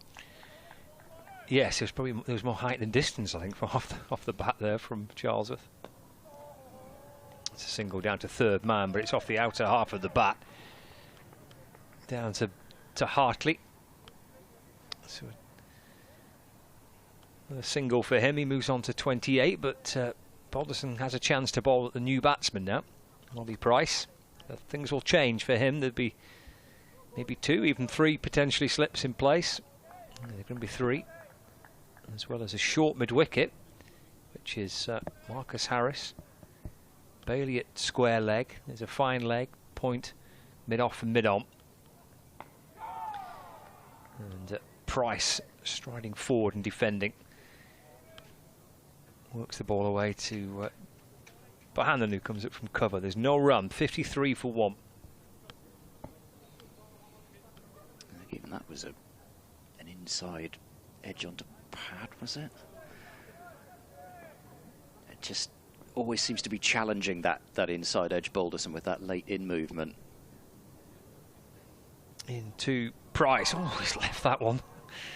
And that snakes away past the off stump and then continues to come back in, and Hurst takes it a pace or 2 to his left. It's good judgment by Price, but Balderson is able to, he's getting the ball to move here and becoming an increasingly big threat for Lancashire. He's really got one that's gone through Bancroft's forward defence. He's picked up the only wicket to fall so far. It's a good spell. 5 overs, 2 maidens, 1 for 9. Gloucestershire 53 for 1. Yeah, I think they'd just be glad to get out of this Balderson spell at the moment. Maybe 2 more overs to survive, whether he goes 7 or 8, but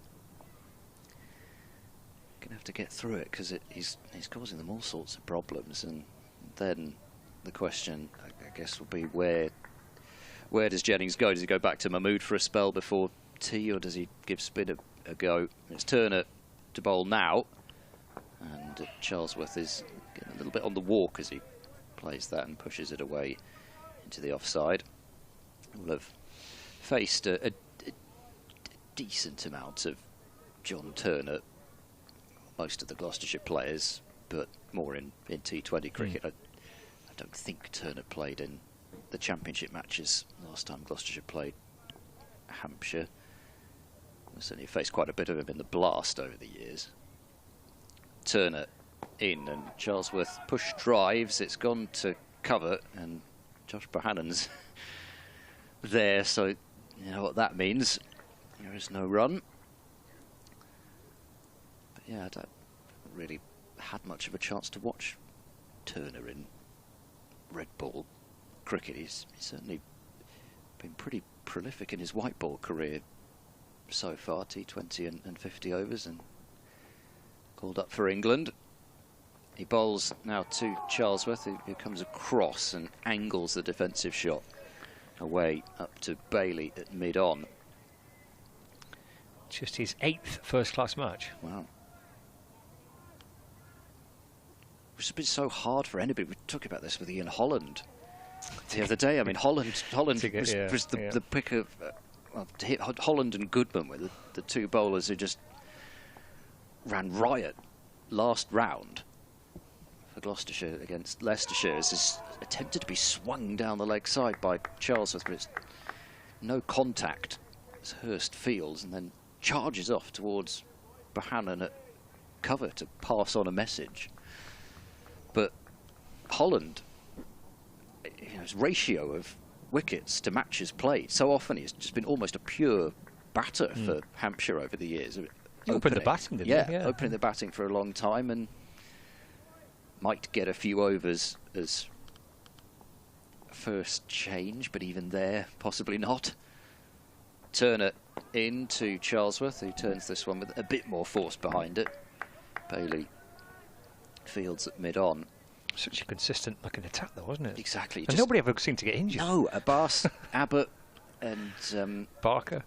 Just and they're all red ball only players as well. So they're not playing white ball cricket, and they really can just be rhythm bowlers there rather than the sort of almost more power athlete that you've got to be these days to send it down for 4 at a time. Turner into Charlesworth, a bit of a hop and gets in line and keeps it out, but it's a maiden from Turner, so he's doing his job at the moment, keeping that pressure on from both ends. Gloucestershire 53 for 1, 10 overs still left until tea.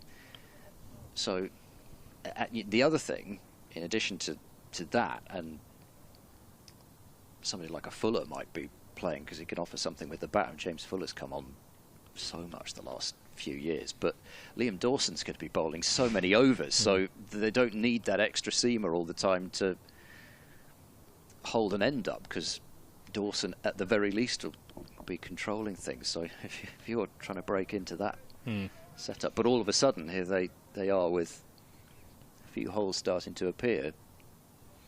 Here comes Balderson to Ollie Price. It's driven, but doesn't time it, and the sound off the bat would give you a clue that that's not come right out the middle of it. Switch towards Bohannon, no run. Sorry, Scott. Speaking of Hampshire, they finally bowled Durham out for 511 in 148.2 overs. Abbott playing, but no Abbas anymore, and Balderson to Price. It's driven straight. Balderson sticks his right hand down and stops the ball. And there's no run. Baker, not Barker. Yes. No candlestick maker either. 0 for 103 for Sonny Baker in 20 overs.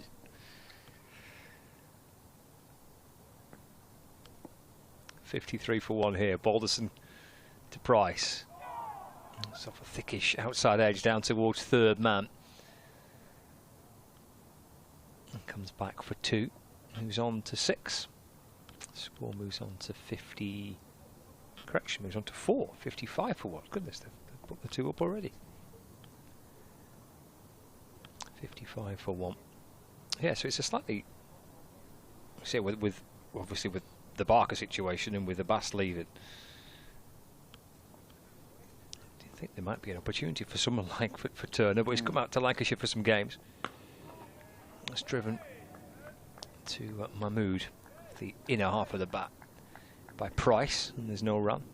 And Brad Wheel had been bowling well at the start of the season as well, and he's somebody that has ended up almost having to be a white ball player over many years because of the consistency of those three. So close to that championship, but just never quite there. Balderson to Price. That's clipped out towards the leg side. There's no run. It was probably for 2 or 3 seasons. Look, Hampshire and Lancashire pushing Surrey for the title. And yeah, it was probably the golden spell that for both clubs, really, in truth. For Hampshire with that attack in particular. Lancashire at that stage were finishing either second or third, and fast forward a couple of years and the teams have changed a lot. This defender by Price to complete the over from George Balderson. He has bowled 6 now on the spin from the Statham end. Picked up the only wicket so far. 1 for 11 with a couple of maidens. 55 for 1 Gloucestershire. Price on 4 and Charlesworth on 28. And we're still distance from tea.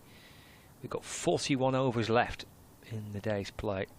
So we've got 41 overs left until tea. No, well, not quite. And don't suspect we'll see a great deal of spin, particularly, anytime soon. Looking at Hartley and Wells, and no obvious signs that Jennings has given them an early nod to start warming up. It's seemed the way forward so far for Lancashire. Turner bowls to Charlesworth, digs out a drive, thought about a single to mid-off. If they charged immediately, maybe it was there, but there's certainly not much need to be doing that. There was a bit of a discussion there with Price walking down. I suspect he's maybe saying, do you want to push that next time? Mahmood, the fielder, up at mid-off. It's another one of those that he'd love to try and get that wide of the fielder. That drive just hasn't quite found it yet. This one's a nice delivery for Charlesworth to get, really. Just one on the hip that you can just nudge away and pick up one more to deep square legs. 56 for 1. Derbyshire have lost a 4th wicket now at Cardiff at 104 for 4. Caleb Jewell out for 34. Andy Gorvin 2 for 19. And runs as well. 3 slips for Price. And there is some loosening up, I think, from Hartley down there. As Turner is into Price, he gently pushes this one to Mahmood at mid-on. Yep, there's Hartley doing some quite significant warming he's got the up. Nod now, has he? Yeah. Okay, So, right. well, maybe even 6 is the number for Balderson. I suppose he's somebody that, whilst you feel like he's another one that could bowl 7 or 8 over spells, as Lancashire will know that as that all-rounder, they want him to play most of the matches. Turn it into Price, who gently works to mid-on. And there's no run. So I suppose it's about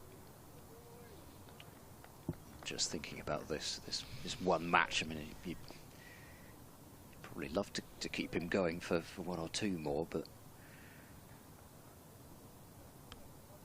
maybe it also depends which end Hartley likes to bowl at.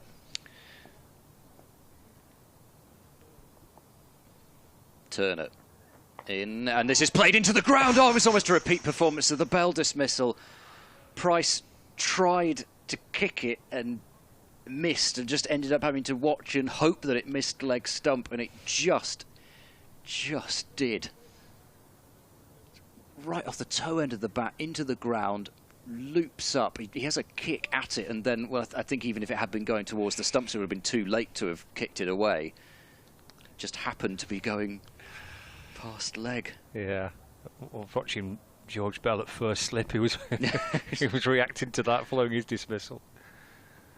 Turner bowls, and there's a attempted drive. He really tried to step into that and put his weight behind it, Price, but ends up wafting past it.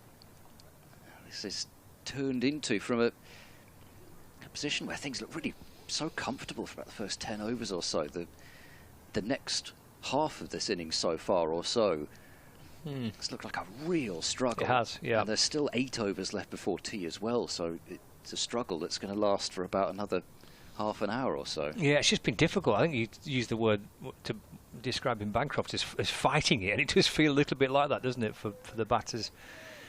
Probably after about over number 12 or 13. You know, it just seemed to be a lot tougher. Balderson is going to continue. It's driven from a ball that's full length, just outside off stump to mid-off, and there's no run. Hartley tends to bowl from the Anderson end.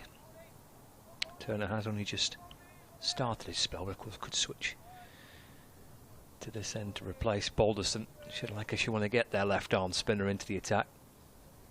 Maybe Keaton Jennings just flirting with that idea, but at the minute there's still just something happening for his quicker bowlers. Forward goes Charlesworth and defends. That ball deflects down to Wells at backward point and there's no run. Probing away is Balderson over the wicket to the left-hander. 2 slips in place, third man, fine leg, deep square leg, and then point, cover, mid-off and mid-on. Charlesworth on 29. It's short this time, it's pulled. And that'll be 4 actually. He's got plenty of time to play that.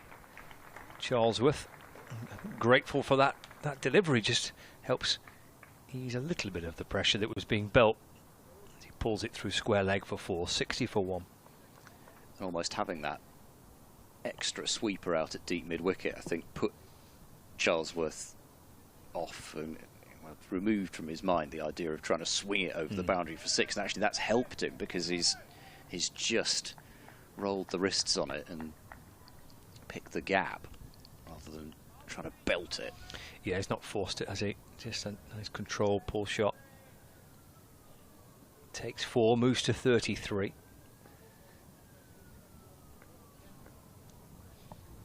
Balderson's back in again. Carved away through the offside this time. And that is 4 more.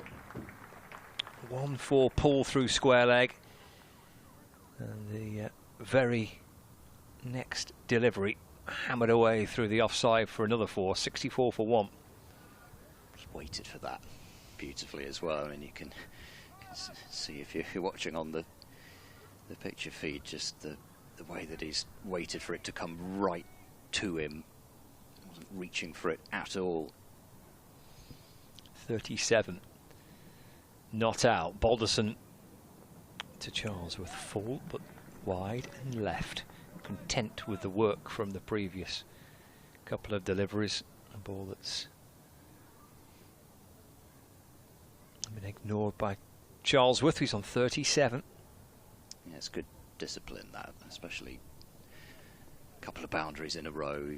Eyes might just start to light up. You think you've got a bowler in his 7th over, but there's still perils out there.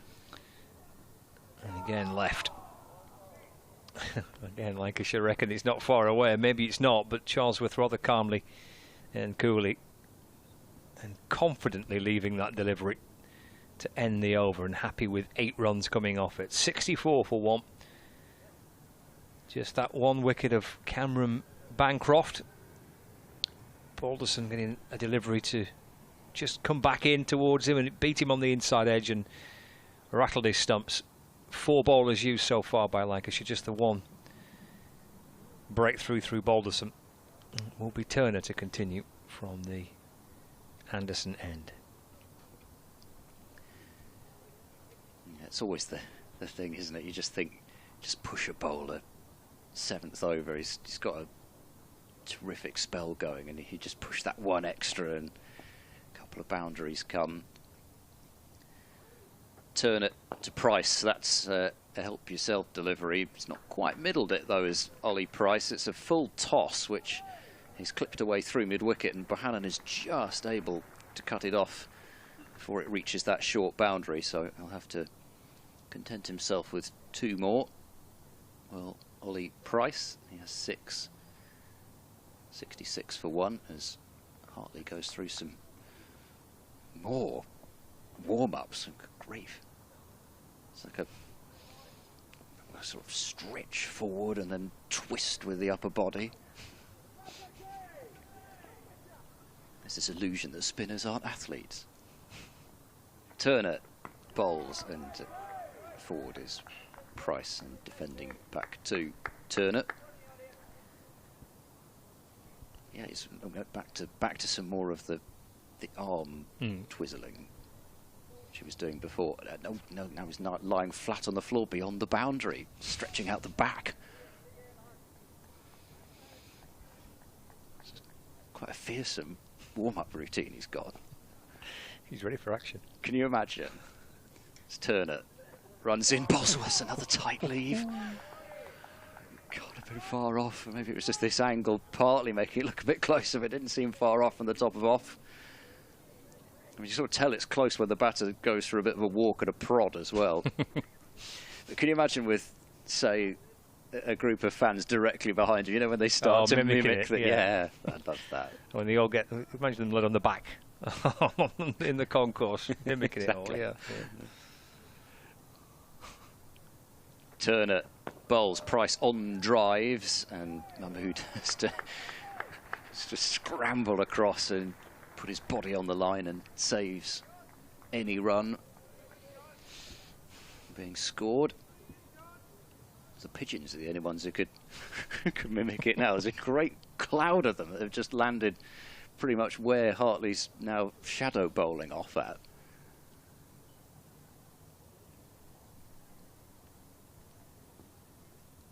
.66 for 1.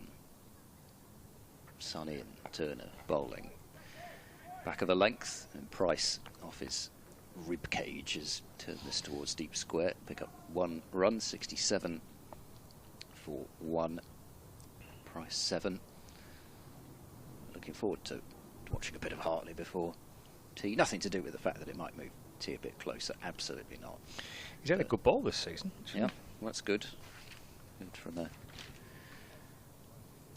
England point of view as well as Lancashire. 44 overs in the first innings against Leicestershire. Turner in round the wicket to Charlesworth, and he stands tall and plays straight.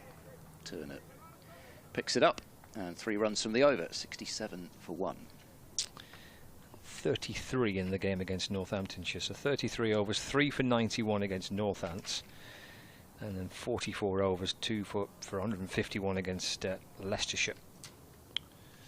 In the second game, Northants game was a pretty good effort on a flat pitch, when Lancashire probably were regretting the decision to. Was that first innings? Bat first, yeah, that was the first innings of the match. Take 3 for 90 as a spinner in the first innings pretty much every time. Yeah, it was a very good effort. He was bowling from the Jimmy Anderson end and managed to get a bit of control for his captain on a flat pitch. Northants were cashing in. The hero of Hyderabad. Yes. Tom Hartley. Well, I don't think he's featured since, has he? Certainly not since that tour. He's not played any cricket for England since that tour of India. Red ball or white ball? He's going to have a go from the Brian Statham end. So what's he got to work with here?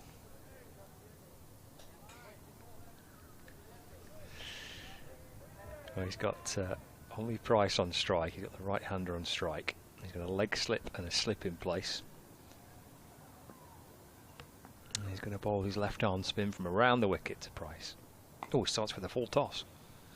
That's flicked away to the leg side for a single.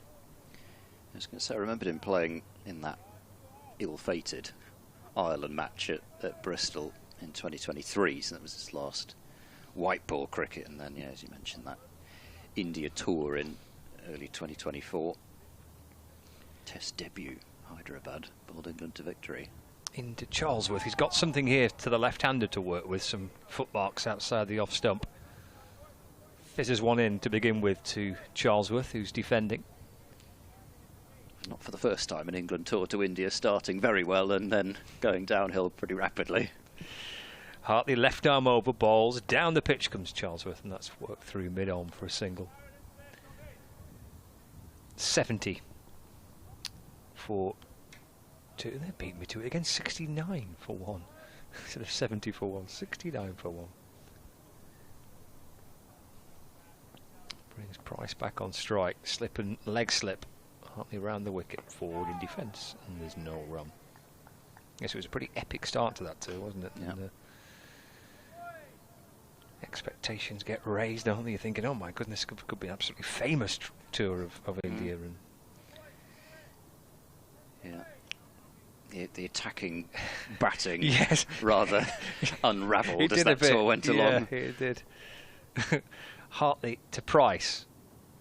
Plays off the front foot with a good stride, bat in front of his pad, and Whilst deliberately cushioning the ball back towards the bowler. You have it back and go again. And Hartley scoops it up and will come back to Ollie Price. In and bowls. A little flatter and quicker. Just drops it to the leg side with a little bit of bottom hand flicked away by Price. And there's no run. End of the over.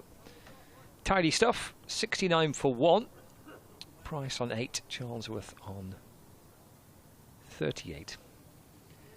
Tom Bailey is that one fielder that there is in every side that gets that particular extra bit of noise whenever he so much as touches the ball in the field.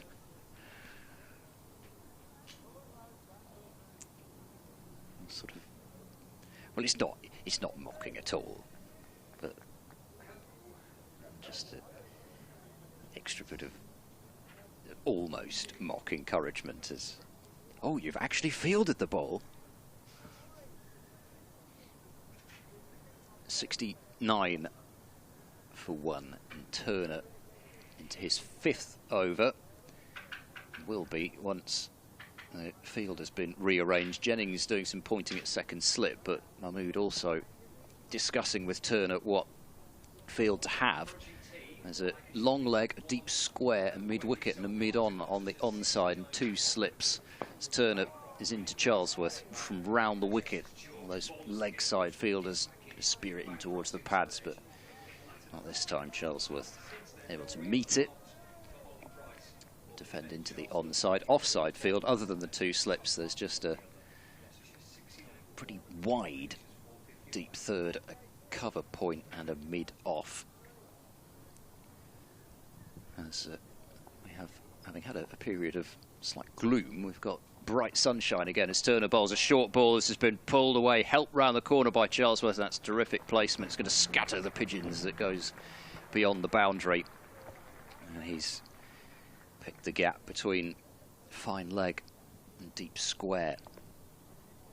Charlesworth picking up a few boundaries recently off the shorter ball, just to alleviate a little bit of the considerable pressure that Lancashire had built up, especially with that Balderson spell. Turner backing him up as well. It's 73 for 1. Turner to Charlesworth, and this is watchfully defended up to mid-on. Tea at Grace Road as Northamptonshire have been bowled out for 191 by Leicestershire. 4 wickets for Van Beek, 3 for Ben Green, a couple for Tom Scriven and 1 for Josh Hull. Ian Holland actually wicketless, although 14 overs for just 28 runs. Turner to Charlesworth, that's down the leg side. It sounded like there was a little bit of a noise there, but I think he lifted his gloves and back just about out of the way. Whether it just brushed the shirt as it went through, it sounded like there was something there as it went short and down leg. But it's fine as far as Gloucestershire go. Oh, what a position for Leicestershire. Top of Div 2, starting their second innings with plenty of time left in the match and 113 runs already on the board before they've started batting. Change of field, the mid-wicket fielder has now gone to a backward square, so trying to stop that help away from Charlesworth. Turner in, and that's played neatly by Charlesworth towards mid-on. And there is no run. Kent have lost a second wicket at Lord Zach Crawley. LBW Patterson 68. Daniel Bell-Drummond still there on 69, joined by Tawanda Moyea. Kent 157 for 2, leading by 48. Turner wide of the crease bowls. It's a shorter ball. He's taking it on again as Charlesworth, and continues to do so. And he's just manipulated that one to the right of the backward square and out for a single to deep square, so he will retain strike. And Gloucestershire to 74 for 1. Charlesworth up to 43. Derbyshire 117 for 4 against Glamorgan. That's 314 runs behind Brooke Guest and Martin Anderson, trying to rebuild that innings. In Division 1, Yorkshire are 4 down. Ooh. Harry Brooke has just got out. Oh. LBW to Michael Booth for 20. And Root is 59 not out, but Yorkshire are leading by 95, 4 wickets down. Be a good finish, possibly. There's Tom Hartley's left arm spin in and bowling. Played back to him by Charlesworth, and Hartley takes the catch, and Charlesworth departs for 43, and Gloucestershire lose their second wicket. 74 for 2, and Ben Charlesworth caught and bowled by Lancashire's left arm spinner, Tom Hartley. Well, that is a soft dismissal. Very soft, and Charlesworth will be livid with that one. He's come down, and then he was so determined to try and play it to long on that, having come down and Hartley had bowled it to his offside, he had to fetch it a long way to try and knock it too long on, and he's just handed it back to Hartley. You couldn't ask for a more simple caught and bowled chance, and getting towards tee just as Charlesworth had started to look as if he was back under control of the bowling. He's gone, and at 74 for 2, Gloucestershire are in need of a really sizable partnership here, and it brings Hammond out to the middle with only 3.5 overs left till the break, with everything to lose and very little to gain, and also just to give Hartley that early wicket as well as the spinner, knowing that there's not going to be a great deal of turn out there, or imagining there's not going to be a great deal of turn, just to give the spinner that confidence, and the fielders around the bat as well. Keeper, slip, short leg, they're all going to be up and about now as Hammond walks out there. He's going to be under serious pressure.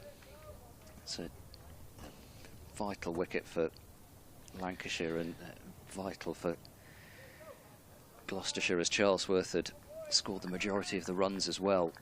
He looked in good touch, didn't he? Played some lovely shots.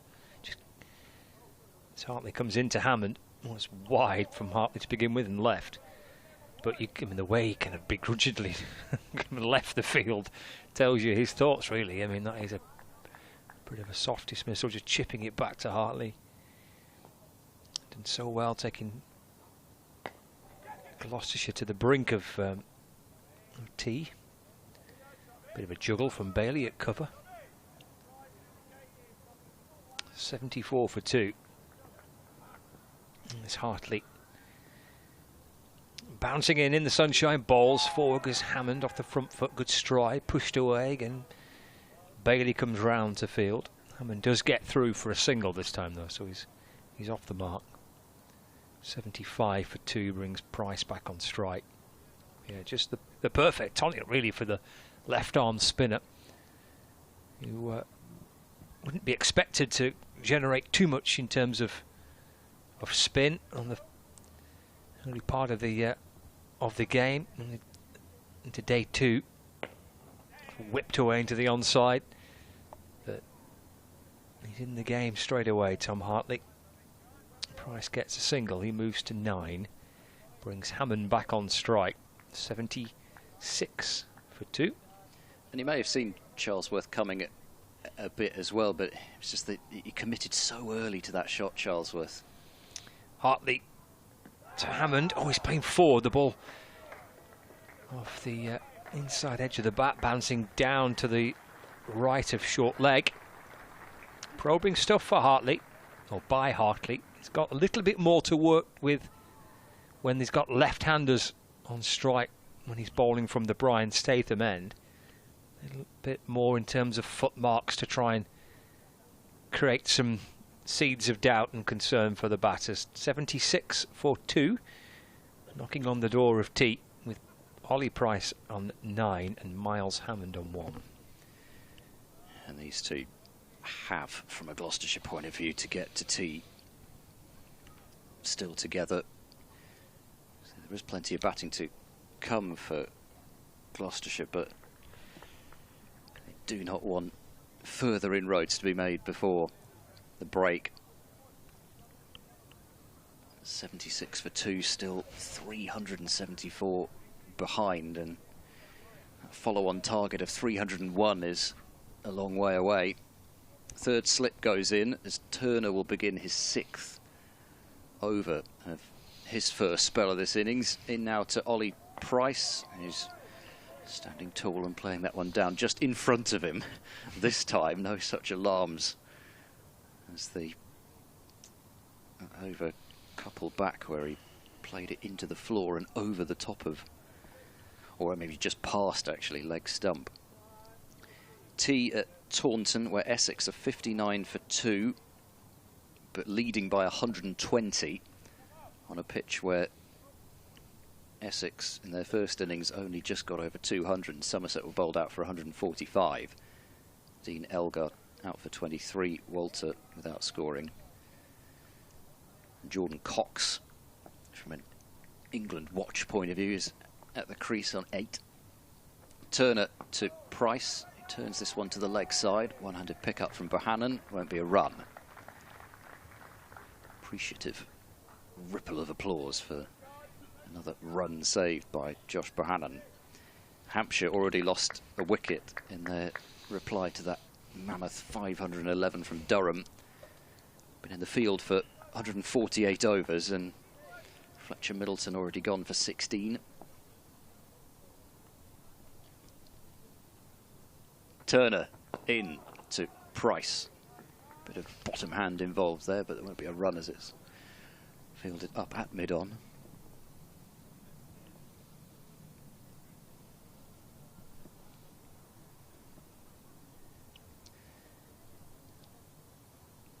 So that's what's happening elsewhere on the county championship side of things. Yorkshire have just about beaten Derbyshire on the women's side of things, as this is pushed away back to the bowler. Oh dear. Just about pulled it off. 315 runs. Leicestershire beating Kent.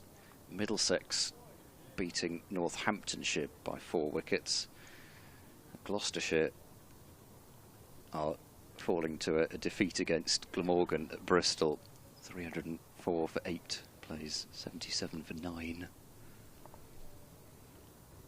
Turner to Price, stays down a bit. There's an awful lot of yelping there. I'd be interested to see just how low that did keep. Obviously kept a bit low. Whether it was quite as much as the noise from behind would suggest, don't know, but he's just about got down on it and kept it out, as Gloucestershire have been bowled out in the One Day Cup Women's League 2 at Bristol for 77. Turner bowl, short ball, helped in the air around the corner. There's nobody quite where that is. It's too fine for the fielder. It's a short boundary as well, so it's quite hard for anybody to get around. Price would probably tell you, even though it was very short, that he'd feel that he'd just about helped it away in enough control. He wasn't in full control, absolutely he wasn't, but he may just feel that was always going fine of that fielder.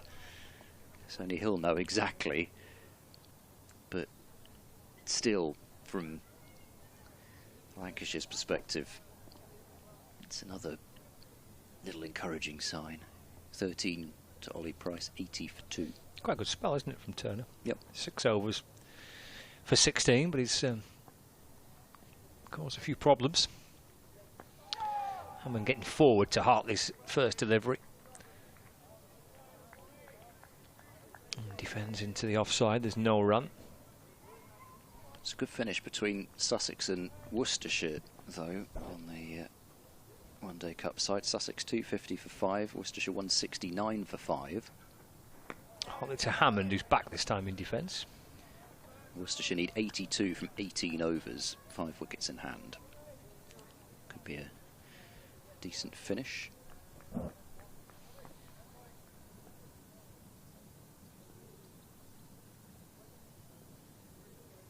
Hartley to Hammond again, driven, and finds the gap between point and cover. Bailey is He's after it and gets to it, and Hammond comes back for 2. By the time the throw comes in, it moves to 3. Miles Hammond, 82 for 2.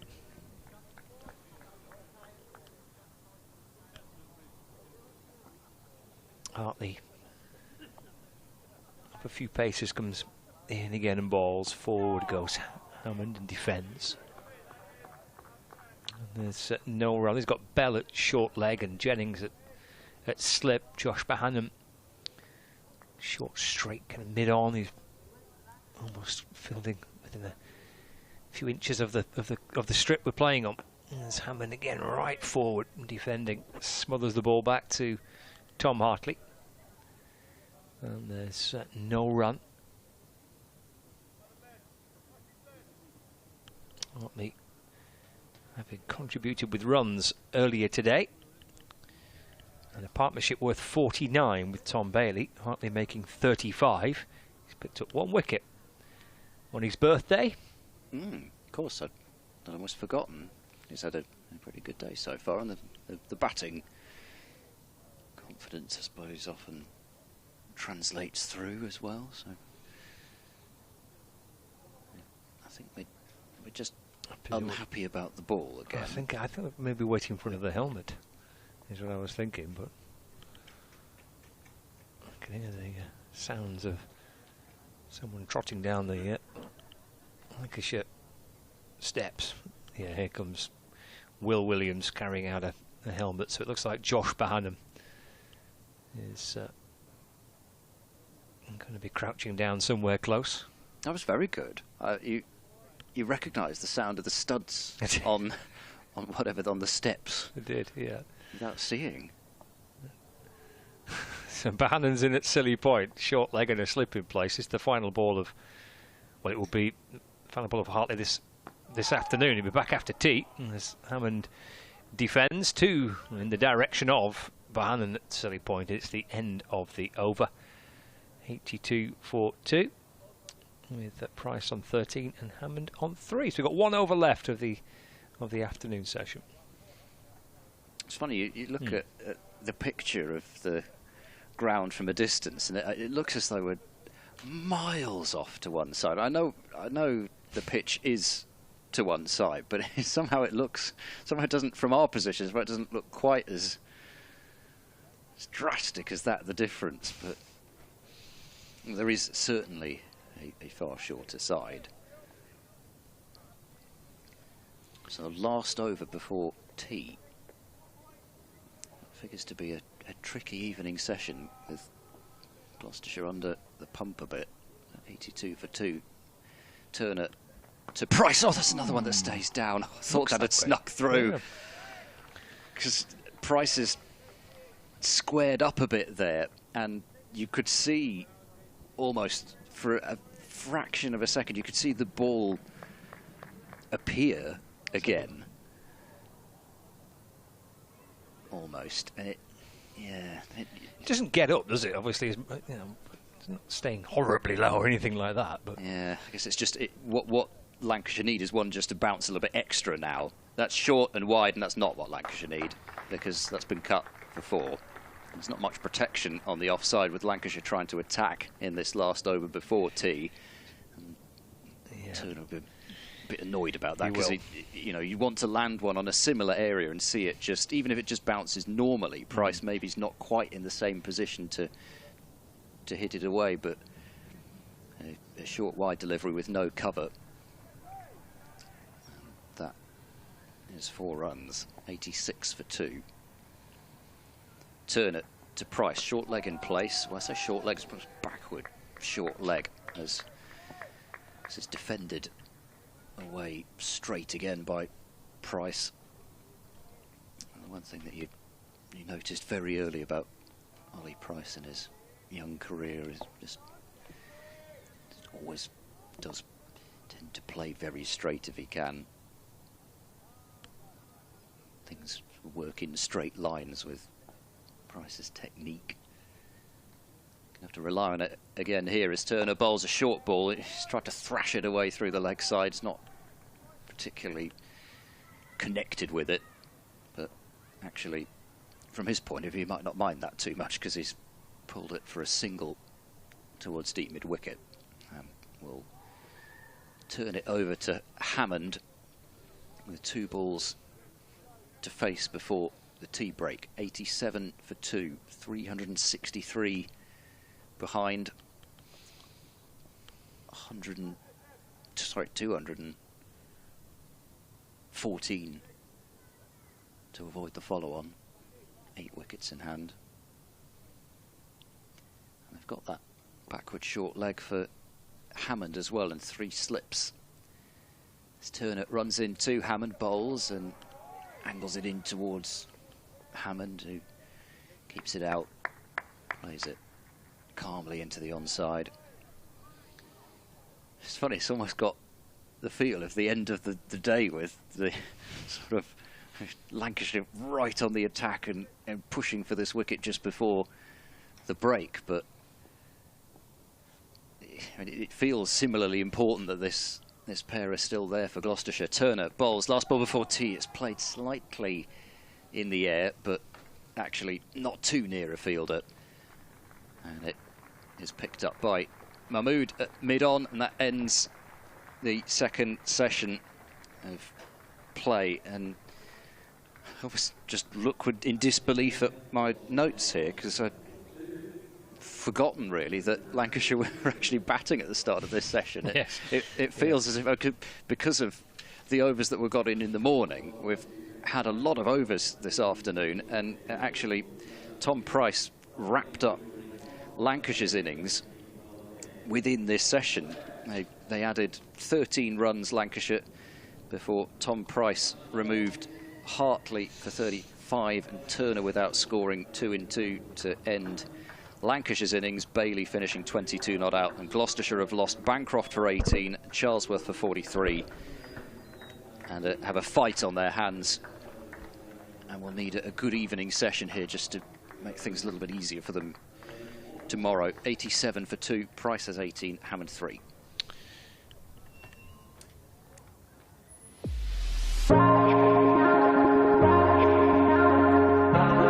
Two names rich in history.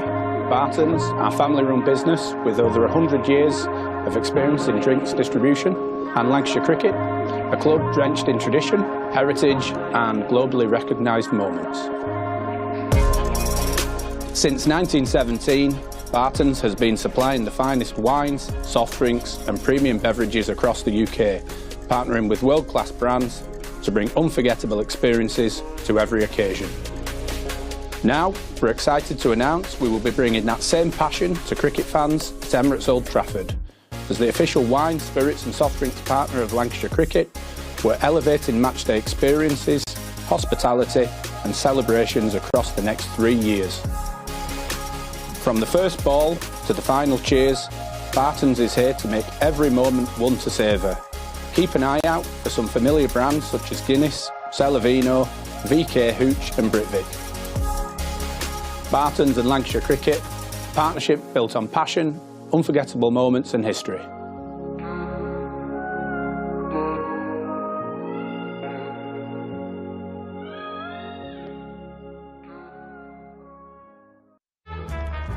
L is for the way you look at me.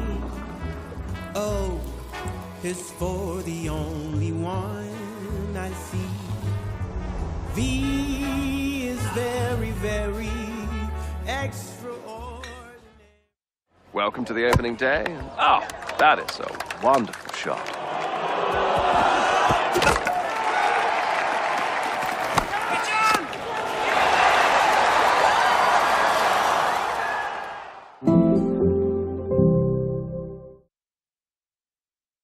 This is a call for hungry dreamers and hard-working self-believers. Success is down to more than just luck and talent. It's striving to be the best, breaking the boundaries and never giving up. Are you ready to become your best self? Are you ready to unlock your greatness? So what are you waiting for? This is Education Evolved. This is UA 92. When I was a kid, there was no professional women's cricket. I didn't even think that women could be professional sports people. Especially early on, it just didn't really seem like there was a career in it. To support myself around cricket, I had to work at the petrol garage. I was the only girl, so I stood out. I'd love for young girls to be able to dream about being an athlete and it to be achievable. Thanks to the Hilton funding my contract, it's allowed me to play the game that I love all day, every day. We're like an engine and we need to be fuelled with the right gas. Without funding, we can't be visible. You can't be what you can't see. As a team, it feels like we're breaking boundaries. Thunder and Lancashire always want to put women's cricket at the forefront, and now I think that's really shining through. It's mad to think that without the Hilton funding, like, we wouldn't be playing cricket every day, training. Well, we could be, but we wouldn't have any money. We wouldn't, yeah, true.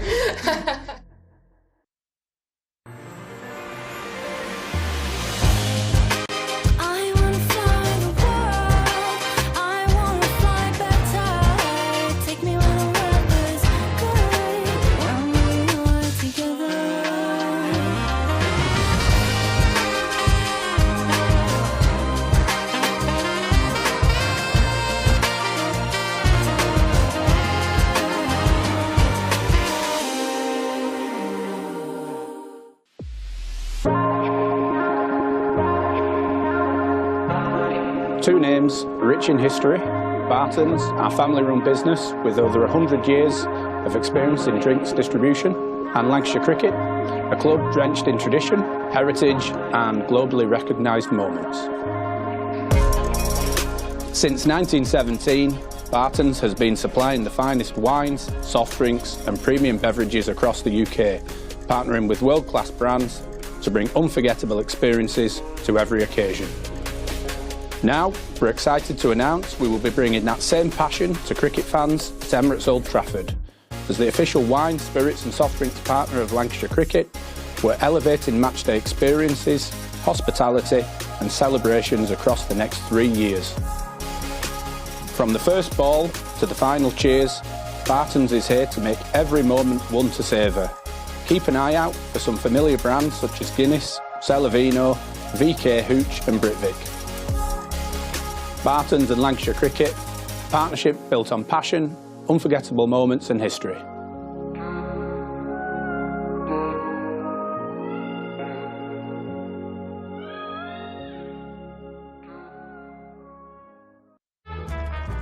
L is for the way you look at me.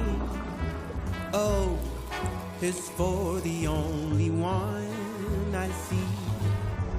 V is very, very extraordinary. Welcome to the opening day. Oh, that is a wonderful shot.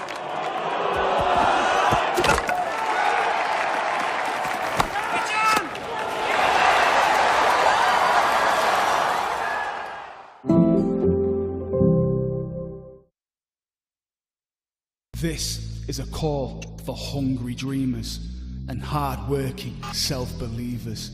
Success is down to more than just luck and talent. It's striving to be the best, breaking the boundaries and never giving up. Are you ready to become your best self? Are you ready to unlock your greatness? So what are you waiting for? This is Education Evolved. This is UA 92. When I was a kid, there was no professional women's cricket. I didn't even think that women could be professional sports people. Especially early on, it just didn't really seem like there was a career in it. To support myself around cricket, I had to work at the petrol garage. I was the only girl, so I stood out. I'd love for young girls to be able to dream about being an athlete and it to be achievable. Thanks to the Hilton funding my contract, it's allowed me to play the game that I love all day, every day. We're like an engine and we need to be fuelled with the right gas. Without funding, we can't be visible. You can't be what you can't see. As a team, it feels like we're breaking boundaries. Thunder and Lancashire always want to put women's cricket at the forefront, and now I think that's really shining through. It's mad to think that without the Hilton funding, like, we wouldn't be playing cricket every day, training. Well, we could be, but we wouldn't have any money. We wouldn't, yeah, true.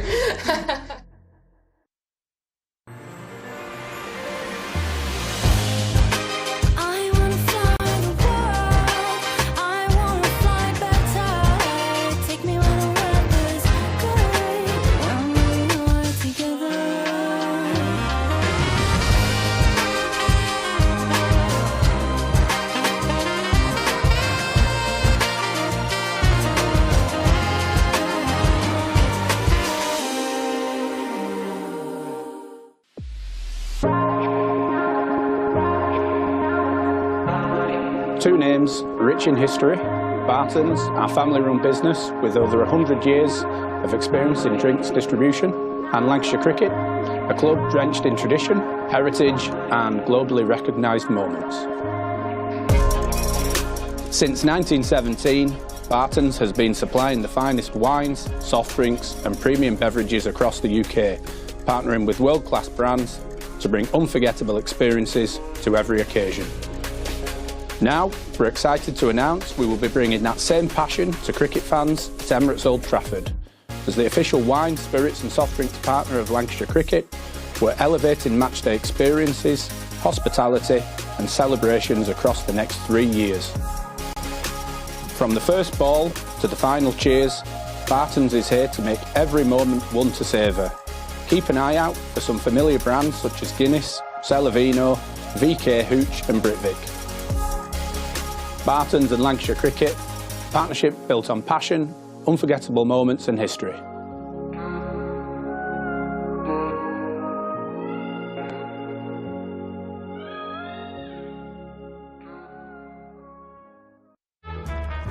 L is for the way you look at me.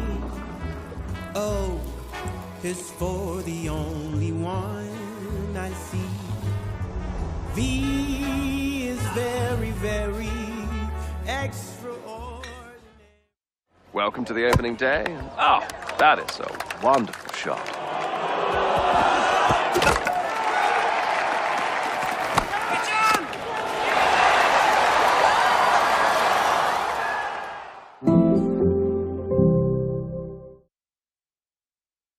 This is a call for hungry dreamers and hard-working self-believers.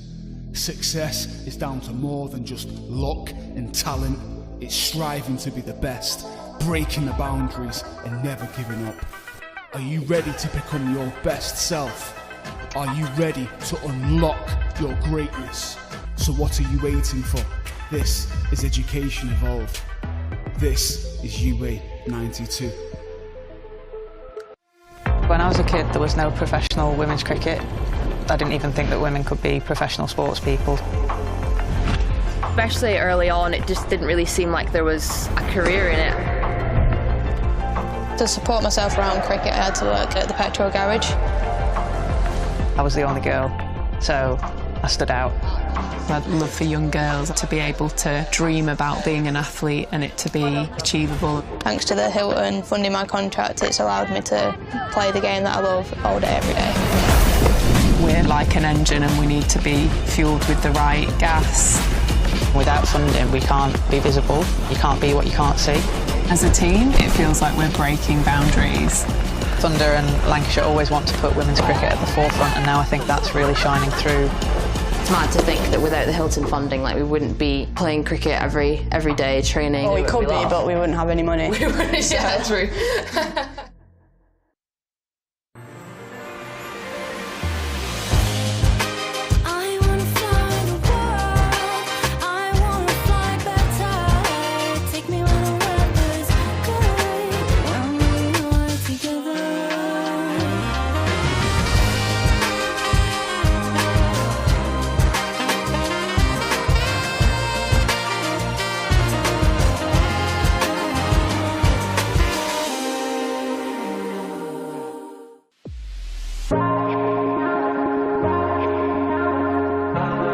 Two names rich in history: Barton's, our family-run business with over 100 years of experience in drinks distribution, and Lancashire Cricket, a club drenched in tradition, heritage and globally recognised moments. Since 1917, Barton's has been supplying the finest wines, soft drinks and premium beverages across the UK, partnering with world-class brands to bring unforgettable experiences to every occasion. Now, we're excited to announce we will be bringing that same passion to cricket fans at Emirates Old Trafford. As the official wine, spirits and soft drinks partner of Lancashire Cricket, we're elevating matchday experiences, hospitality and celebrations across the next 3 years. From the first ball to the final cheers, Barton's is here to make every moment one to savour. Keep an eye out for some familiar brands such as Guinness, Celavino, VK Hooch and Britvik. Bartons and Lancashire Cricket, partnership built on passion, unforgettable moments and history.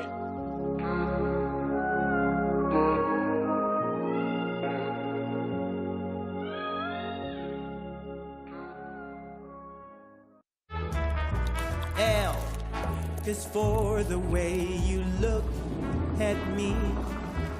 O is for the only one I see.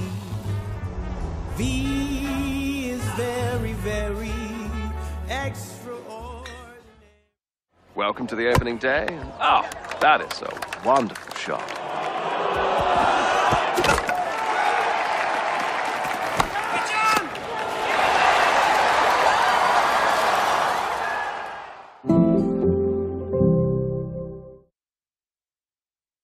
This is a call for hungry dreamers and hard-working self-believers.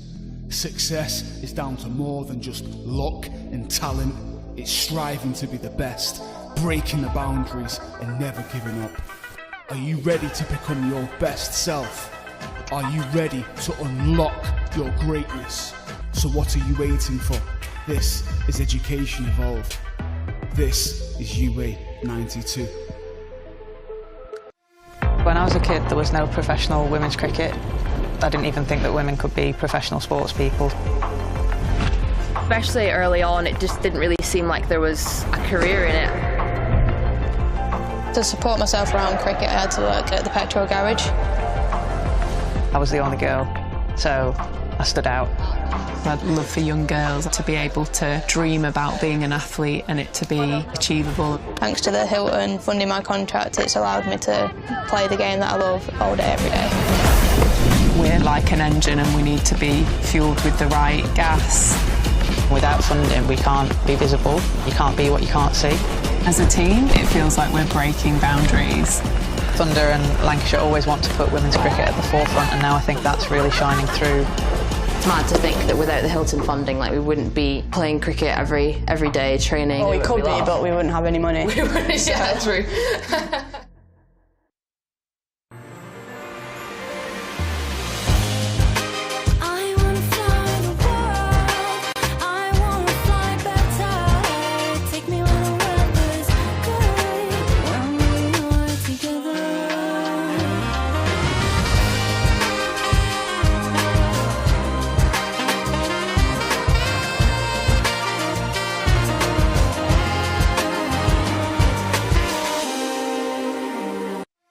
When I was a kid, there was no professional women's cricket.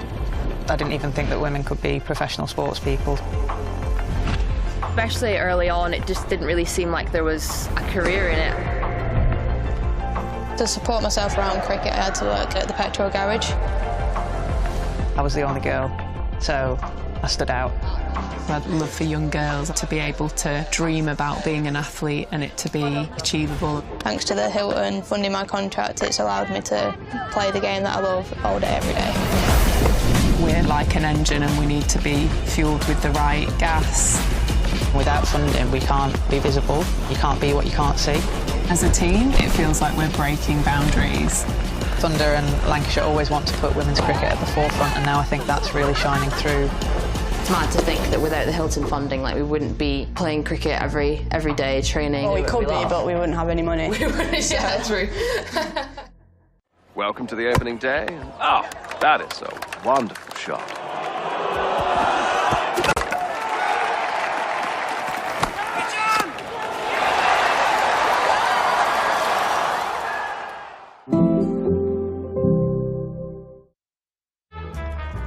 L is for the way you look at me.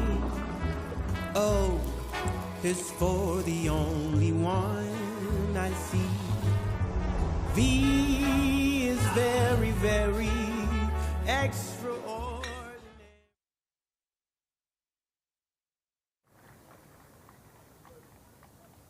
Welcome back to Emirates Old Trafford. The players heading out after tea with Gloucestershire 87 for 2, Ollie Price on 18, Miles Hammond on 3, and what a lovely evening we've got.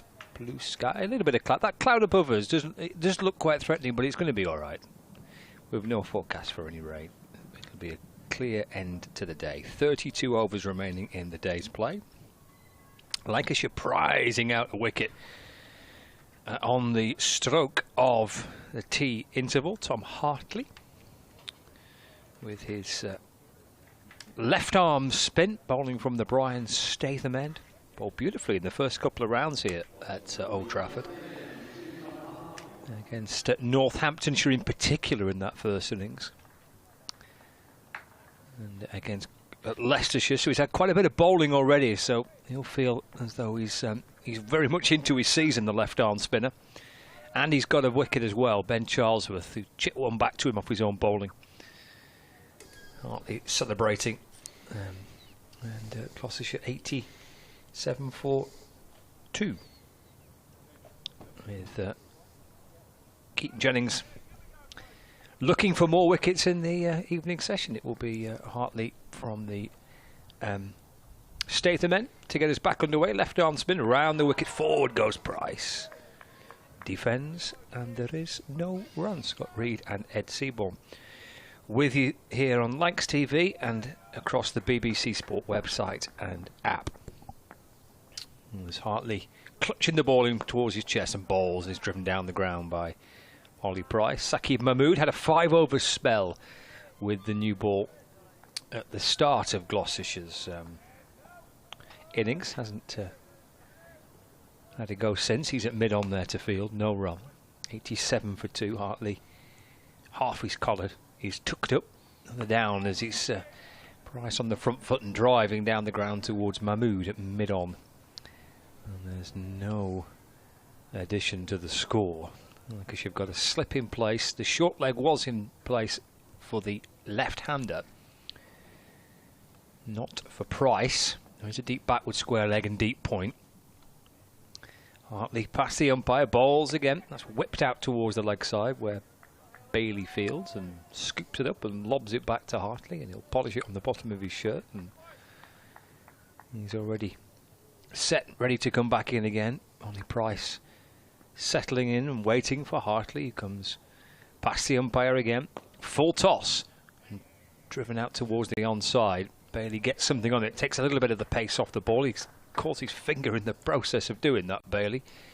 And then Mahmood comes round to complete the fielding. So that's the first run of the evening session. And we might well get a change to the field now because of the left-hander being on strike. Bailey just wringing his hand out there. Yep. Bit of a stinger. It is. It was. Looks like he's okay. I say it looks like he's okay. He's disappeared out towards the boundary with his hand in his pocket. Sweep here by Hammond out towards deep backward square leg. Jogs through for a single. Yeah, I think he has hurt his fingers on his left hand there. I think Tom Bailey's had his hands buried into his pockets, and now he's blowing some. There he is. Yeah, that might have caught him on the fingers. End of the first over then after the tea break. So an important session here for Gloucestershire. They've lost a couple of wickets. I guess you're having to work hard to try and find this double breakthrough before the tea interval, but still trailing by 360 and still a lot of work to do before the follow-on. So an important 31 overs for Gloucestershire here. Yeah, very much so. And it starts with Price and Hammond. Cameron Green padded up to come in next, and Bracey, Van Buren, Tom Price, Actor. There's batting there, but with so many runs to knock off and two key players back in the pavilion already, having been dismissed, that is. The onus is on these two to just settle things after the tea break. In comes Mahmood and bowls. Hammond strokes this out into the covers, and there's no run. You just don't want that clatter to start falling after tea. Come back tomorrow and regroup, and it's always easier when you've had a night to think about what's before you, rather than, as Gloucestershire have had today, a session and a little bit in the field, even on top of yesterday's effort, as Mahmood tries a It's a leg stump Yorker and flicked away to the onside. Hammond seemed to have too much difficulty in keeping that out. Lancashire certainly not on the quieter end of fielding sides, unlike Gloucestershire, who are quite well known for being one of the quietest. Seemed to be almost as much noise for a forward defensive from Gloucestershire as there were for some of Lancashire's wickets. Bell, shin pads on at first slip, doubling his short leg. Jennings at second. Mahmood to Hammond, who drives edges, and that will be 4.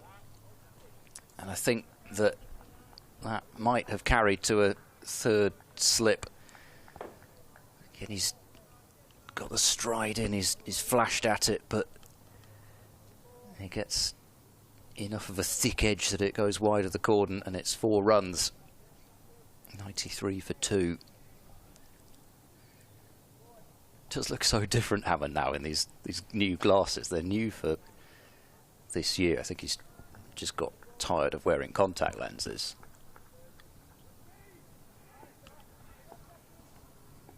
There's always something new with Hammond.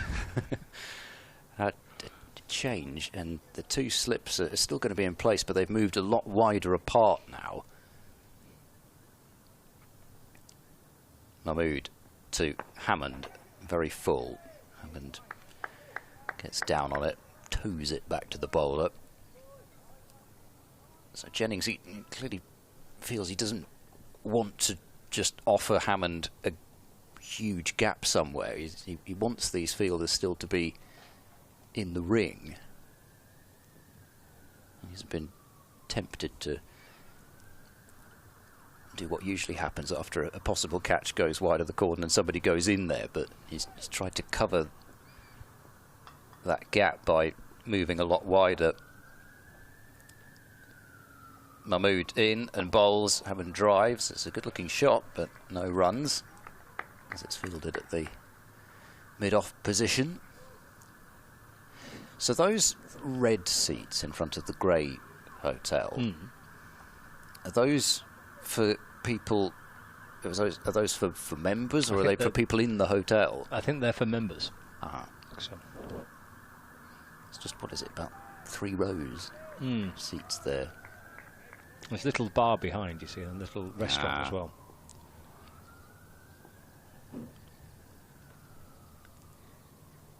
Mahmood bowls. Hammond with a strong turn into the leg side, and there's a shy at the stumps from Tom Bailey, even though Holly Price hadn't gone anywhere. Backed up, and there's no run, so 93 for 2.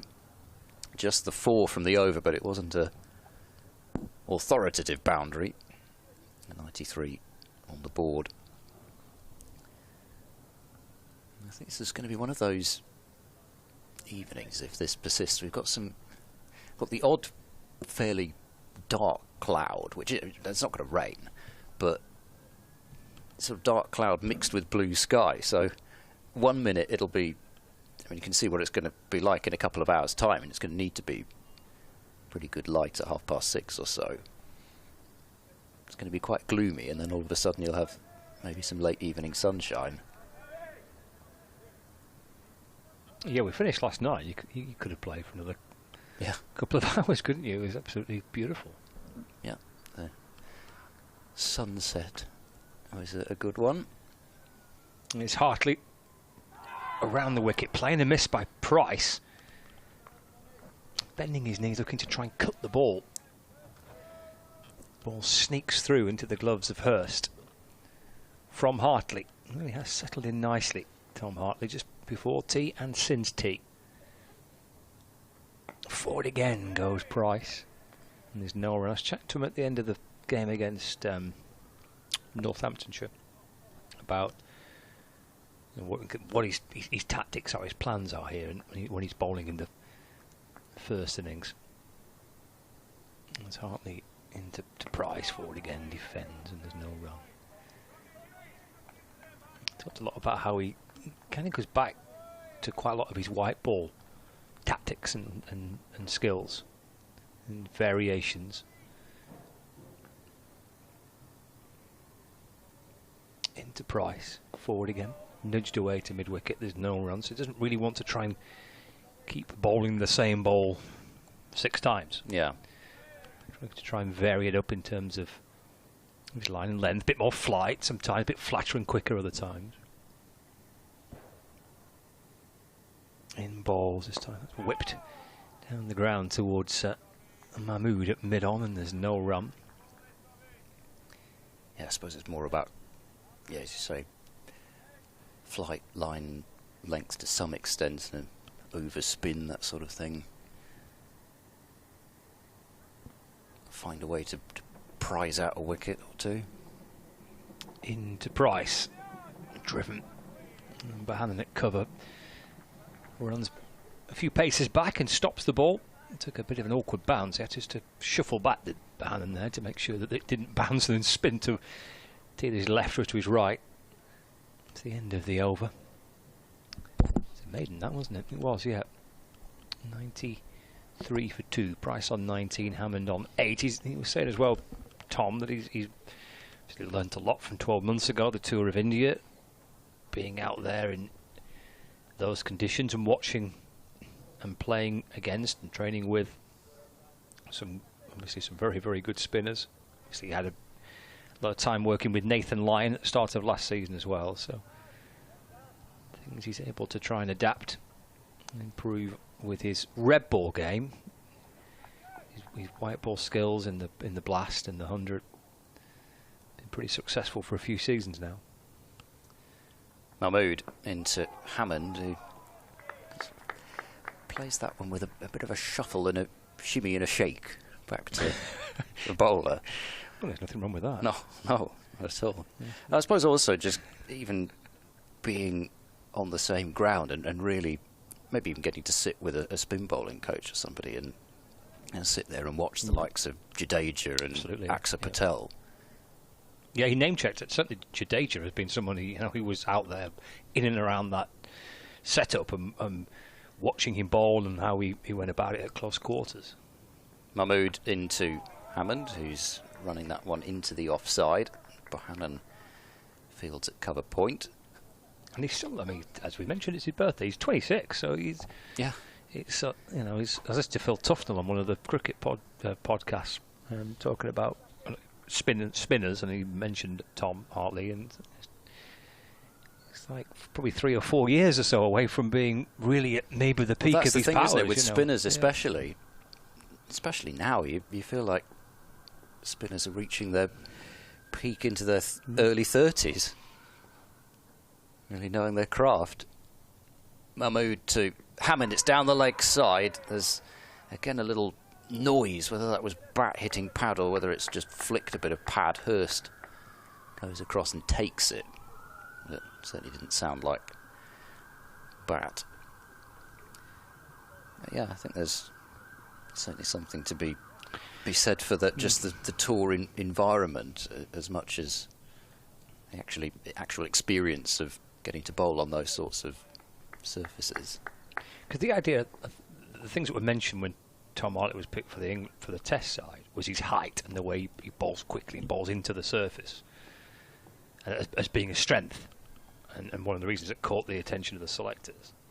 Mahmood into Hammond, who's down on that one. The ball is up to Turner mid-off. And Tom Hartley was saying in interview the other week that obviously that's still a big, large part of his armoury, but that's also that ability just to occasionally give it a little bit more flight and just tease the batter a little bit more, try and conjure up different ways on flat pitches in particular of trying to get wickets. And I find it interesting listening to Tom Hartley speak about it when I was listening to Phil Tufnell on the podcast chatting about it, and the young spinners developing these skills and being confident enough to get out there and actually perform them and display them. Mahmood in, and Hammond's forward bat and pad quite close together, which interested the Lancashire fielders. That very much was bat, certainly bat first and out to the onside. Yeah, I think it is somebody, especially because he does have that signature performance even in his fledgling Test career, that you just you know somebody's got the ability to do that once, you sort of follow the career of Hartley, and you hope that he gets many more chances at the highest level. Now moved to Hammond down the leg side, clipped away past the square leg umpire. There'll be 2 here. I don't think they'll have any chance of a third. Hartley himself called into action from fine leg. Spoils the maiden over, 95 for 2. Hammond has 10. So back to your ability to tell sounds. The next time a tram comes along behind the building, you have to tell me which direction it's going, which destination it's going to. Well, I don't know where's this come from? I've forgotten now where this came from. Why? Well, it was the noise of somebody coming down with a helmet. That was it, yeah.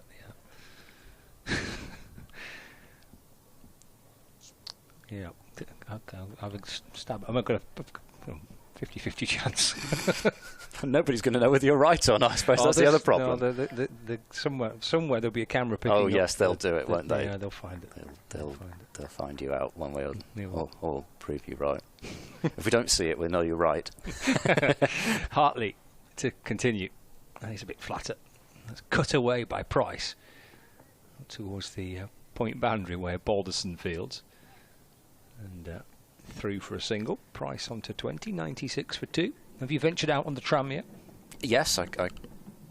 That tram is heading towards Altrincham. Altrincham. Altrincham. Altrincham. No. Over the wicket this time instead is Hartley to Hammond. That wasn't So it does have something there to the left-hander to work with, doesn't he? Those footmarks outside the off stump. There's one particular. It must be the hole dug by Sing Dale from that Anderson end. It's got Lancashire buzzing around a little bit more in the field. There's a short leg, there's a slip, there's a square leg, there's a long leg. Oh, and that skids through to Hammond, who brings the bat down, keeps that out, defends into the onside. It's not particularly comfortable for a batter to see if you're Tom Hartley. He runs to work with here, that's quite encouraging. Down the pitch comes Hammond. He's had enough for this. Comes forward towards Hartley. That's driven back to Lancashire's left arm spinner. No run. He's not somebody just to take it lying down, Hammond, in terms of just letting the spinner bowl at him. Will that be to his benefit or otherwise? Into Hammond again, going forward, playing it back to Hartley. There's no run, maybe just a little bit short the last 2 deliveries from Hartley. It's a really intriguing battle, though. He had benefiting here, Hartley, from having 2 good games under his belt, and he's right into his work here. Swept by Hammond. That'll bring him 4. The ball crunches in towards the hover cover, which is out on the square leg boundary. And 4 for Hammond. Bell taking evasive action at short leg, crouching down. End of the over, though. Hammond will have enjoyed the 4, I'm sure. 100 upon the board for Gloucestershire, but Hartley is very much in the game for Lancashire. 100 for 2. Gloucestershire trail by 350.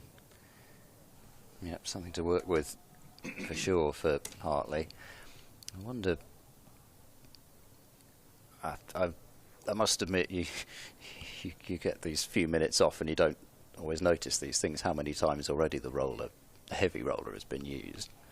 Just sometimes, even with the footmarks, you just see some of the. You think, oh, it's bound to turn more and more out of them as the game goes on, but sometimes just that loose stuff at the top, I think, can just get flattened in by the heavy roller, and actually the footmarks don't turn quite as much later on in the match. Mahmood bowls and Price leaves alone. Yeah, well, you can see that a lot in pitches here in particular. They just kind of seem to get better and better to bat on.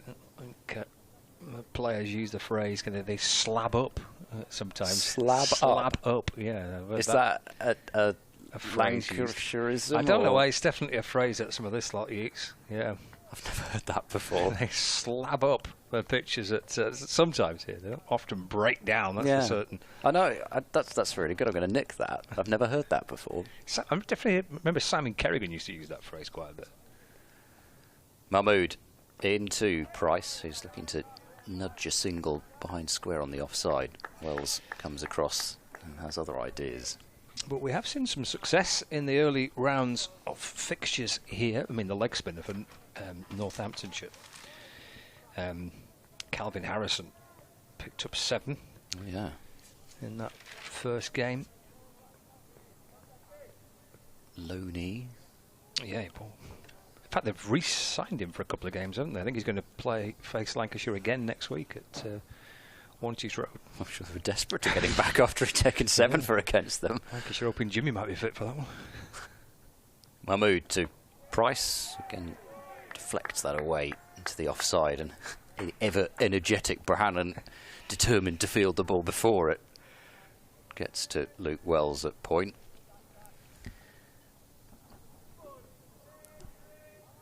Yeah, well, it's nice to see a rare opportunity for a leg spin bowler in red ball cricket. Still doesn't happen that often. You mentioned Matt Parkinson playing his first game of the season for Kent, and Kent wanting these fast-moving games where they can bring their seamers into play at home. They want victories, not necessarily thinking too much about batting points, as Price blocks again. Well, the Kookaburra ball last season, and indeed the last few seasons, and part of that element has been about trying to get more spinners into the game, hasn't it? Yeah. I mean, Mark Lane has mentioned that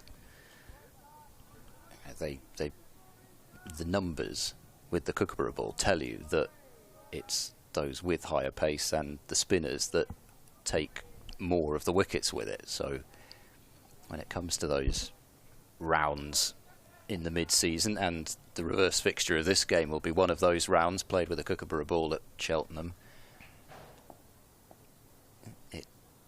all of a sudden attacks start to look a little different. Mahmood runs in and bowls, and Price lets it go. It's a good carry there through to Hurst.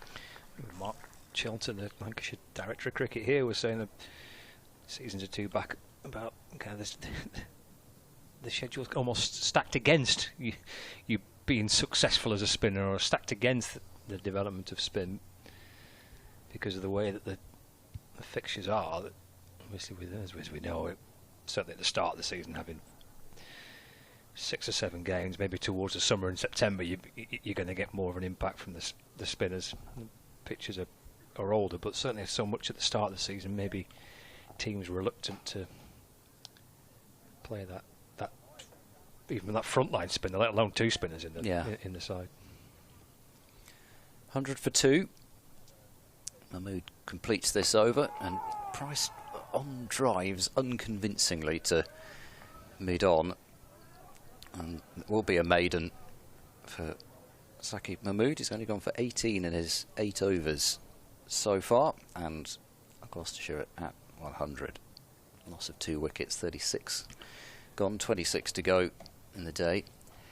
I suppose that was one of the reasons why there was that experiment last year with the Kookaburra ball in the early rounds, and yes, there weren't many results. A lot of that was also due to weather as well. I don't think anybody's really clamouring for that to come back, which is why it's not been continued this year. But I suppose it was one way that they tried to address that. It's just the problem, isn't it? You tinker with something, it doesn't work, and then next year you tinker with something else, and that has a knock-on effect, and then you try and change that, and it just, As Hammond goes back and works his next delivery, or the first delivery of Hartley's 7th over, out towards mid-wicket for a single. All just ends up in a mushy mishmash. It does a bit, doesn't it? Yeah, and there's one thing you can't control is the weather, because if you had the start to the season weather-wise that we've had this season, and you track it back to last season when Lancashire had Nathan Lyon, and even he, all his skills. I mean, the as Hartley comes around, the wicket balls forward goes Price and defends, and there's no run. Even he, with conditions were so damp and the weather wasn't great, and we're playing under floodlights here, and you fast forward 12 months and it's a different season, and the weather's better and pitches are dry, and it's been a nice dry March. Forward was Price and defends, no run. Not much you can really legislate for that. Well, I know the noise we had just a moment ago. I'm quite sure where the ice cream van was, but it's definitely the noise of one. Hartley 2 to Price. He'll take a single here, work to the right of mid-on where Mahmood fields. Price gets 1, moves to 21, 102 for 2. Should have come yesterday, really. There was a couple of thousand school kids here yesterday. Oh, yes. Although, I suppose it doesn't count, does it? Because this isn't a school. But I think it's illegal for them to play the music within a certain yardage of a school. Yes. Hartley in. Hammond attempts to sweep. Ball thuds away into the offside. No run. Right. I'm sure I heard this. Well, in that case, with this not being a school, they could have filled actually, their boots. Yes, a school trip, but not a school itself. Yeah. Play the ice cream van tune. I can't see the van, but yeah, I did hear the music. Swept out to square leg by Hammond. Balderson's on the boundary to field. Hammond collects his cap. He's 16. Price is on 21. And Gloucestershire are 103. 4-2, trailed by 347. So Wicket at the game at Headingley. Johnny Bairstow's out. So Yorkshire are 5 down now. 109, the lead. And Root still there, though, on 64. Might just come to Yorkshire's rescue yet. They do bat a long way down. With Bess opening, it means that there's a bit of a shuffle. Well, I say it's a bit of a shuffle down. I suppose they could have played Finley Bean, but you've got George Hill in at 7, Jordan Thompson still to come. Certainly could go either way there. Change of bowling. So, what was that, a 4-over spell? No, 3-over spell for Mahmood, so that's thinking about changing ends. He's not gone off, so perhaps that is what's going on. Tom Bailey is back and bowling to Hammond, who's working away to the onside. Luke Wells into field from mid-wicket. Didn't really do anything wrong in that spell, Mahmood, but don't know, unless they've just decided they want to almost keep Hartley's spells a bit shorter. I do think sometimes one of my consistent things that I have this thought probably too often, but I think sometimes there's just a tendency to bowl spinners in too long a spells. Bailey in, Hammond inside edge, maybe onto pad. Bailey certainly didn't go up at all. There was interest from behind, but nothing from the bowler. Especially if you've got multiple spinners, as Lancashire do have. Especially with some bowlers. It depends on the bowler. But some bowlers, they have a habit of coming on and taking a wicket in their first couple of overs of the spell, and then they're kept on for another 10 or 15 overs or something. And just think if you varied that a bit. Bailey into Hammond, this is played to short mid-wicket, whereas I'm sure you'd have other bowlers who'd say, well, actually, I want to bowl for 15 overs or something. Just let me keep bowling. But just sometimes when you've noticed that there's a bowler that is particularly effective in the first couple of overs, and especially in a shorter game. I was thinking back to Gloucestershire in that 41 over attempt to try and bowl Kent out, and they were making a bowling change every couple of overs, almost more like a not quite T20 style. Bailey into Hammond, who again is playing to mid-wicket, keeping Bohannon busy. Yeah, I suppose a school of thought, you trying, certainly in this particular scenario at this stage of a game, try and get your spinner in at one end.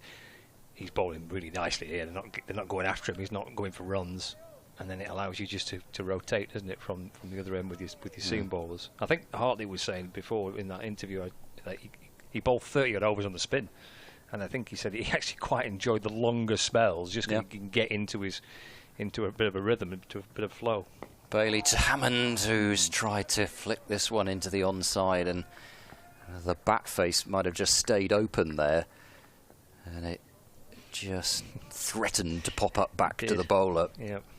It was fairly well short of him in the end, but it was just the look of it, just had the possibility of that, because he wasn't in full control. So again, yeah, that's where it comes down to the individual bowler, I guess. Bahana now in pretty close at short mid-wicket. He's having his pads thoroughly examined here by Bailey, although he finishes with a short ball, which Lancashire loved, but it's Hammond bobbing underneath it. So a maiden for Bailey. It's actually his first maiden. His 9th over, 103 for 2. Gloucestershire not exactly charging along here at 2.7 and over, but whatever they need to do from Gloucestershire's perspective to stay in, that's what Gloucestershire need them to do. To just get the feeling of there's 24 overs left, just get through to tomorrow, assess where things are, and then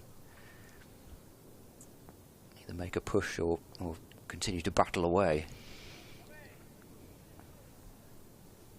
Yeah, slow going so far, aren't they? To Price. It's off the back foot. Dabbed away into the offside, and there's no run.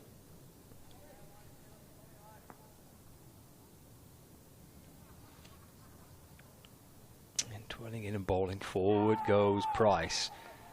Barnon's quick as ever at cover to deny any possibility of a quick single. Is that Jennings with the wailing? Could be. Hartley flatter and quicker this time, and he's swatted it out towards the leg side as Price. He's going to get 4 for it. Fielded by Ollie Hunt, member of the Gloucestershire physio team. It is a little bit ridiculous to ooh and ah for a pull shot whacked away through mid-wicket, but there we go.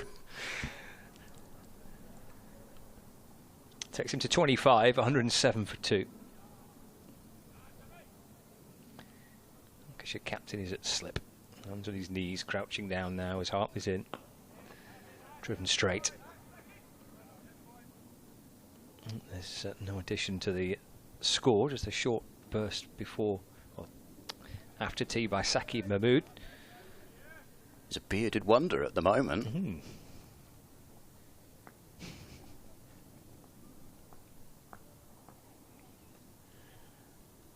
Forward again, Price. Sends it back towards the bowler, who has to maybe dart a couple of paces away to his left to field the ball. Hands it to Ban and gives a bit of a polish and lobs it back to Hartley. Sets off, then stops and walks back a few paces and comes in again and bowls. Forward again goes Price. That's turned out to the leg side this time. And there's no addition to the score. That 4 coming off it, that 4 that was pulled in front of square. Saqib Mahmood's going off. It was gesturing towards his foot, whether that was just that he's going to change out of his bowling boots, but it didn't look terribly happy. No. It was hard to second guess these things, isn't it? But yeah, it doesn't look like he's particularly comfortable, but as he's heading off. I mean, it's just already you wondered a bit, because there was no obvious reason why he should only have 3 overs. Whether is just something he's given a few moments to see whether it's going to go away, and it hasn't anyway. We'll try and keep an eye on that as Williams will field at point as Tom Bailey starts his next over and has one which has just extracted a bit of extra life out of the surface, and Hammond was thoroughly beaten by it. Yeah, just threatened in and then held its line on Hammond. You can see why he's played at it. I mean, of course, he probably could have left it on length, but then we've seen two that have, to Price more so than Hammond, two that have kept a bit low. Bailey to Hammond, who's playing that one slightly suspiciously out towards point, and no run. Lancashire have done well here since tea. He's really tie Gloucestershire down.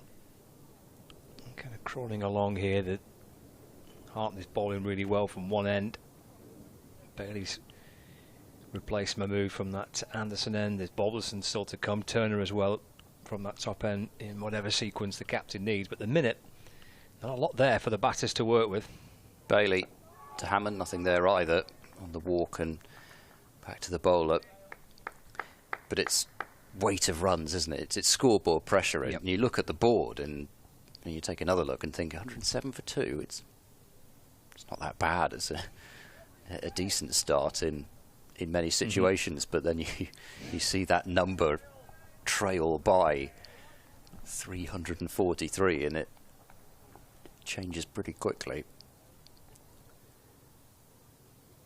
Bailey round the wicket. Hammond drives. Bailey can't get there in his follow through. He might have got a hand to it.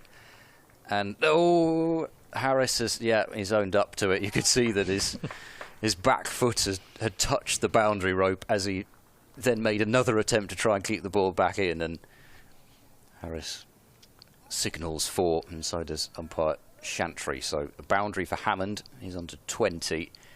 He'd got it, but then he just couldn't quite tip it back in hard enough. And then ended up towing the rope. Bailey into Hammond, who's somehow squidged that one out towards square leg. Quite sure how that got there. Inner part of the bat. Aimed straight and ended up at square leg, but he picks up one. Well, he used the word squidged. Yeah. I quite like your cushioned. This is the sort of irritating thing that that we listen to commentary for. It's not to find out what's going on in the game. It's to try and nick words. 112 for 2. What a sad life it is.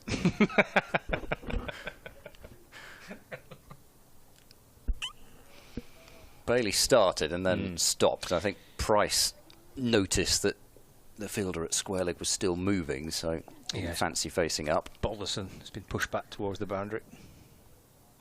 Bailey is in, and Price plays a very comfortable this time, which I haven't been able to say too often. Defensive shot up to mid-on. So the end of another over. 5 runs accrue. Gloucestershire 112 for 2. Hammond and Price got starts. Every Gloucestershire batter so far has got a start. Bancroft to 18. It was... Well, actually, we were mentioning the Peter Hanscom rule last round that Richard Ray has got from Australia as well. If he faces 30 balls, that it's danger time. But unfortunately, with Bancroft today, faced 30 balls and then just seemed to struggle with his timing after that. Hartley left arm over the wicket to Hammond. Gets forward and outside the line of off stump. This ball pitches and spins back in towards him. And Charlesworth had just got going again before just chipping it straight back to Hartley. Not for 43. And here is Hartley to Hammond, going back and defending, and there's no run. They've had starts. Bancroft and Charlesworth put on 47. Charlesworth and Price 27. And now Price and Hammond have added 38. So there's starts for a big partnership. Hammond looks to try and sweep that ball. In the end, just manages to kind of weave its way underneath the bat into the gloves of Hurst. And they're going to strengthen the leg side on the back of the attempted sweep that Hammond's just played there. So there's now a short leg, short fine leg. There's 2 short mid wickets. There's a deep square leg. If he wants to try and play something similar. Down the pitch he comes. Oh, it's come off an inside edge. And it is Bailey who's at point that finds the ball coming in his direction. But Hammond trying to get forward, trying to use his feet. In the end, it's off the inner half of the bat. And, he's living just a little charmed life at the moment, is Hammond. Hartley's enjoying bowling to the Gloucestershire left-hand at 21 not out, 112 for 2. Hartley back in and bowls. Watchful this time is Hammond, going back, giving himself a little bit of chance and time, and just pops the ball away into the offside. I mean, they're really trying to tempt him to drive against the turn with this field. I mean, nobody between mid-off and backward point, and he almost succumbed with that tempting field. In and bowls. And that's run away through the offside. He's sent back. Throw comes in towards the keeper's end. He's okay. He's back. Even though it was slightly casual on the return from Hammond, he'd not actually got that far forward. So I think he was backing himself to be able to get back, but it was a just slightly casual turn and then gentle jog back from Hammond. But he was safely in by the time the throw came in. But that's a good battle. Hartley to Hammond in particular is quite an intriguing one. Yeah. 112 for 2. It's always, I think, with Hammond against any spinner, is always an intriguing one, because you've always got the knowledge that Hammond wants to score off the spin. He's not going to be happy to be tied down. Bailey into Price, that's driven. That's a good looking shot for nothing. Turn it up at mid-off. Picks it up and shines it on the sweater. And he's got several different ways that he can try to combat the spin, Hammond. He's quick on his feet. He does play that sweep shot. And sometimes he does effectively say, OK, I know how you're trying to get me out. I'll still drive away. This is flicked away by Price and just evades the fielder at mid-wicket. And they'll just take one. I think for the first time this innings, and who knows, maybe the last, Gloucestershire have just managed to get a ball past Josh Brannan. When I saw it was him fielding, I was thinking, well, he's bound to have stopped it. Almost didn't bother to look out to the boundary, but single. 26 to Price, 113 for 2. And here goes Bailey, and bowling wide ball, a rare wide one, which Hammond leaves. But even that, you feel that's got a purpose to it, because Hammond has been happy to go across his stumps against Tom Bailey, and you just feel that Bailey might be thinking about setting Hammond up with a couple across and then try and fire one in towards middle and leg. In he goes, and well, he's gone straight already this time. Hammond forward and playing this one with a degree of ease.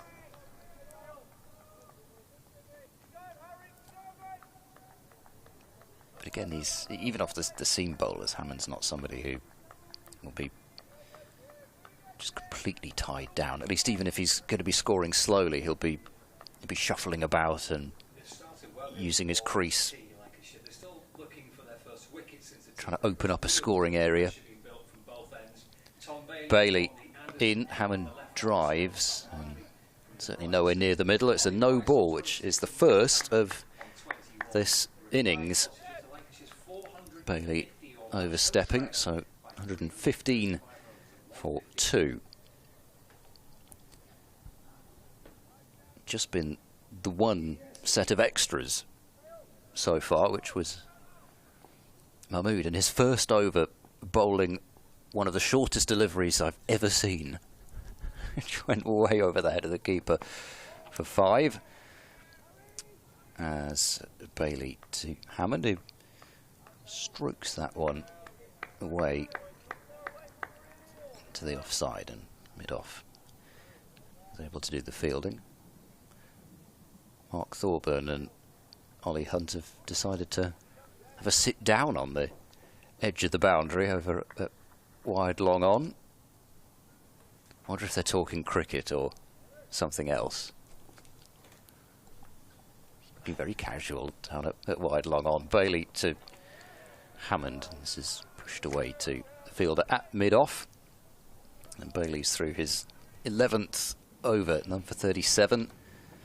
Gloucestershire at 115 for 2 as the dark cloud still dominates overhead, but there's a lot of blue away to our left-hand side. It's certainly not here to stay permanently, but there's an awful lot of coats out there, and we're not quite, actually we are at 25 past 5. I didn't think it was quite that late, but that sort of time where spectators start to think, well, I'd love to stay for the end. I'd like to see another couple of wickets in this case with Lancashire, but just starting to have had enough of the seat and the chill. Yes, thankfully the wind has dropped, hasn't it? It's quite a strong breeze earlier today, but it seems to have disappeared. Price on 26. He's waiting to see what happens here, because Marcus Harris and Tom Hartley have been in conversation. To be fair, not a lot has happened. The field is as it was.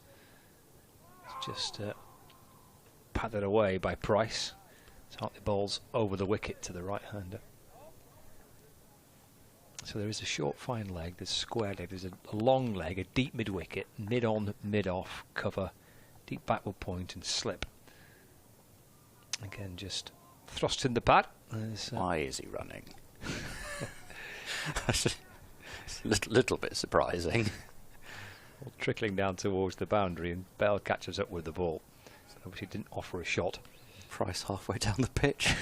I thought, given that he'd made up his mind that he was going to kick it away, that he would be thinking about not running. The ball's not dead until they've completed the first run. Lancashire can still effect a run out in that respect, so there's really absolutely no reason other than for your own harm to leave your crease in that situation if you're just going to kick it away.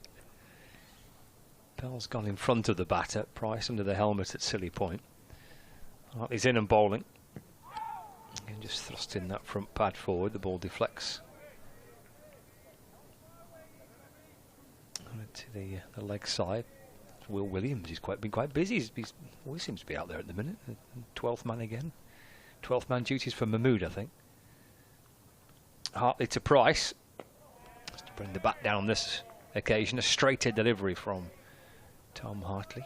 He got really tight to the stumps there, just leapt a bit closer towards the umpire and then wheeled away. 115 for 2. Hartley in again. A straighter delivery delivered, as Ed was saying, like the previous one, close to the stumps from Hartley. Again, Price defends. 115 for 2. Hartley in and bowls. That's just tapped away to square leg. Through for 1. End of the over. 116 for 2. Price on 27 with that single. He's kept the strike as well.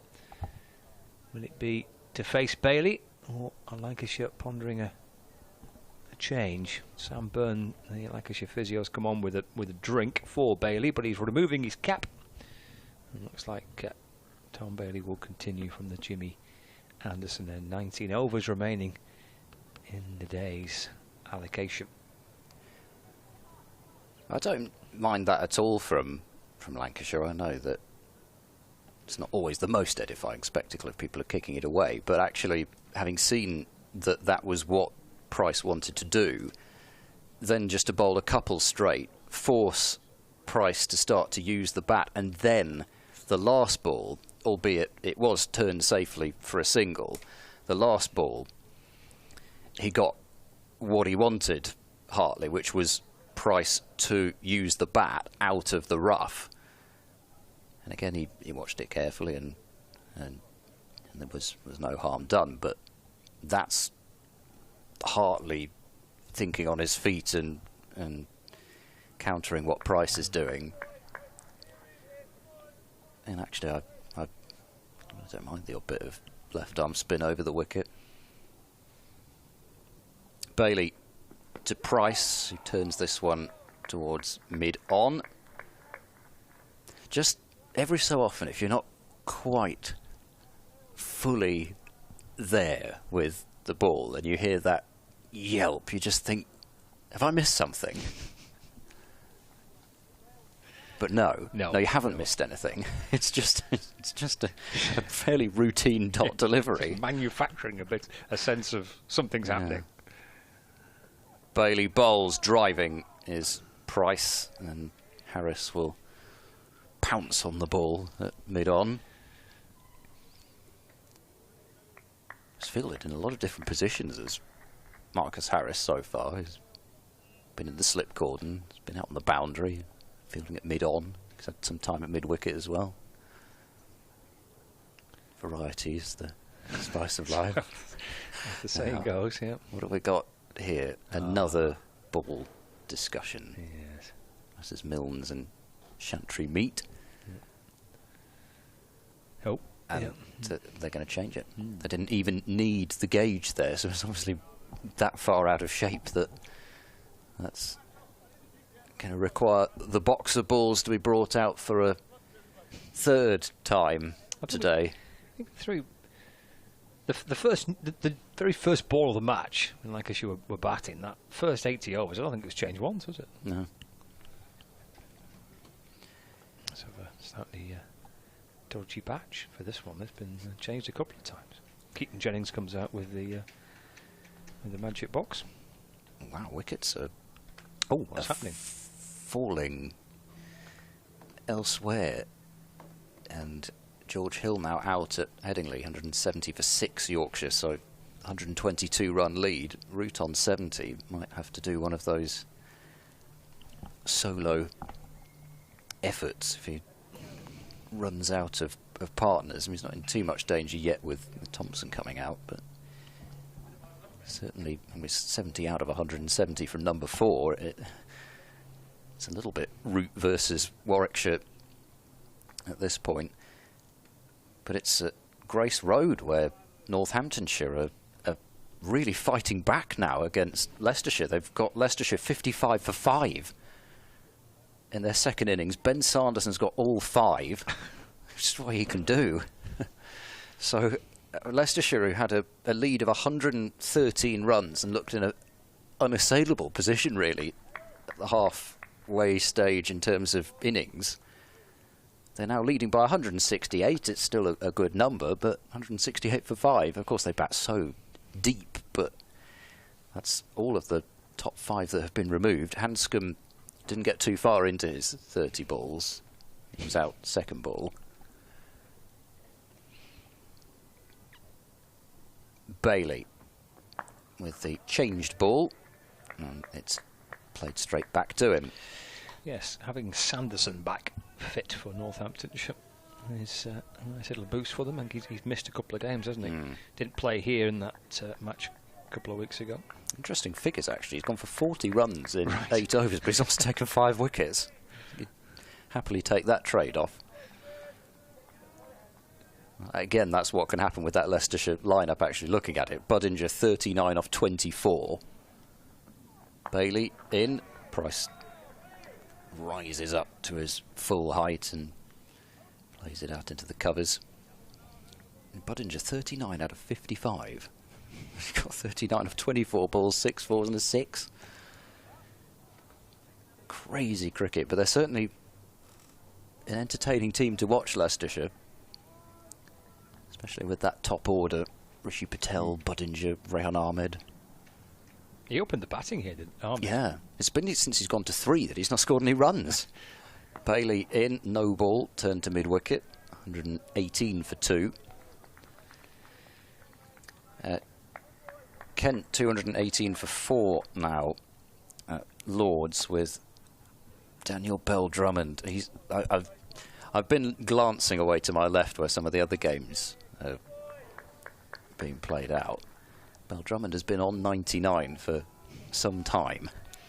It's just that extra sense of nerves, I'm sure, when it's a Lord's 100 that you might be making. Bailey, who what's caught the shoulder of the bat of Price, popped up in the air, well short of backward point, but not in control there, Price, and goes away to do a bit of gardening, and that's the one that Lancashire want to see. It's the one that clearly bounces a bit more than Price thinks. There's a couple that have kept low, and then that one has just taken off, and that does, especially you think if Mahmood or Turner gets that sort of variation even at a greater pace, that probably, well, if not carries, it gets closer to carrying to backward point if that sort of thing happens with Turner bowling.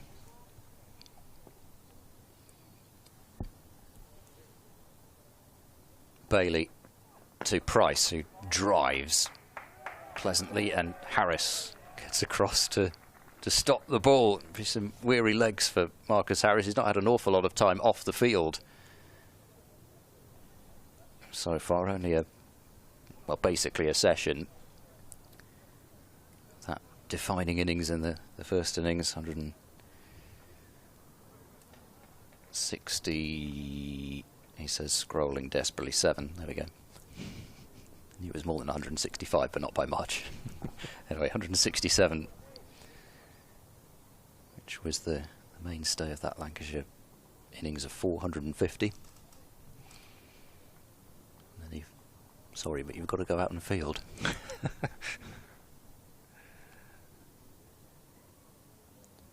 Bailey's taken his sweater off at mid-wicket. I can see Balderson just going through a few stretching exercises too.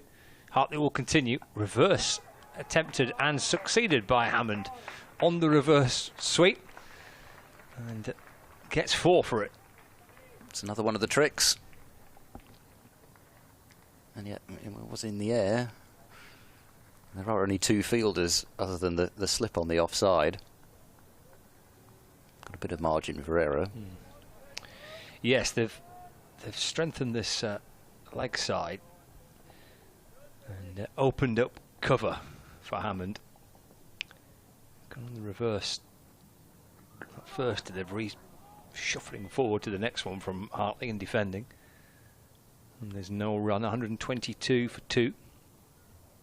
Played an hour of cricket since tea. Tea time score was 87 for 2. Now it's 122 for 2. Driven away. And this will be a single for Hammond. 26 he goes to now. And score to 123 for 2.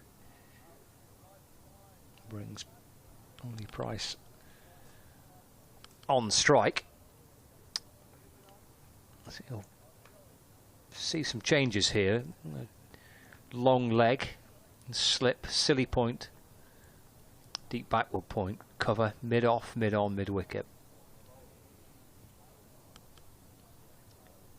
Hartley 1 for 26. Bell at silly point under the helmet. He's crouching down right below the batter's eye line. Hartley to Price again, just thrusting the front pad into that, and the ball deviates away to mid-wicket. There's no run. Hartley bowling his left arm spin to Price from over the wicket. So Price happy just to kick quite a lot of this away. And he's going to further reinforce the leg side here is Tom Hartley. So Bailey, who was at cover, comes to a second mid-wicket. Having flashbacks to that Zaffa spell here now with this line of attack, left arm spinner over the wicket, somebody kicking it away. And the same thing again, loops up off the pad, and it has Hurst coming from behind the stumps to field. Oh, is that enough? Yep. So he's going to change here, Hartley, around the wicket to Price. He's seen enough of that front pad for the time being. So he brings Bailey across to cover again, brings Point up. He moves silly Point, which is bell under the helmet, to short leg. And from around the wicket he's into Price. That's playing forward in defence, and there's no run. It's the end of the over. 123 for 2. Price on 27, Hammond on 26. With 17 overs remaining in the day's play. And Hartley, it would appear, at least for the time being, settled into quite a lengthy spell here. That's his 8th over since the tea break. 8 overs, 2 maidens for 20. And Bailey about to start his 5th over of the spell. 4 overs, 1 maiden for 10 for Tom Bailey from the James Anderson end. It depends which way this goes, whether the darker cloud takes over or whether it opens up a bit later on. We might be seeing a bit of Hartley and Wells in tandem if the light just worsens a bit. Bailey bowls a ballooning bumper, which is just about okay as far as height's concerned. It's one of his allocation, but no attacking shot attempted. Has he got his century? I think he has just got his century. Daniel Bell Drummond, yeah, he has. Well done him. He's a terrific player, and he's got a Lord's 100 for Kent. And goes Bailey, and this is pushed away to Point, and there is no run. Certainly was given a bit of a working over, it looked like, on 99. Kent 117 run lead, 4 wickets down. There are some intriguingly poised games. Essex going pretty well at Taunton now, 132 for 3, lead approaching 200. Jordan Cox is 47 not out. So that's kind of flattened out a little bit there. Bailey bowls. This is just, well, he got on top of that pretty well, actually, Hammond. I'm not quite sure whether that came off the top part of the bat, or I don't think it was the glove. He just deflected it away towards square leg, and they'll sprint through for 1. 124 for 2, and that is the 50-run partnership between Price and Hammond. It's not been a flowing 50 partnership, but it's been a mighty valuable one at this point for Gloucestershire. Bailey in driven. Good looking shot, but it's stopped by Bailey, and we could tell it was hit pretty well because it's scared the pigeons, that crack off the bat. Yeah, they're off. Yeah, and they'll do what they always do and just fly around in about 2 circles and then land exactly where they were. No, they're going to land in an even more dangerous area. They're there for the top edge. Price and Hammond both 27. It's been really hard work, this, for Gloucestershire. Bailey bowls, who's tried one of those slower balls. I love the Tom Bailey slower ball. It just loops out of there and almost laughs at the batter as it goes by. It was just not directed where he hoped it would be. Just gently dribbled leg side of Price. He does like to chuck those in now at the end, doesn't he? Yeah, he does. It's something he's developed in the last couple of seasons. It's quite a variation in speed. As the last ball of this over, Bailey bowls a full pace ball which is pulled away along the floor and straight out to deep square. So it's just the 1, And 125 for 2 at the end of that over. Yeah, it could be the last from Bailey in this spell. Floodlights. Oh, yes. Yeah. Well, this cloud cover, that for the viewers on Lancs TV, that kind of slither of black cloud, which is almost right down the centre of the middle of the ground here, it hasn't moved at all since tea really. But there's no wind around, so that slightly darker cloud with this blue sky either side of it, to the left and out towards the city centre on the right of screen there, but. It's not moving, and as a result, it's deemed that floodlights are required. We are going to see a change of bowling. It will be from the Brian Statham end, so it's going to be replacing Tom Hartley's 8-over spell. Might have a go from the other end, Tom Hartley, potentially. Or maybe just a bit of a breather, we'll see. Saqib Mahmood is back on the field, and I'm wondering if he's just inquiring of umpire Milnes here, how long possibly he has to wait. I don't know. It's a long discussion. I might have just been talking about the ball actually, but he has been off the field for a bit of time, so it may be that he's got to wait. I think it felt like longer than 15 minutes that he was off the field anyway, so I have to wait the amount of time that he was off the field for before he can then bowl. So here comes Balderson. Got a couple of slips in place and Price on strike. You should see the shadows being cast now from the floodlights as Price leans into it and defends. Out towards Bohannon at cover, there's no run. So change of pace from this Brian Statham end. It's been the left arm spin basically for, well, 8 overs since the tea break. And of course he started from this end before tea, so it's been 11 overs of spin from this end. And that's been broken up by some George Balderson. And that's driven away handsomely for 4 by Price. The ball hammers in towards the hover cover. And the score moves on to 129 for 2. Looks like that toe just touches the danger area. It's that far down. We haven't seen too many shots like that pretty much since the start. In fact, I think even when Charlesworth was in full flow, we didn't see too many shots creamed through the covers like that. 129 for 2. It's pushed away again, but stopped by Hartley, and a good stop at backward point. Deflects off the face of the bat pretty quickly, and without the successful intervention from Tom Hartley, it's probably running it down towards the boundary for 4. 29 for 2. Price on 32. And Balderson, who claimed the first wicket of this Gloucestershire innings, he's into Price, and that's tucked away behind square on the leg side. He wants to come back for 2 and does. That's excellent running in a period where there's not a great deal happened. It's been quite slow going for Gloucestershire, and it's managed to force 2 there out. And that's good stuff from Price and by Hammond. Yeah, I'd like to see that. I mean, again, you're always wary of backseat coaching, but I like to see Price pushing the running a bit more. 34 to Price, 131 for 2. Balderson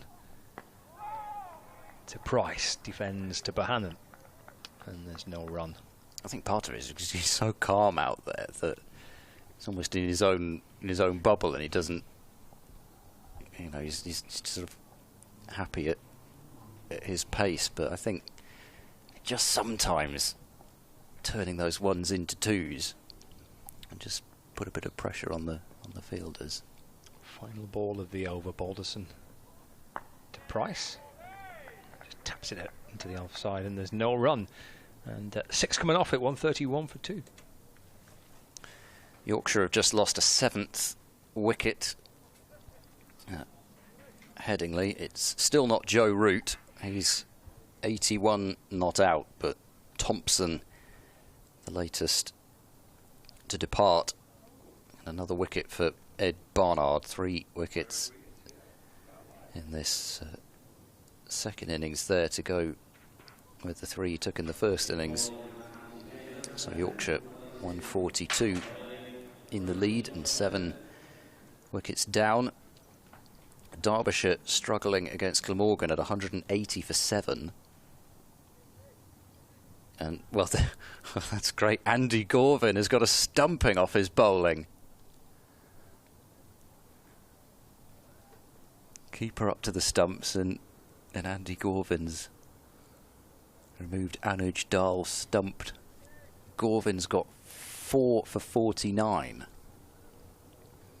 Derbyshire trailing by 251 runs after Glamorgan's 431.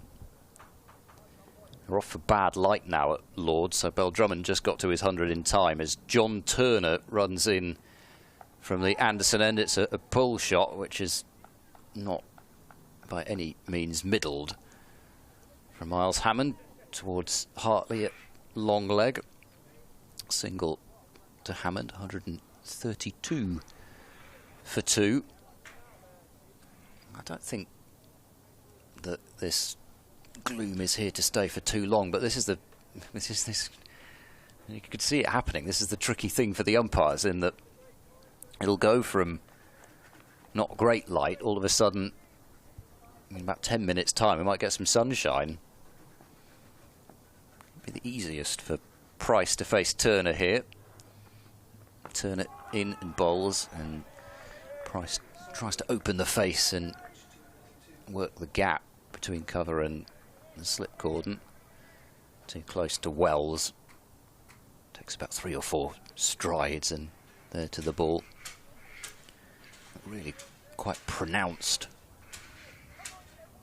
4-pointed shadows out there. I've absolutely no idea what Scott Reed is currently doing over there with his pen. As in comes Turner, and Price has whipped this one through wide mid-on for 4 runs, and he's played a couple of really fine shots the last few overs. It's that bottom-handed power that he's got through that straight mid-wicket, wide mid-on sort of area. And they often have their mid-wickets in pretty close for Ollie Price. Not much time to reactivate it that hard. 136 for 2. Turner to Ollie Price, and a forward defence goes out into the offside. I have to get Scott to describe this bizarre pin action on the table when he comes back on. Explain yourself.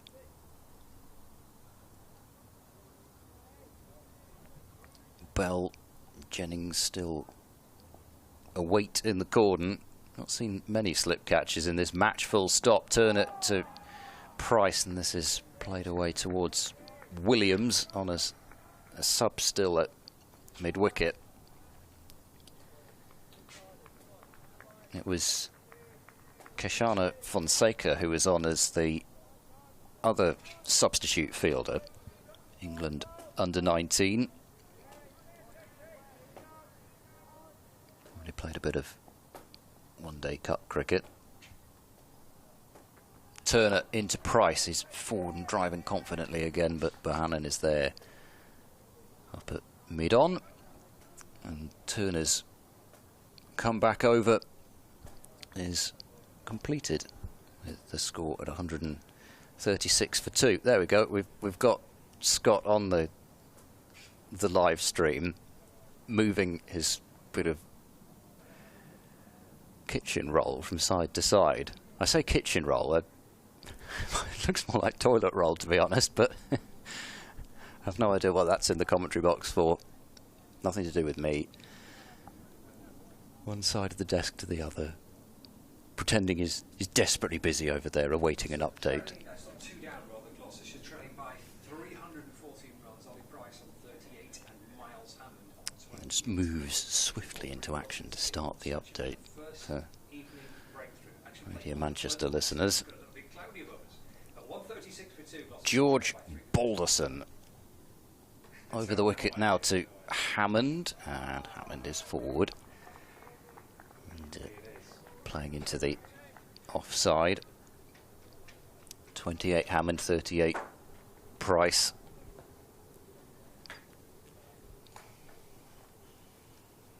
pitch has had their own little periods where they've received a working over. Hammond had a good go from Hartley especially.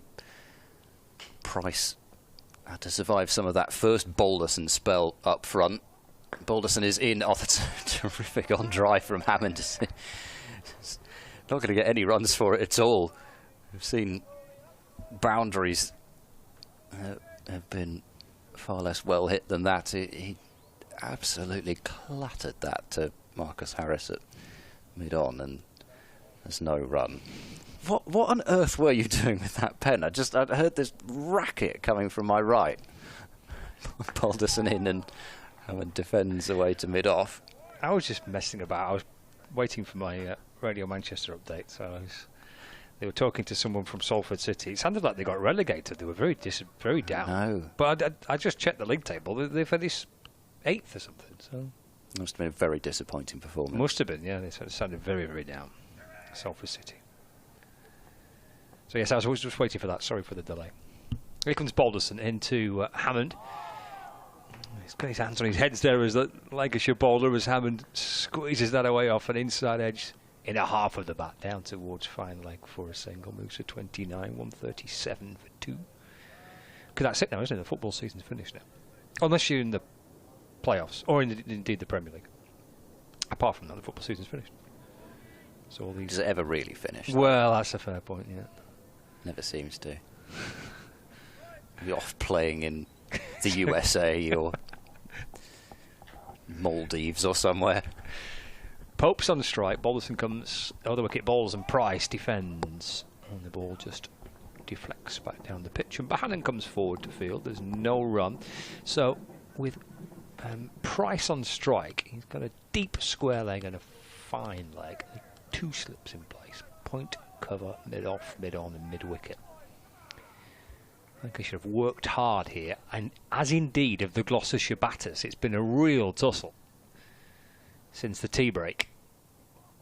That's driven to mid-off where Harris fields. It's the end of another pretty tidy over from Balderson. Just a single coming off it. The tea time score, remember, was 87 for 2. And that was an hour and 20 minutes ago when we resumed.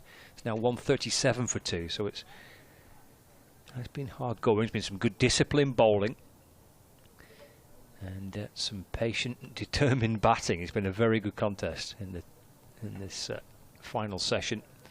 13 overs remaining in the day. Time to have a towel down by the looks of it, and a drink as well.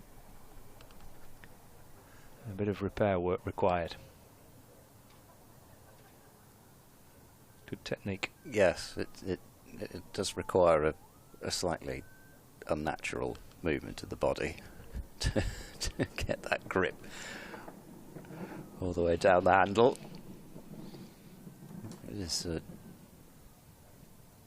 Dom Goodman there, who I think he might just be nursing it. Well, I say nursing. I don't know if that's really quite the right word. It might be a bit overdoing it. There's something that he might just be monitoring, because I watched the warm-up this morning and they went into the huddle and were about to do some team stretches, but Goodman actually left that and just wandered off back to the dressing room. Here comes Turner to Hammond, who lets it go through behind the stumps. Ed Middleton was here yesterday. I gather will also be here tomorrow, but today he's nipped down the motorway. Oh, right, okay. And is playing a game of club cricket for Froster Cricket Club. Where's that? Well, I'll show you. Is it? He's racking up the miles, is he? On the? Actually, that's a good point. We could see how many miles he's having to do. Turner in, and Hammond gets a ball that does bounce a bit, catches him higher up on the bat, ends up knocking it down to the offside. It was safe enough, and Jennings has just decided to stand in the batter's crease. Fair enough. I don't think it's possible to get in Hammond's head for anybody. Would you want to? Turner, exactly. That's the point. into the covers. This one goes off a fuller ball. Knocked down for no run. So, according to this, it's 144 miles from Old Trafford to Froster Cricket Club, which is, well, it's sort of there, really. Sort of near the M5 towards Stroud, but a little bit off. Turner in to Hammond, and that's carved away through the covers, and it's, oh dear, voice crack. It's going to go out towards the boundary, and it's going to be 2 runs. As Balderson cuts it off. I don't see too many fall short of that rope. A good chase, and 2 runs to Hammond. He's on to 31. It's 139 for 2. So, what, nearly 300 miles so for Middleton today. So he's done that today? Well, I suppose he won't have done it today, will he? He'll have gone down last night and played today. Coming back this evening, right. Yeah. Oh, Hammond squared up. He's edged and he's caught low down at first slip. George Bell. And Hammond is convinced that this hasn't carried. He's standing there with his left hand on his hip and hasn't moved. And the 2 umpires will get together and we'll see what is decided here. David Milnes and Jack Shantry in deep discussions, and I think the decision is not out.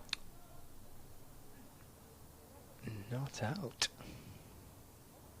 I must say, and you know, because Lancashire went up so convincingly, I just thought that I was seeing things that just, I don't know, there was something about it that just didn't look right, but I don't know. You just have to see it again. But it's amazing, isn't it? We can have these discussions. This discussion earlier about fielders claim the catch. Batter now knows that they don't have to go off. And we're getting a second look on Lancs TV, but not quite, because Turner's already running in. Missed the live action. We don't miss that shot, because that's so often what happens after something like that. Either a drop or a chance of a wicket. Turner just over pitching and is driven handsomely through the covers for 4. 143 for 2. Yeah, it's classic, that, isn't it? Kind of in a little nutshell there. the joys and frustrations of cricket. Why does anybody play it, really? Here we go. Let's have a look at the replay again. Squared up. Well, gosh, you'd have to zoom that right up to know. It's low in the fingers, isn't it? It's just a question of whether he's quite scooped it before, because the ball, unless he's kept the ball completely off the floor of zero. I mean, he's not got his fingertips, it looks like, completely under it, but it's impossible to tell whether he's scooped it before that ball has touched a blade of grass. Balderson to start a fresh over, left by Price and through to Hurst. Because it was that, to me, that up front looked a little bit odd about it, because he was coming up almost as he took it. But again, I don't know how you'd tell, but in some ways, at least the square leg umpire would have had some sort of a view of it. Balderson to Price, and that's defended, and there's no run. It's yeah, well, I mean, you can magnify that and try and zoom that in and all the rest of it with the technology, but I think it's one of those which is so difficult to tell, isn't it? In fact, when you see it in international games and you watch the close-ups and the zoom in, I never see it, whether it makes it any clearer or not. And it almost always ends up being not out. Short from Balderson. Price ducks under it through to Hurst. But it's just so tricky when you've got this sort of lack of system almost now, in that the batter knows that they can wait for the umpire's decision, and the fielder knows that they can claim it or otherwise, whether they know or don't know. Balderson to Price. That's defended. There's no run. I mean, I think the umpires can only give a decision on what they feel, what they see in real time. If they're not convinced, if they're not sure, then they can't give it out. That's absolutely fair for me. Yeah, and that still stands even in the era of DRS. That it's still completely the case that you have to know for sure that it's out. Yeah. But when you're Lancashire and when you're going up and you're pushing for wickets, you want at least one wicket before the close, because even though Gloucestershire has still got so much work to do, trailing by over 300 runs, this partnership has established itself a bit, and they want to get, especially at this stage, 11 overs left. You're thinking get somebody new out there, another breakthrough. Maybe you get a night watchman in again. It's a chance for Gloucestershire to be 5 down or something at the close. Keeper's going to stand up here. Matty Hurst, got the helmet on as Balderson comes in and bowls. Oh, it's a great take by Hurst. Playing and missing his Price. It's magnificent take by the Lancashire wicketkeeper.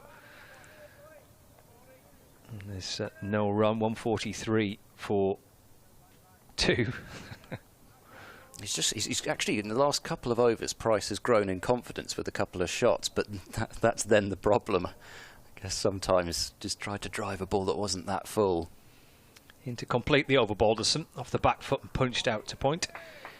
And there's no run. 143 for 2, but of course, plenty of chat about this chance that was created, this edge off the bat towards Bell. Whoa. Well, yeah, what can you say? It looked more from that angle as though it might have caught some ground. Yeah, I think it did. And I don't think that's a blame to Bell. He's not certain. He's going low down to his left to try and take a catch. I think that's perfectly fair, isn't it? From the two umpires. I got the impression that, I mean, of course, you'd like to hope that any decision the umpire would make in that situation would be taken. Hammond, on the drive to this new over from Turner, and there's no run up to mid-off. It just they didn't look like a side that were aghast that the decision was not out. Yeah, I think in the end the right outcome has been reached, hasn't it? Hammond's every right not to move if he doesn't think it's carried. The two umpires are not convinced that it's carried. Fine, crack on. Crack on. Hammond, who cracks on with a defensive shot towards mid-off. Yeah, well, it's just another one of those little moments that, if they'd all gone the other way, and if there'd just been a little bit of a sprinkle, it could have quite a different game with these a couple of bits of slight misfortune for a couple of the Lancashire batters. Turner into Hammond, edged and wide of second slip, and the fielder down on the boundary doesn't even move. He's got no chance of stopping it. It's another stroke of fortune for Hammond. Turner going very wide on the crease. His back foot's almost touching the return crease, but it's inside it. A genuine edge, and it's funny. We've seen far more edges to about third slip than we have to first or second. And Lancashire, I think, are going to put a third fielder in the cordon, so they'll take mid-wicket out, push a second fielder back on the leg side boundary to give Turner a bit of cover, because he will want to attack the pads of Hammond, and then put a third slip in. Turner bowls, Hammond drives, and that's beaten cover, and that's Hammond at his best. Just a delivery that's too full and stroked away. A really elegant player to watch when he's at his best. And Gloucestershire's 150 has come up for the loss of 2 wickets. Yeah, and really impressive partnership between these two. It's been hard work.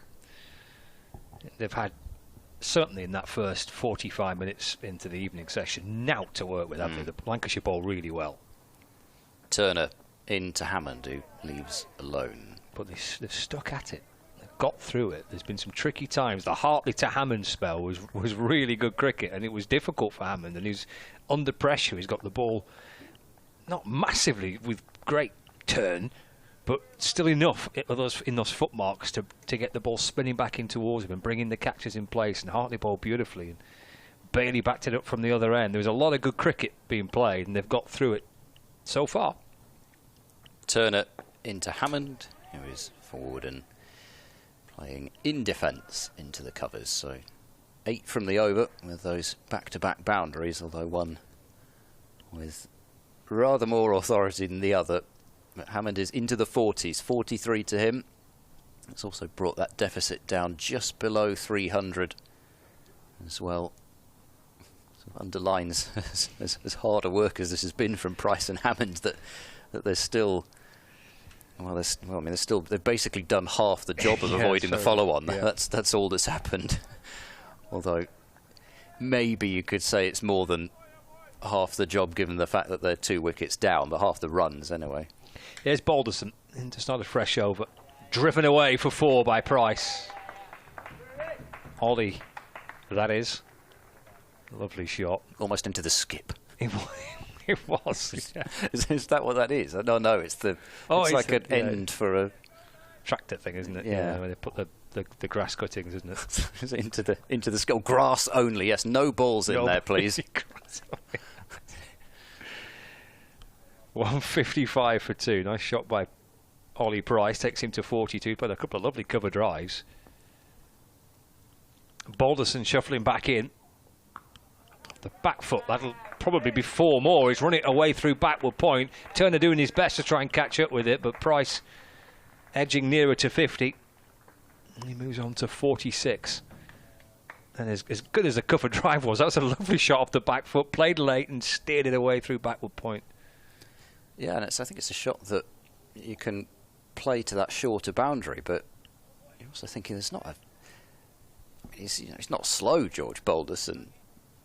But given how difficult it looked to try and drive only a few overs ago, all of a sudden, Price in particular has found some good timing through the covers. I mean, Hammond hit that one off Turner as well. That was more of a genuine half volley. But it's strange how it ebbs and flows. The confidence of batters out in the middle. I just think what really changed. Balderson over the wicket. It's driven to mid-on where Bailey fields, and there's no run. Yeah, go back to when he started out, and certainly when he was facing Balderson and the one or two of the other bowlers as well, it did feel it was tricky, wasn't it? It took him time just to get used to, I think, to the pace of the pitch. Yeah. And get himself going, but he's played some lovely shots. He's up and running now. And also, you'd think with 9 overs left in the day that there'd be some pressure as far as survival now. Balderson to Price, gone full again. Must have shot a ball. Driven to Harris. And mid-off, and there's no run. Just checking now with a square leg umpire how many deliveries are left. And there's 2 to go in this over. Successive boundaries to start it. A lovely cover drive. And then a back foot shot which he played late and steered behind point. Back-to-back 4s.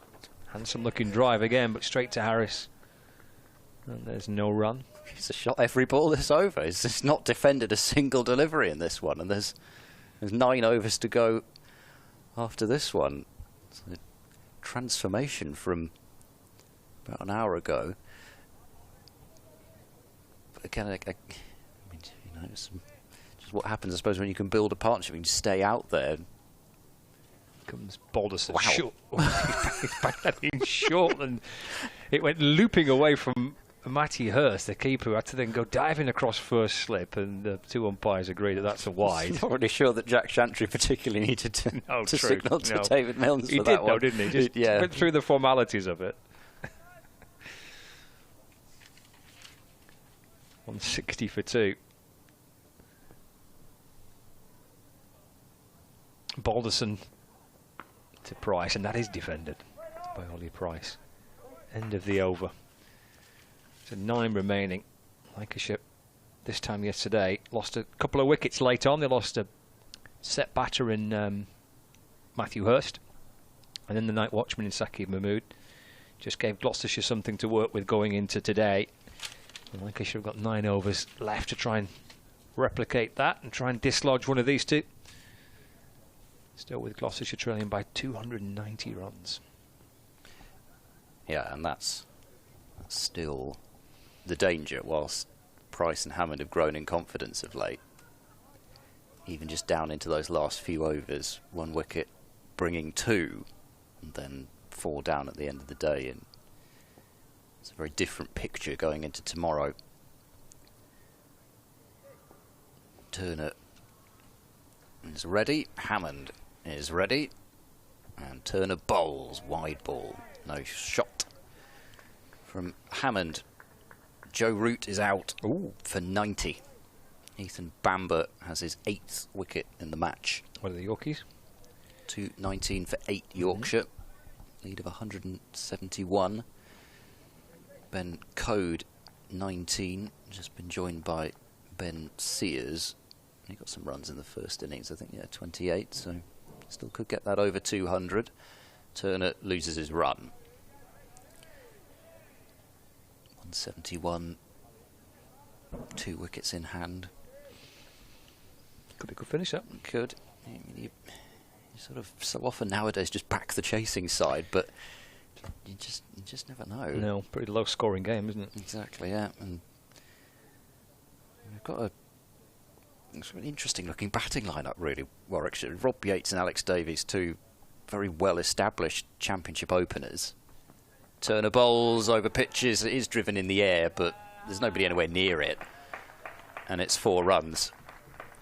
Might be a few gasps in the field, but realistically that ball's only going in one direction because there's no fielder at even backward point. There's a fielder back on the boundary, sort of hedging his bets between a third and a deep backward point. There's just there's no real need to keep that down. 164 for 2, Hammond on to 47, so the race to 50 was looking as if it was going to be won by Price. Hammond moving to 47, still on strike. Turner into him, and this is worked away towards mid-on. Hammond wheels back as he realises there's no run. Saqib Mahmood at mid-on, isn't he? Not seen him too much, have we, today? Bowled, was it 5 overs first up with a new ball, then came back for 3. And nothing since. Yeah, then he went off, just sort of pointed at his foot, but whether that was... I mean, I thought to start with it might have been a change of boots or something, but it wasn't, because he was off for a bit longer than that, and then he's come back on.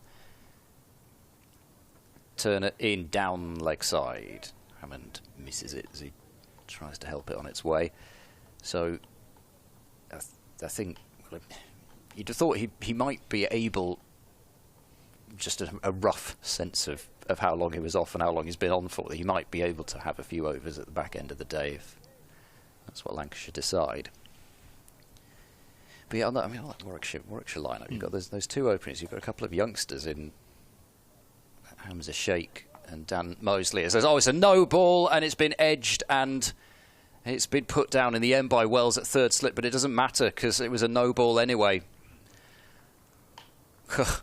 It's just all of a sudden something sparks into life here. It was a good decision from Jennings to put that 3rd slip in. We've so often not seen a 3rd slip.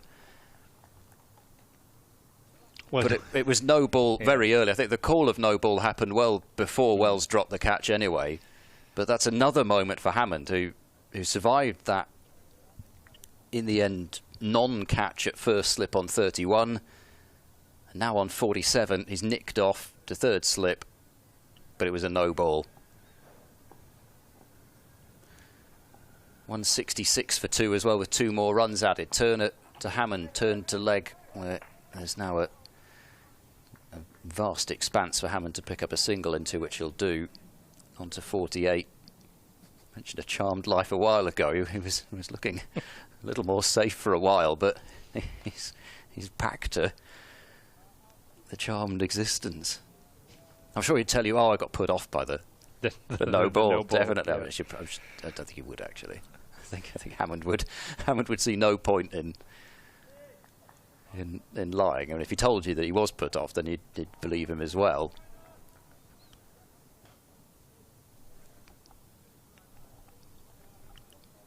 And Gloucestershire bowled far more no balls as well than Lancashire have. Turner to Price, who's forward confidently, just defending though into the offside, and it's picked up by Bailey at cover point. 167 for 2. But was that about the third no ball of the innings, something like that? Yeah, it was Turner's first as well. Bailey bowled 2, and Turner's first time he's overstepped is the wicket-taking delivery.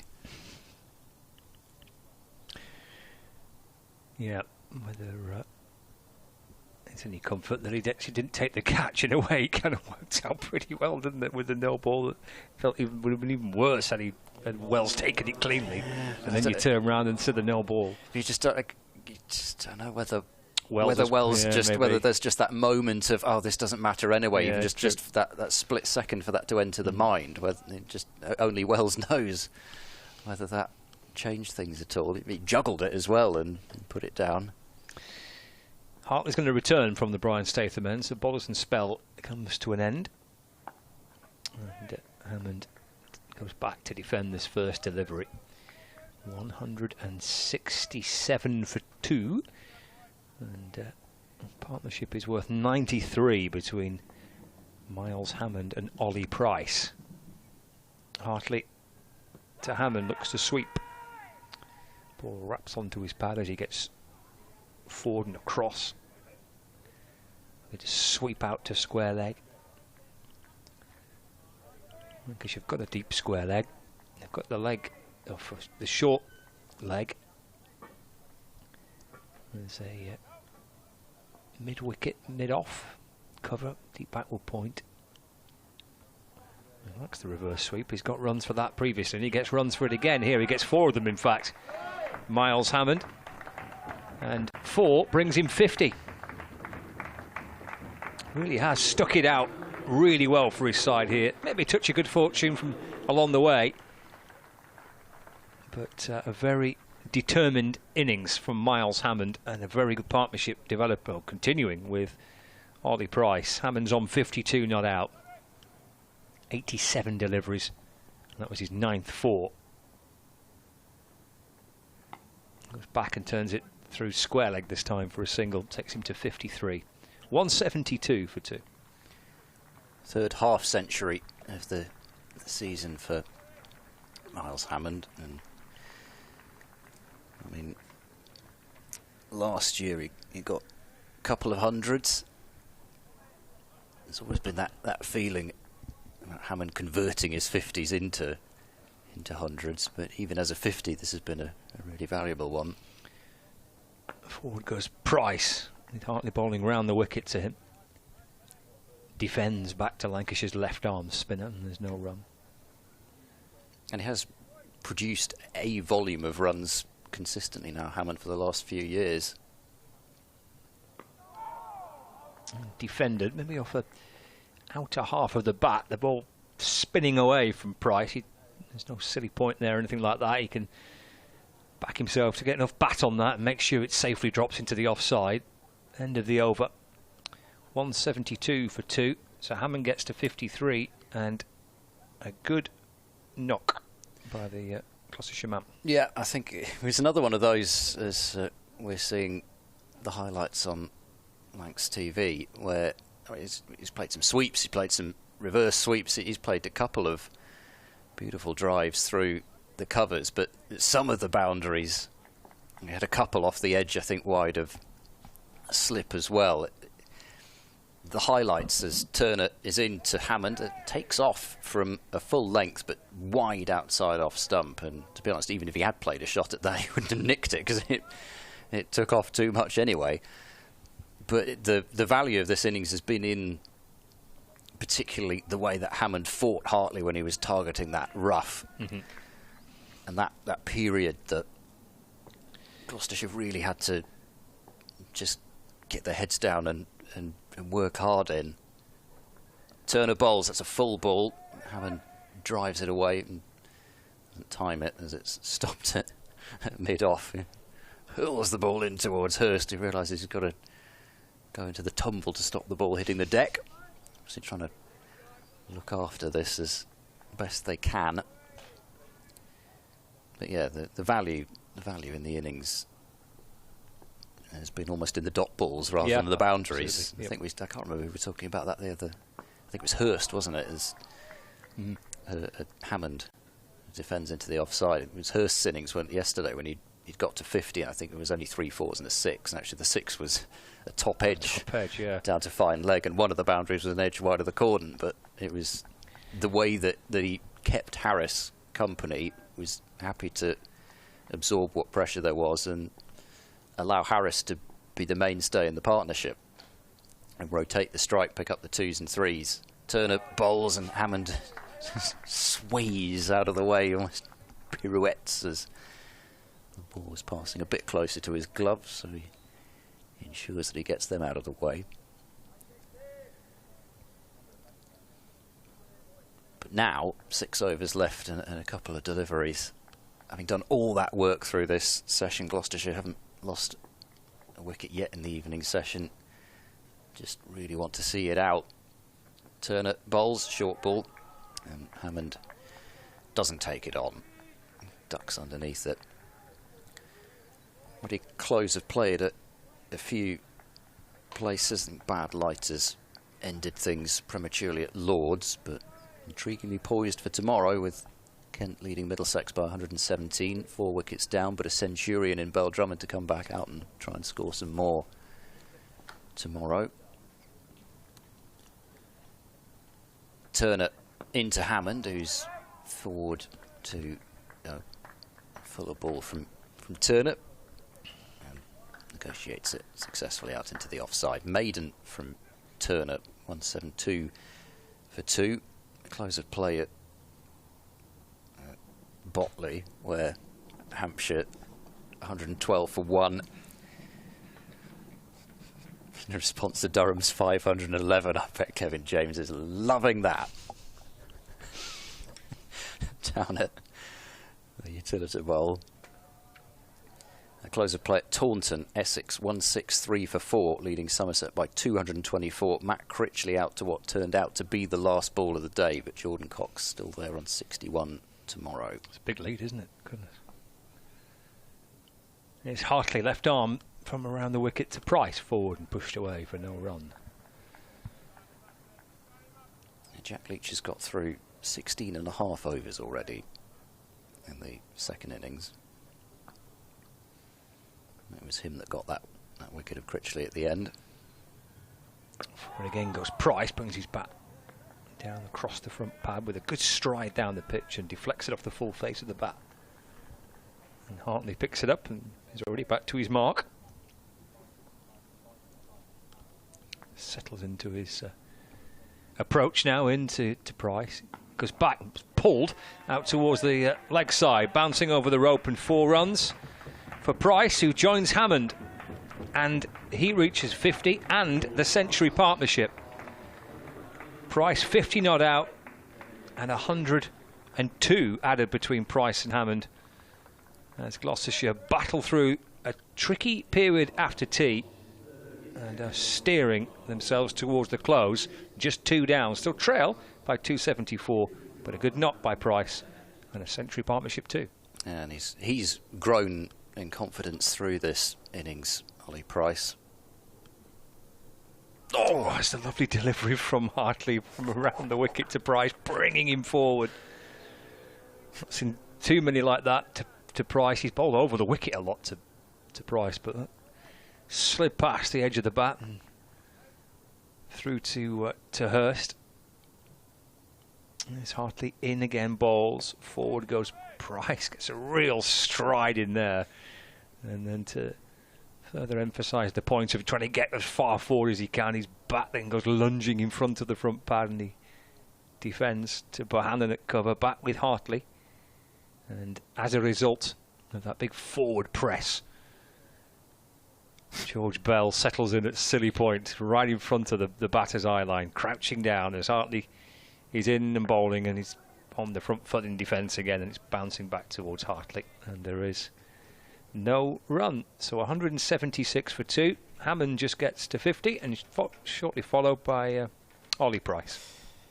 Yep, and his package as far as these highlights that we will be seeing if you are watching the pictures on Lancs TV, a lot of his shots, a lot of the shots in this selection were ones that were played in the latter almost third of his innings, really, because the first 2/3 were really quite gritty runs from Price. He found the odd for here or there, but it was mostly about just squeezing out whatever he could, and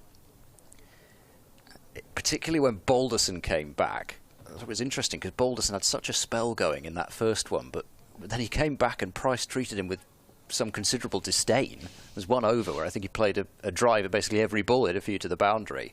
Saqib Mahmood is back, replacing Turner, so he's able to come back on and bowl now, which is a good sign for Lancashire. It's not going to be a long spell. It's going to have 3 overs at the end of the day here, first ball left alone.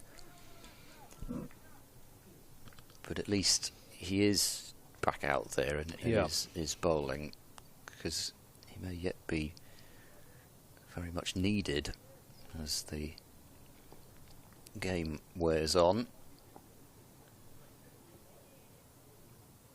Mahmood runs in round the wicket to the left-handed Hammond and bowls, and Hammond forward and playing very straight, forcing Turner to his left at mid-on. I did see from that shot that we had of the Gloucestershire balcony, which understandably has been increasing its noise level as both Price and Hammond have reached 50s. I think Cameron Green at least had his pads on down there. I suppose that doesn't automatically mean that he's the one that's going to be coming out if there is a wicket. Mahmood to Hammond, who's tried to flick into the leg side. There's an appeal for leg before. It always looked a bit leg side-ish, but we've seen so many of those given, including one in particular to Hammond in the first game. He just wasn't quite sure.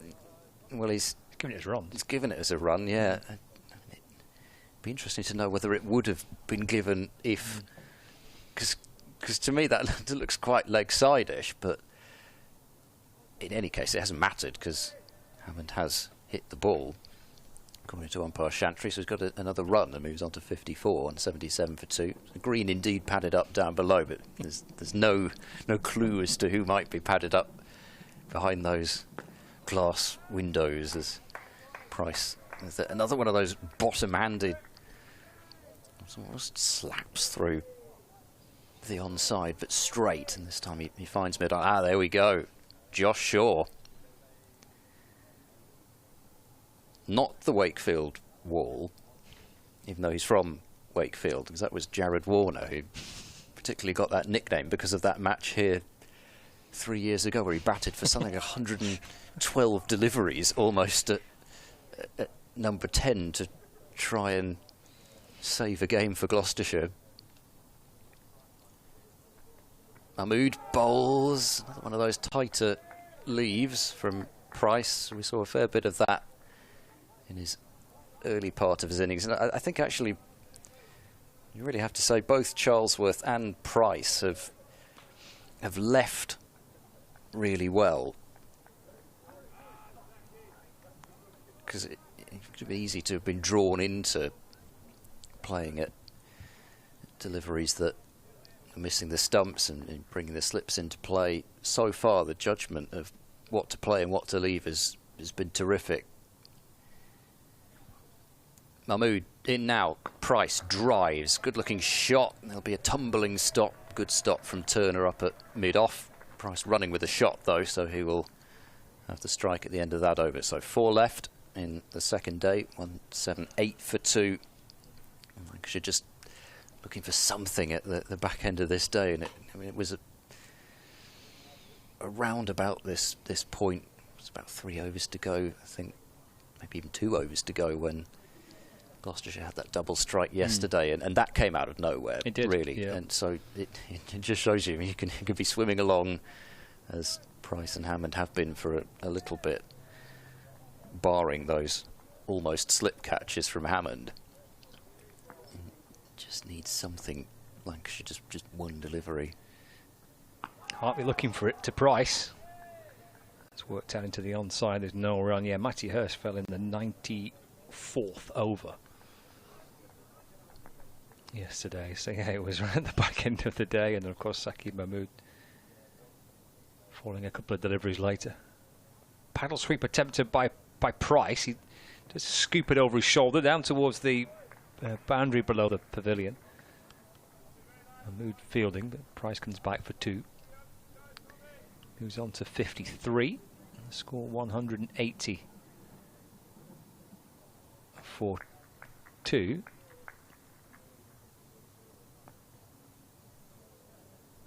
It's Hartley from around the wicket. He's worked into the onside, but playing against the spin there is Price. Needed a very short mid-wicket. At times there has been somebody in much closer than Wells is now. Just bounced maybe 10 yards or so in front of Wells. It's forward and push it away into the offside this time. Bell under the helmet below the batter field. Can't get such a big stride, Price. I mean, we just saw a shot of him towering over Matty Hurst. I don't know, he's not the tallest in this Gloucestershire team by any means, Price, but he's tall. Again, lunging forward, his back knee touching the ground as he gets right forward, and the bat in front of the pad as well, and safely pushes it back towards Hartley. He's got 1 ball left of this over. Hartley into Price. Dabbed away back to Hartley again. 3 remaining in the day's play. 180 for 2. And Hammond and Price, having seen what happened to Lancashire in the final over of 2 last night, we'll be hoping that history doesn't repeat itself and they can get Gloucestershire to the close of play, just 2 down, and enjoy an unbeaten century partnership. What Lancashire would do just to prize one out now, right on the knock-ins of the close of play. I mean, on the face of it, 180 for 2, but the pressure has been on so much in this session, previous session as well. We'll continue with Saqib Mahmood in round the wicket bowls. Hammond just flicks it away towards mid-on. There's no run there. I think that's the key, isn't it? I mean, this is, yeah, you look at that, I think 180 for 2 if you're just joining the coverage on the BBC Sport website and app and just checking out the commentary and the live text commentary, or you've flicked onto Lancs TV and you're looking at that and thinking, oh, right, but that's not the score does not reflect the feeling of the day, and certainly the feeling of the session post tea, where it's been really intense. Lancashire have bowled, I think, bowled really well, and these two have batted really well. It's been very kind of hard fought cricket between the two. Mahmood in now, and Hammond will send this one straight of mid on, just an on push really. There's not enough power behind it to take it to the boundary. Hannon almost ragdoll like, and he's sent in a fairly hideous return in towards where short mid-wicket would be. Hurst has to go sprinting off into the distance to keep it under control, and in the end it's 2 runs. A few funny things today, haven't we? A few unusual things today. There's a bit of a quirky bit of fielding. Got himself all twisted up a little bit there. No idea what that throw was either. 182 long day, for 2. Long day in the field. Yeah. A bit of late evening sunshine, long shadows cast by the floodlight pylon across the pitch as Mahmood bowls, and Hammond tries to flick it away off his thigh area, and it just drops down into the ground. And just for a moment, I mean, you sometimes see those where it just hits the bottom of the thigh pad and actually goes back towards the stumps, having been angled down the leg side. Just for a brief moment. I wonder whether that would be brought into play. Yeah, I mean, neither side has really ever gone massively hunting wickets in terms of, say, a really barrage of short pitch bowling or something like that. Mahmood in, back of a length. Hammond has kept that one down, out into the offside for no run. I think the fact that both sides haven't done it as well to some extent, I think somebody shows you they just don't think there's a great deal of mileage in that. It's just had to be a case of discipline and waiting for that moment and hoping to capitalise on it when it comes. Only 14 deliveries left in the day's play. Mahmood to Hammond, very full and driven away. Bohannon fields at mid-off.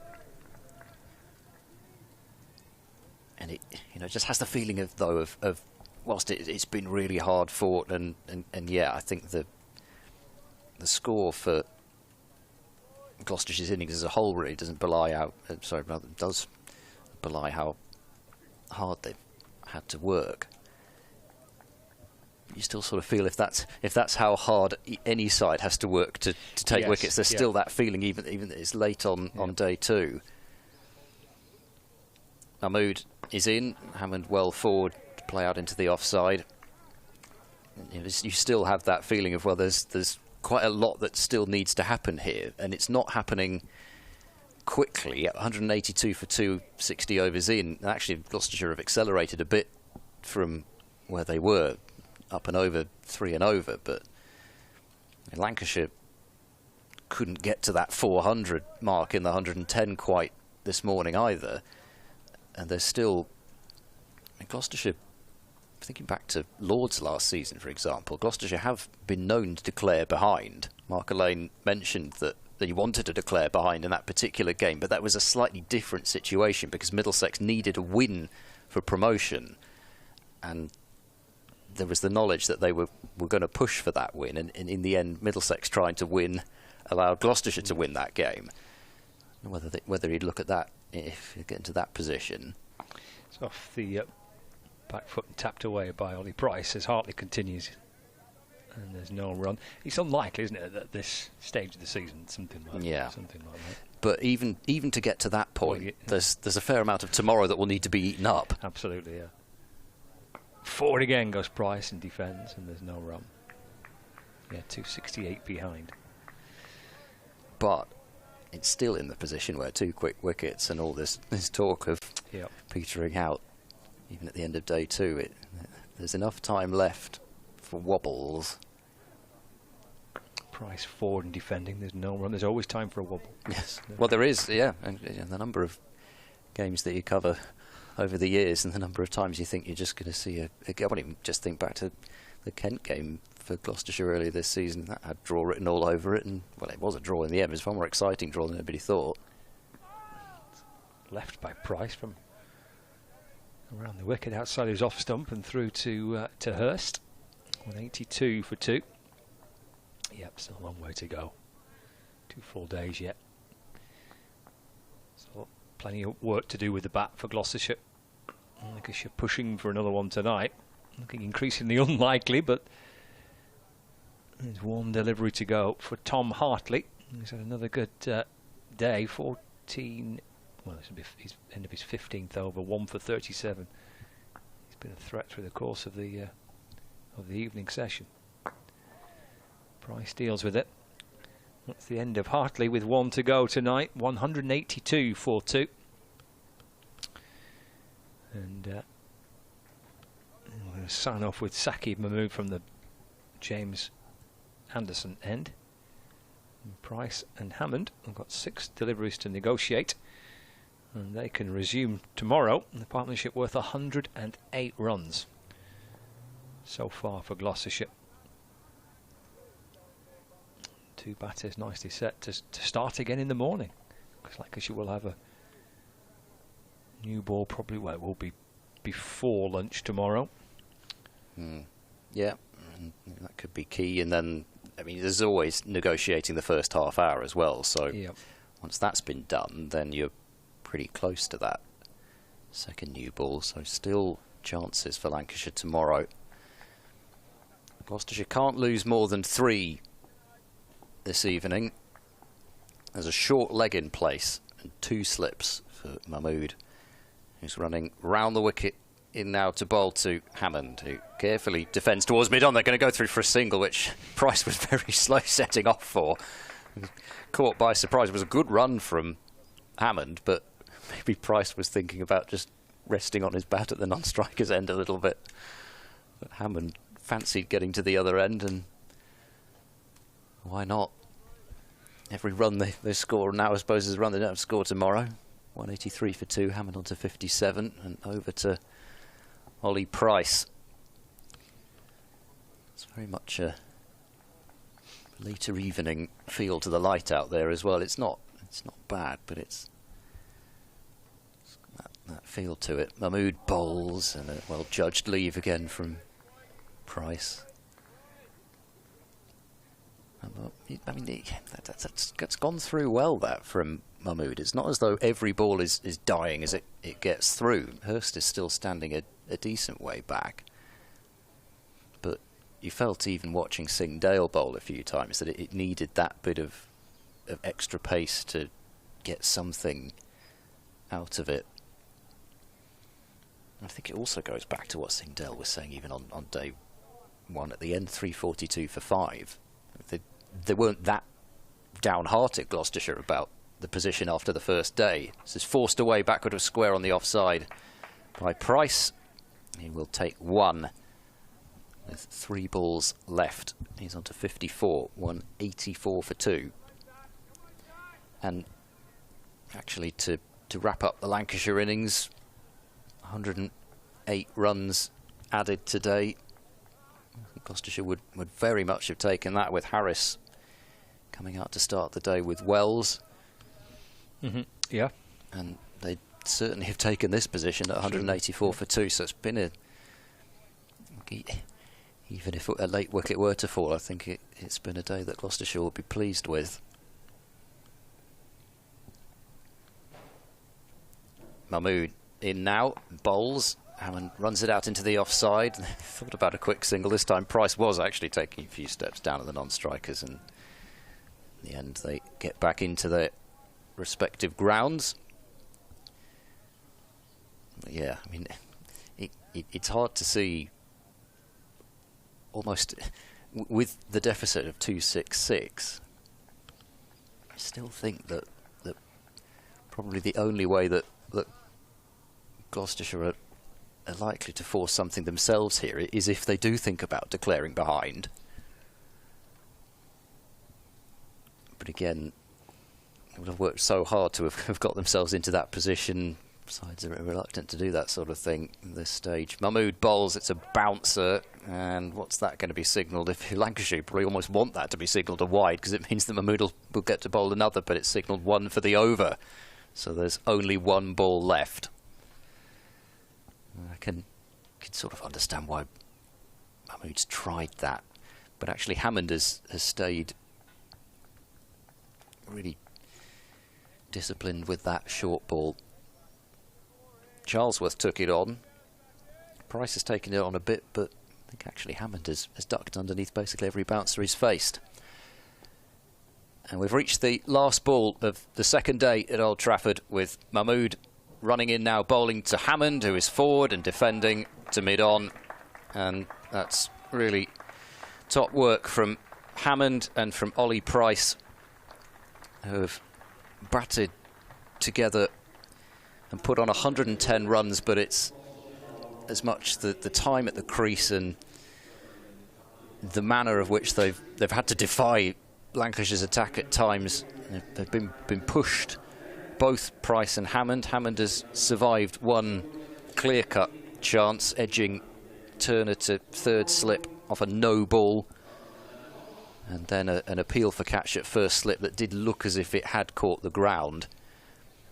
He has had his luck as Hammond, but they're both there at the end of the day. 266 the deficit, and we'll see what tomorrow brings. We will. Yeah, pretty hard fought that back end of the day from Hammond and Price. Lancashire put just about everything they could at them to try and find a way of breaking the partnership. Just those 2 wickets though. Bancroft for 18, Charlesworth for 43 before the Price and Hammond partnership. And they'll go again tomorrow morning. Lancashire using 4 seam bowlers and the spinner. A wicket for Balderson and 1 for Hartley through the course of that couple of sessions. And that's where we stand heading into tomorrow. Gloucestershire trailing by 266 runs. There's still work to do before they can be safe of avoiding the follow-on. Still work to do in the first half an hour or so of the morning. The second new ball will be due for Lancashire before lunch as well, so plenty could yet go one way or the other. But either way, what has happened certainly today is that Ollie Price and Miles Hammond have enjoyed a very, very good session of cricket there, in particular to get through to the close of play with Gloucestershire 184 for 2. We will be back tomorrow morning. Our coverage starting from just before 11 o'clock for our listeners on the BBC Sport website and app. We'll speak to you then, and for our viewers on Lancs TV, here are some of the highlights from day 2.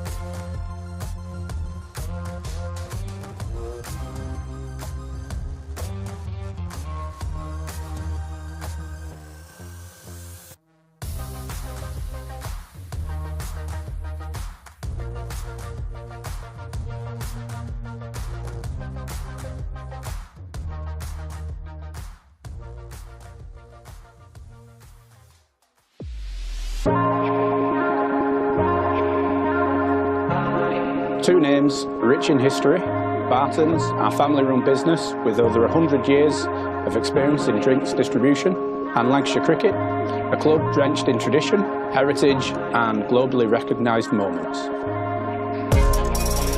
Since 1917, Barton's has been supplying the finest wines, soft drinks and premium beverages across the UK, partnering with world-class brands to bring unforgettable experiences to every occasion. Now, we're excited to announce we will be bringing that same passion to cricket fans at Emirates Old Trafford. As the official wine, spirits and soft drinks partner of Lancashire Cricket, we're elevating matchday experiences, hospitality and celebrations across the next 3 years. From the first ball to the final cheers, Barton's is here to make every moment one to savour.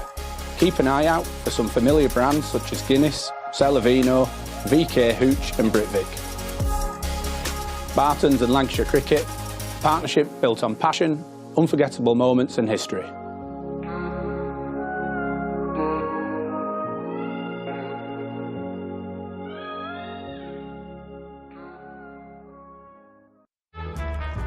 L is for the way you look at me. O is for the only one I see. V very, very extraordinary. Welcome to the opening day. Oh, that is a wonderful shot.